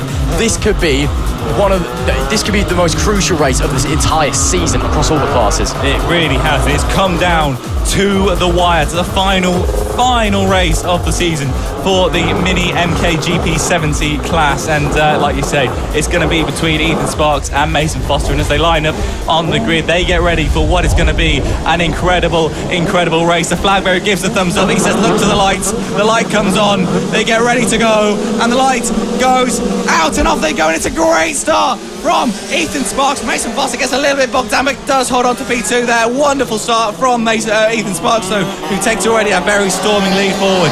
Soroviak up to P3 crucially in that, and Soroviak, bear in mind, isn't fighting for the title anymore, so he doesn't care what the other guys do. He's going to try and get past Foster if he can. Foster was lucky to hold on to P2 there. Another poor start from the ATA, but it is Ethan Sparks that leads this race.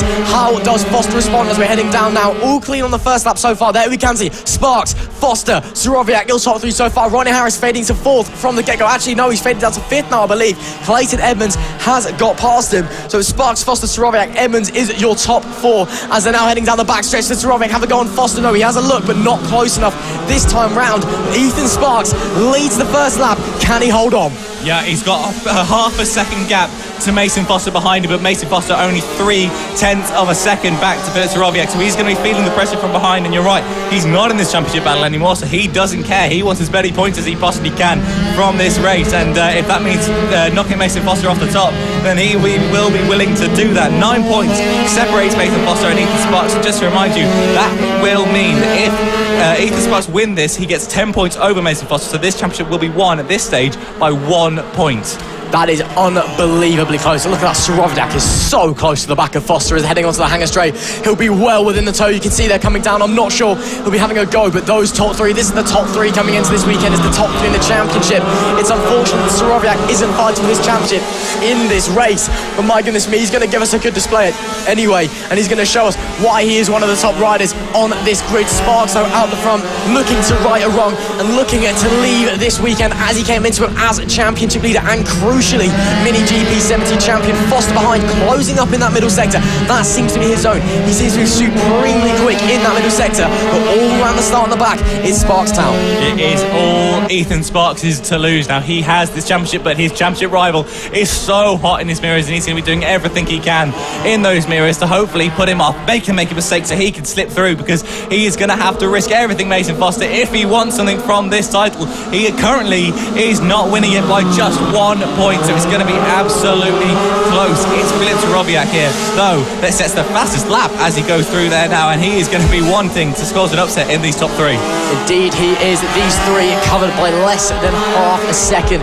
Phenomenally close between Sparks, Foster and Soroviak, the 3 who have been calling all season long as the top riders in the Mini GP 70s, and now it all comes down to again. Look how good Foster is through those middle winding S's, those big hairpin turns. He is so Foster that. Oh, who's that that's gone down? That's the 125 of Ben Jolliffe. Ben Jolliffe having an off there, and he's getting going again. Big damage to the back of the bike, I believe, which is a big shame. But back onto the back stretch, and wow, Foster's a lot closer to Sparks this time. Soroviak fading away, but still not close enough to have a look. And once again, as I was saying, Foster is superbly good through that middle section, through the Zested, where he had that controversial incident with Sparks in race 1. Sparks went down and finished 9th.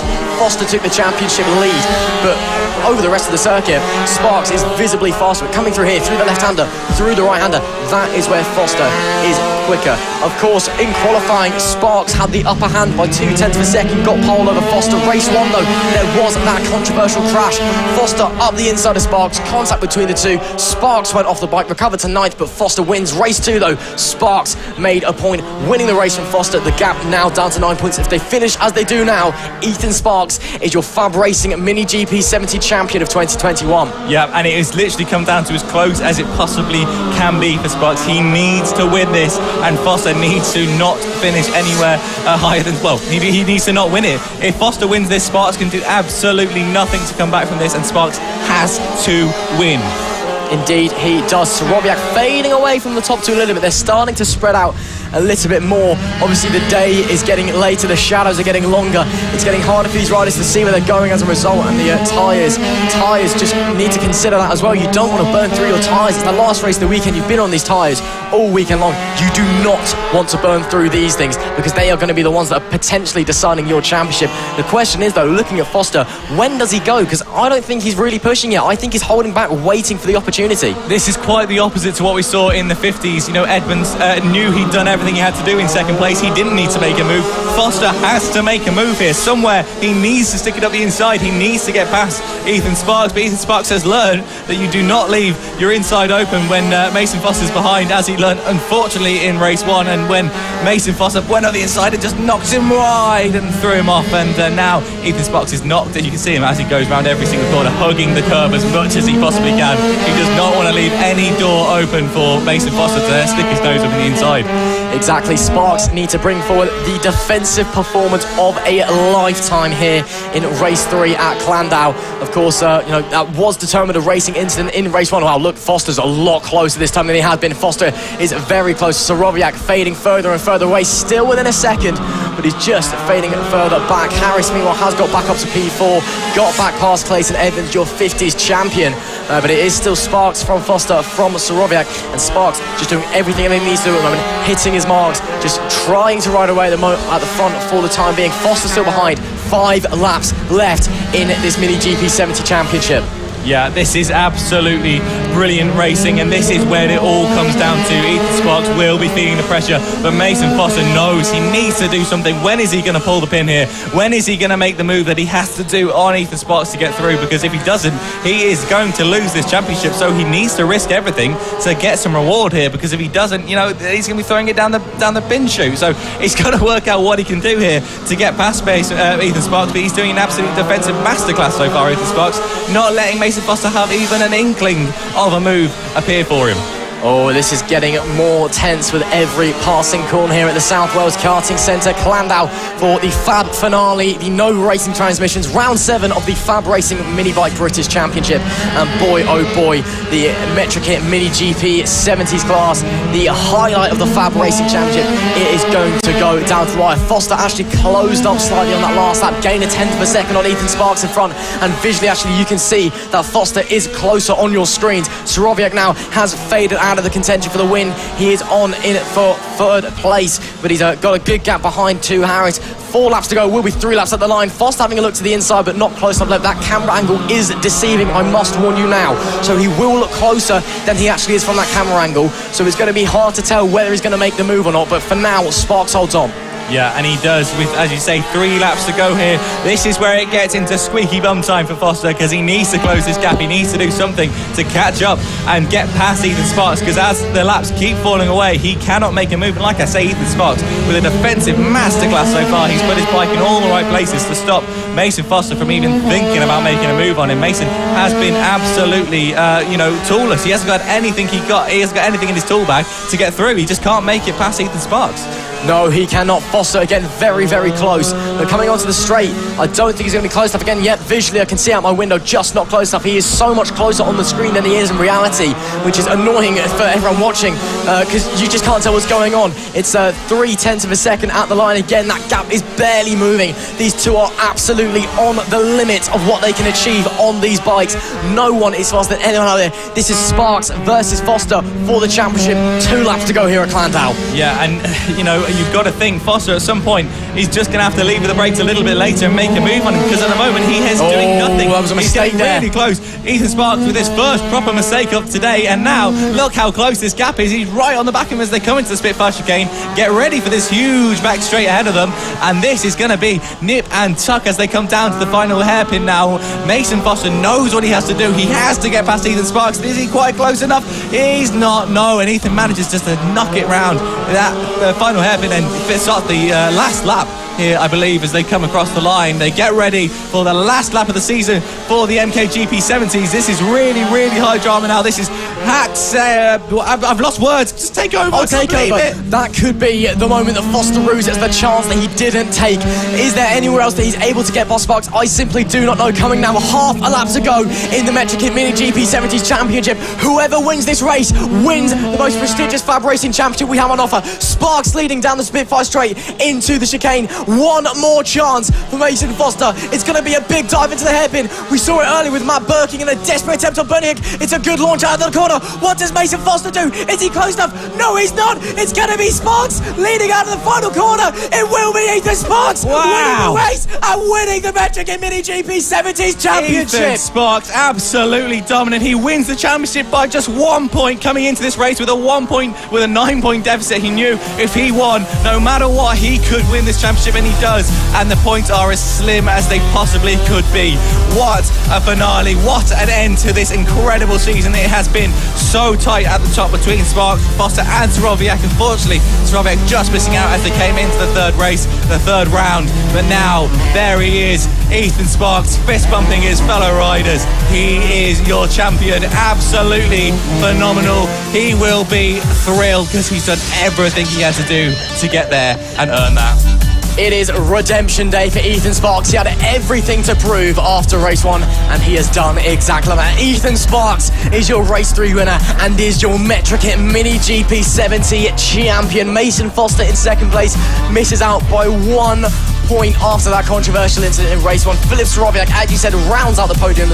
Unfortunately, he faded away from championship contention in race 2, but he rounds out the podium, and it is the top 3 in the race. The top 3 in the standing: Sparks from Foster, from Soroviak. Ronnie Harris comes home in P4 with Clayton Edmonds, your GP50 champion, in P5. Then it's Charlie Hunterford, Harry Payne, Ollie Horner, Samuel Munson, and Greg Marshall, your top 10, with Ollie Sims, Ben Jolliffe, and Noah Gullery rounding out the field. But Ethan Sparks, he had it all to do today after race 1, and he has done exactly that. What a performance. A hug from his dad as well. hopefully we'll see a victory lap because he deserves it, because he had a mountain to climb after that incident in race 1, and he has done everything right, and with a 1 point gap he walks from South Wales today as a champion. This is absolutely amazing, and you know, we've been big enough at all the championships all weekend. We've had some incredible championships here this weekend at FAB, but this was the one, this was the big one that everyone wanted to see, and for it to come down to the final one singular point, it makes it all so much, and that just shows how much it means for his career, because he has come so far to do this. It's an absolutely incredible result for Ethan Sparks, and when it's just separated by 1 point, you've got to look back across the entire season and realise how important every point they pick up throughout the season really is, because it could mean everything when it comes down to the final tally. And here it is, 9 points coming into this round. He leaves with a 1 point lead over Mason Foster, and like you say, it's redemption for him. He came back after that horrific drop of points in the first round with that touch with Mason. He's won the following 2, and he's done everything he had to do to end up here. He must be absolutely ecstatic. He can sleep a very, very happy boy tonight. If he was of the legal drinking age, I'd tell him to go down the pub and have a good night, but I don't think he is, so you can go and have a lemonade instead. But wow, Ethan Sparks, apologies, fantastic. Mason Foster, of course, will be heartbroken, but that is racing, and he gave it his absolute all, but in the end, it just was not enough. Ethan Sparks is your Mini GP70 2021 champion of Fab Racing, and understandably, he is absolutely delighted with that result. What a weekend we've seen from the Mini GP70s, guys, and just absolutely fantastic stuff from them. And Ethan Sparks, I mean, after race 1, it was such an uphill struggle for him. That must have been so mentally destroying, but he has done fantastically. Wins race 2, wins race 3, and wins the championship. Yeah, he's done everything he had to do this weekend. After that unfortunate incident, I'm sure, you know, he came home last night and he got back in his van or his caravan, wherever he is, and he just thought, what do I need to do to win this championship? How can I do it? And what is my game plan? He made a game plan. He came out here and he executed it perfectly. A win in both of the final 2 races today. Everything he had to do, and he knew that no matter what happened behind him, as long as he kept it in the lead, he kept it up the front, he was going to be champion. And now that is exactly what's happened. Absolutely phenomenal. He must be really, really happy. And that's it for the GP70s for 2021. That is a way to end it, is it not? It is a way to end it, but it's not a way to end the season, because we've got one more race in store for you. The motor team, that championship has been wrapped up, but they are just heading out on their formation lap now. And I'll just run you through the grid. It will be Bernie Hook on the pole position once again, with Darren Anderson lining up alongside him. And that's Will Howard in P3 with Jay King, and it is actually Jay King this time on the bike in P4. Then it's Jason Pugh in P5, Ian Jackson in P6, Vince Bailey and Phil McElbeck on the 4th row, and then Mark Pollard and Philip Joyce rounding out the top 10. Charlie Enns is followed by Madison Martlew, and Iona Glover is joined with Elliot Newton on the back row of the grid.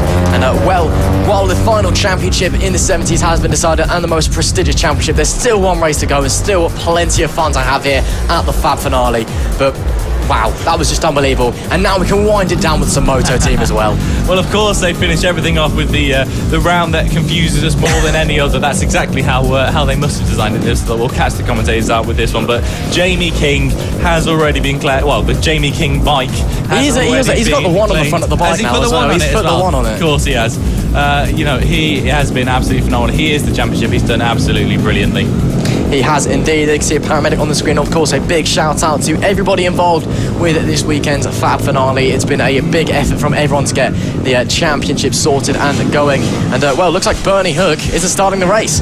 And they look to the lights, they get ready to go, and yeah, Bernie Hook is not on pole position, so it's going to be second place that takes the first straight away, and it is Darren Anderson, I believe, that takes it straight away as they come away into turn 1. He is leading because Bernie Hook has been absent without leave. He's disappeared. I'm not sure where he's gone absolutely AWOL. Yep, no idea, but it's Darren Anderson that leads the race. Bernie Hook's had enough and he's gone home probably. But Darren Anderson from Will Howard from Jay King in P3, I believe. Shame we're not seeing Bernie out there for the last run of the season, but you know, sometimes you win, sometimes you lose, and Bernie Hook's decided to make us lose here, and he confuses even more by not being there. But it is Darren Anderson that leads the way for not only the last moto team race of the season, but the last Fab race of the season as well. And it's it's going to, hopefully it's a great race, because it's of course we don't want to end the championship on a low point, but it's been a fantastic weekend of racing, and it feels a bit weird now to wind out the season. Yeah, it's been an absolute, well, you say it's been a wonderful weekend of racing. It's been an absolute season of racing, as now we have a challenge for the lead on Darren Anderson from Will Howard straight away. This is going to be one that will finish us off on a good note, I am sure. The top three separated by less than 3/10 across with there. Will Howarth, Jamie King and Darren Anderson getting up there. Jamie King saying, look, I'm the champion now. I want to take advantage of this and get myself up there and win the last race of the season. But yeah, this has been an absolute wonderful season of racing across the board, and you've got to take your hats off to FAB-Racing. They've done another wonderful year of racing nonetheless here, and to wrap it up at Clandau on this beautiful sunny day is really the way that we will have wanted to do this. Oh, is that's someone? That's Darren Anderson that's gone down. That's their leader, Darren Anderson, that's lost it there. I'm sorry, I've jinxed it completely. Commentator curse. I said Darren Anderson was going to be leading off at the first race, and I'm not sure exactly what's happened there, whether he's had a touch with someone or if he's just dropped it going round. But yeah, he will be a little bit gutted. But Will Howarth is now your leader, I believe. No, it's Jay King, so he's touched with Will Howarth. That's Jamie King in the lead of the race. So there's Will Howarth in P3 there. So he's had contact with Will Howarth. Jay King leads from Jason Pugh from Will Howarth in P3. Oh, wow, so, not sure what's happened there, but it's King from Pugh from Howarth. Jay King, the team champion, and well, technically champion, it's confusing, but he's now leading the race.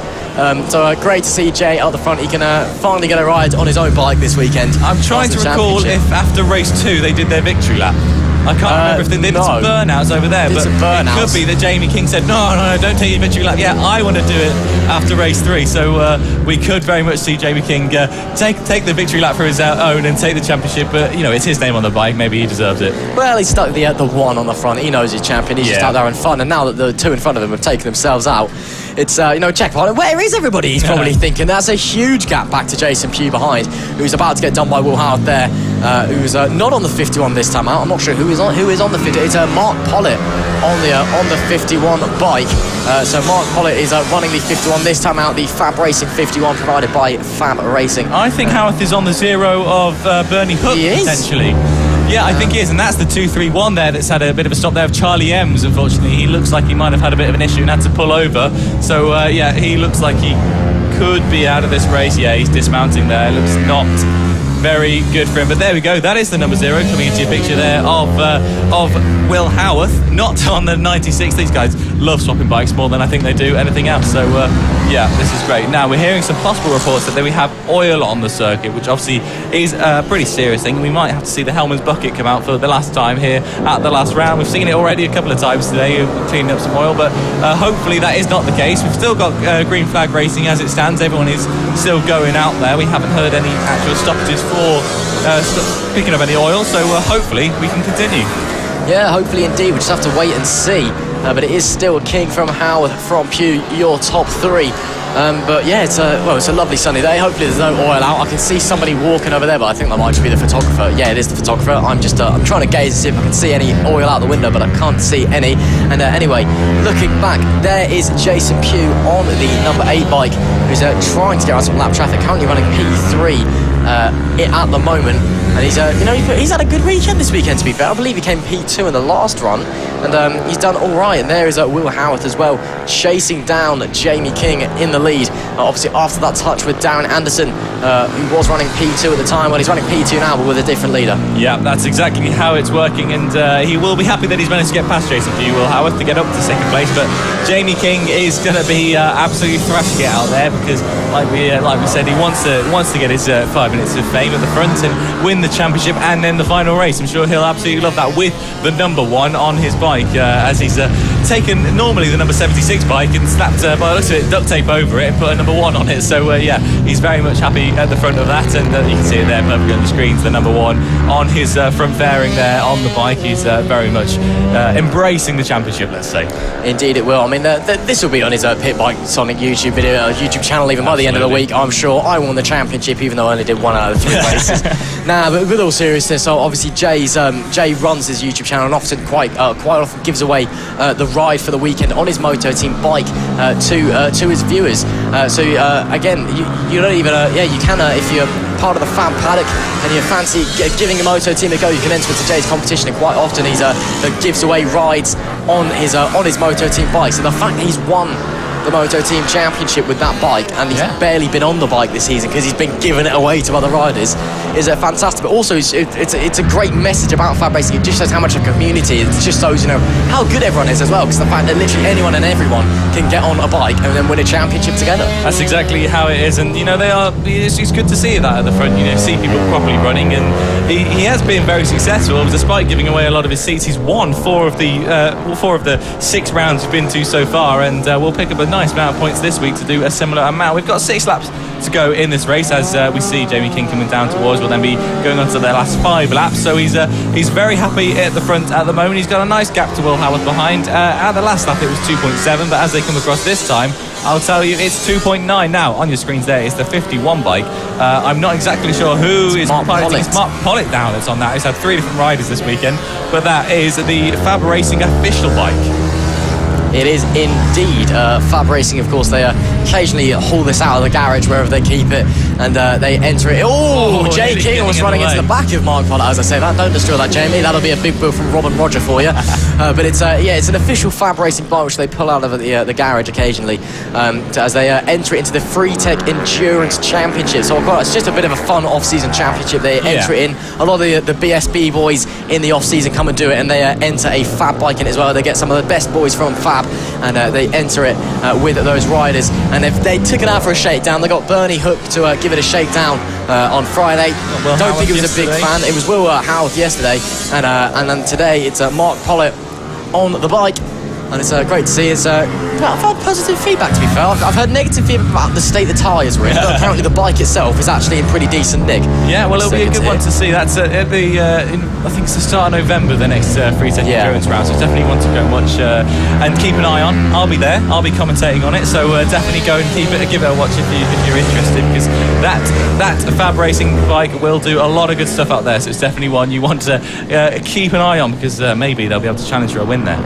Yeah, potentially. We'll just have to wait and see. There will be 3 laps to go for Jay King after this next corner, the final hairpin. And well, he's had a pretty easy run, hasn't he? Because he's just been out the front on his own, doing his thing, doing what Jay King does best, and just going a bit mental on a bike. And as he crossed the line, that is 3 laps to go there now. And well, the last 3 laps of the 2021 Fab Racing Championship. It feels weird to say. It's been a long championship. It's been a long year. I think it's the right one to say. Obviously, 2021. 2020 as well. It's been a bit weird for many of us around the world, but you know, Fab has persevered. You know, we've been able in the way of racing. Yeah, we've been able to provide some fantastic racing for everyone. And you know, it's been that sense of community has managed to stay super strong, and it's great to see as Jay King working his way round now into the Spitfire chicane. And well, the last time that I saw.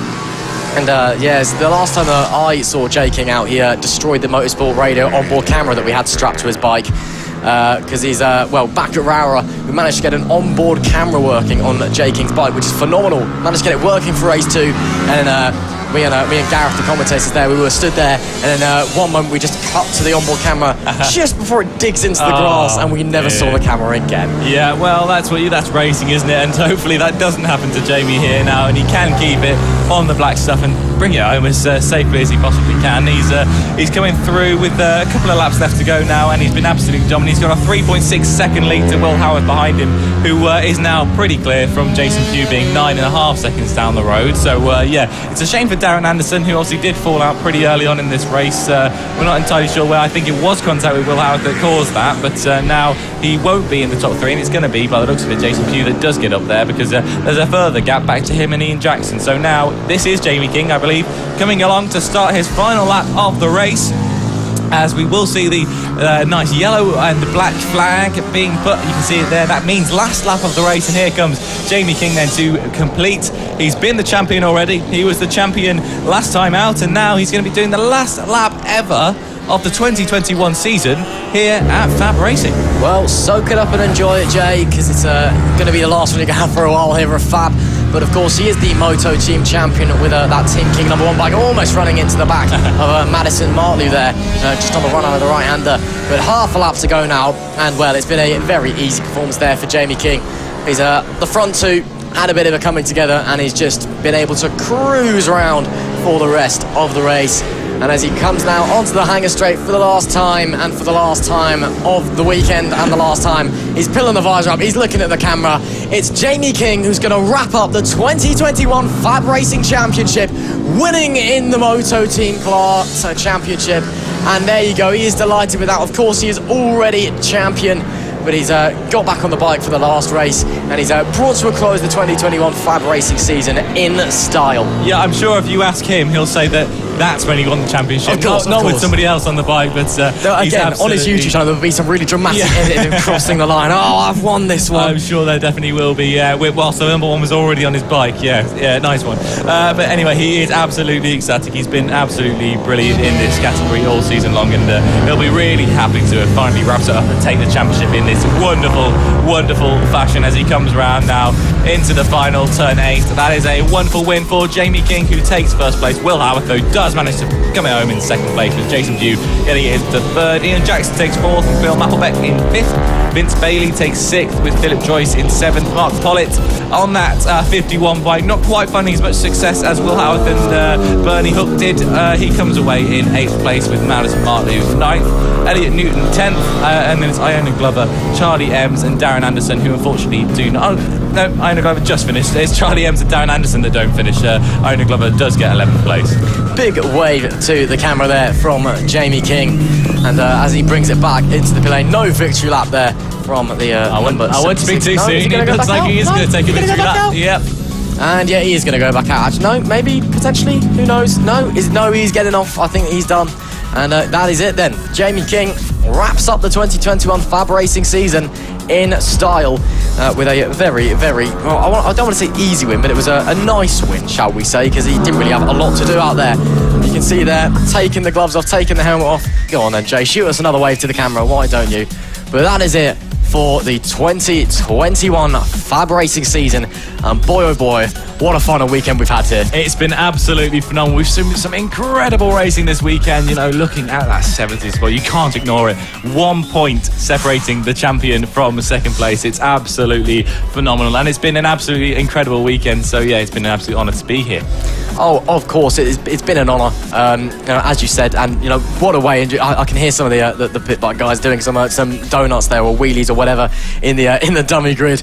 It's been a fantastic weekend, and it's been a fantastic season, of course. And what a way to wrap up the championship. You know, this double points Fab finale, it has delivered on all fronts, and it's been a fantastic weekend of racing here at the South Wales Karting Centre in sunny South Wales. It was nice and sunny today, to be fair, wasn't it? Pretty lucky with the weather. I think Wales is obviously never being a little bit temperamental, but we've had beautiful sunshine all day today, and yesterday morning we had the same, and then the clouds came just before the racing started. But today it said, you know what, I'll let you have blue skies and sunshine all day, and it's been very warm. I think that's very clear to say. So yeah, very, very warm indeed. So I'm going to send my colleague here downstairs. I'm going to say goodbye. You're going to run downstairs, and he should be hopefully back quite soon with somebody who we would love to have a chat to here right at the end of the season, who has been such a wonderful experience across the season here at Fab Racing. He makes it all possible. So hopefully we can have a word with him. He's just downstairs at the moment, so hopefully we can drag him up. But thank you so much to everybody that has helped make Fab Racing work as a whole. All the marshals across all of our circuits, all the medics across all the circuits who've been working so hard despite this incredibly difficult pandemic and COVID. They've all done such an incredible job. And here he comes then. He's been pulled up. He's been made in to go, and I'll get this headset on so we can get ready. Here you are, Roger. Stick this on. What a fantastic season then, Roger. Come and stand to my left, just over here. Okay. And wow, how have you? It's come to an end. Finally, 2021. Let me step over. He's getting his position. He's all wrapped up in a cable. Here he is. There we go. 2021 Fab Racing. It's come to a close. How's it been? Stressful at times, but generally excellent. I mean, you've all seen the riding. You've all listened to the commentators. These boys and the seniors, of course, fantastic, all of them. And we couldn't have finished on a better day. Sunshine in Wales in October. Most of the championships going down to the last race or the second to last race.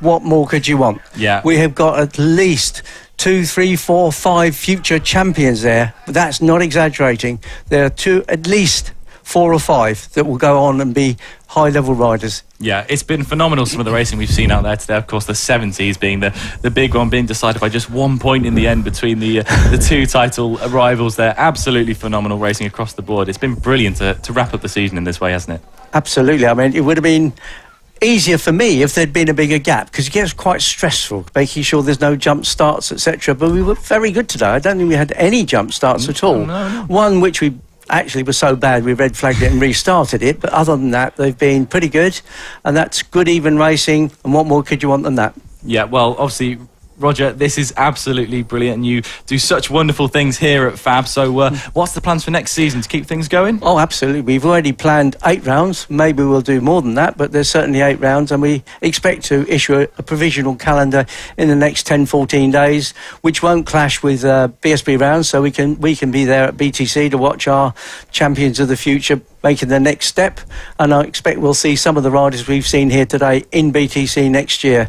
And for sure, I think the championship is going to be bigger and better than it is now. Wow. And we've got so many rookies, and that's all right. May not seem the most important class with 25 or 26 rookies we have. I mean, we had 22, I think, here this weekend, but there's 25 or 26. They're all going to make the next step.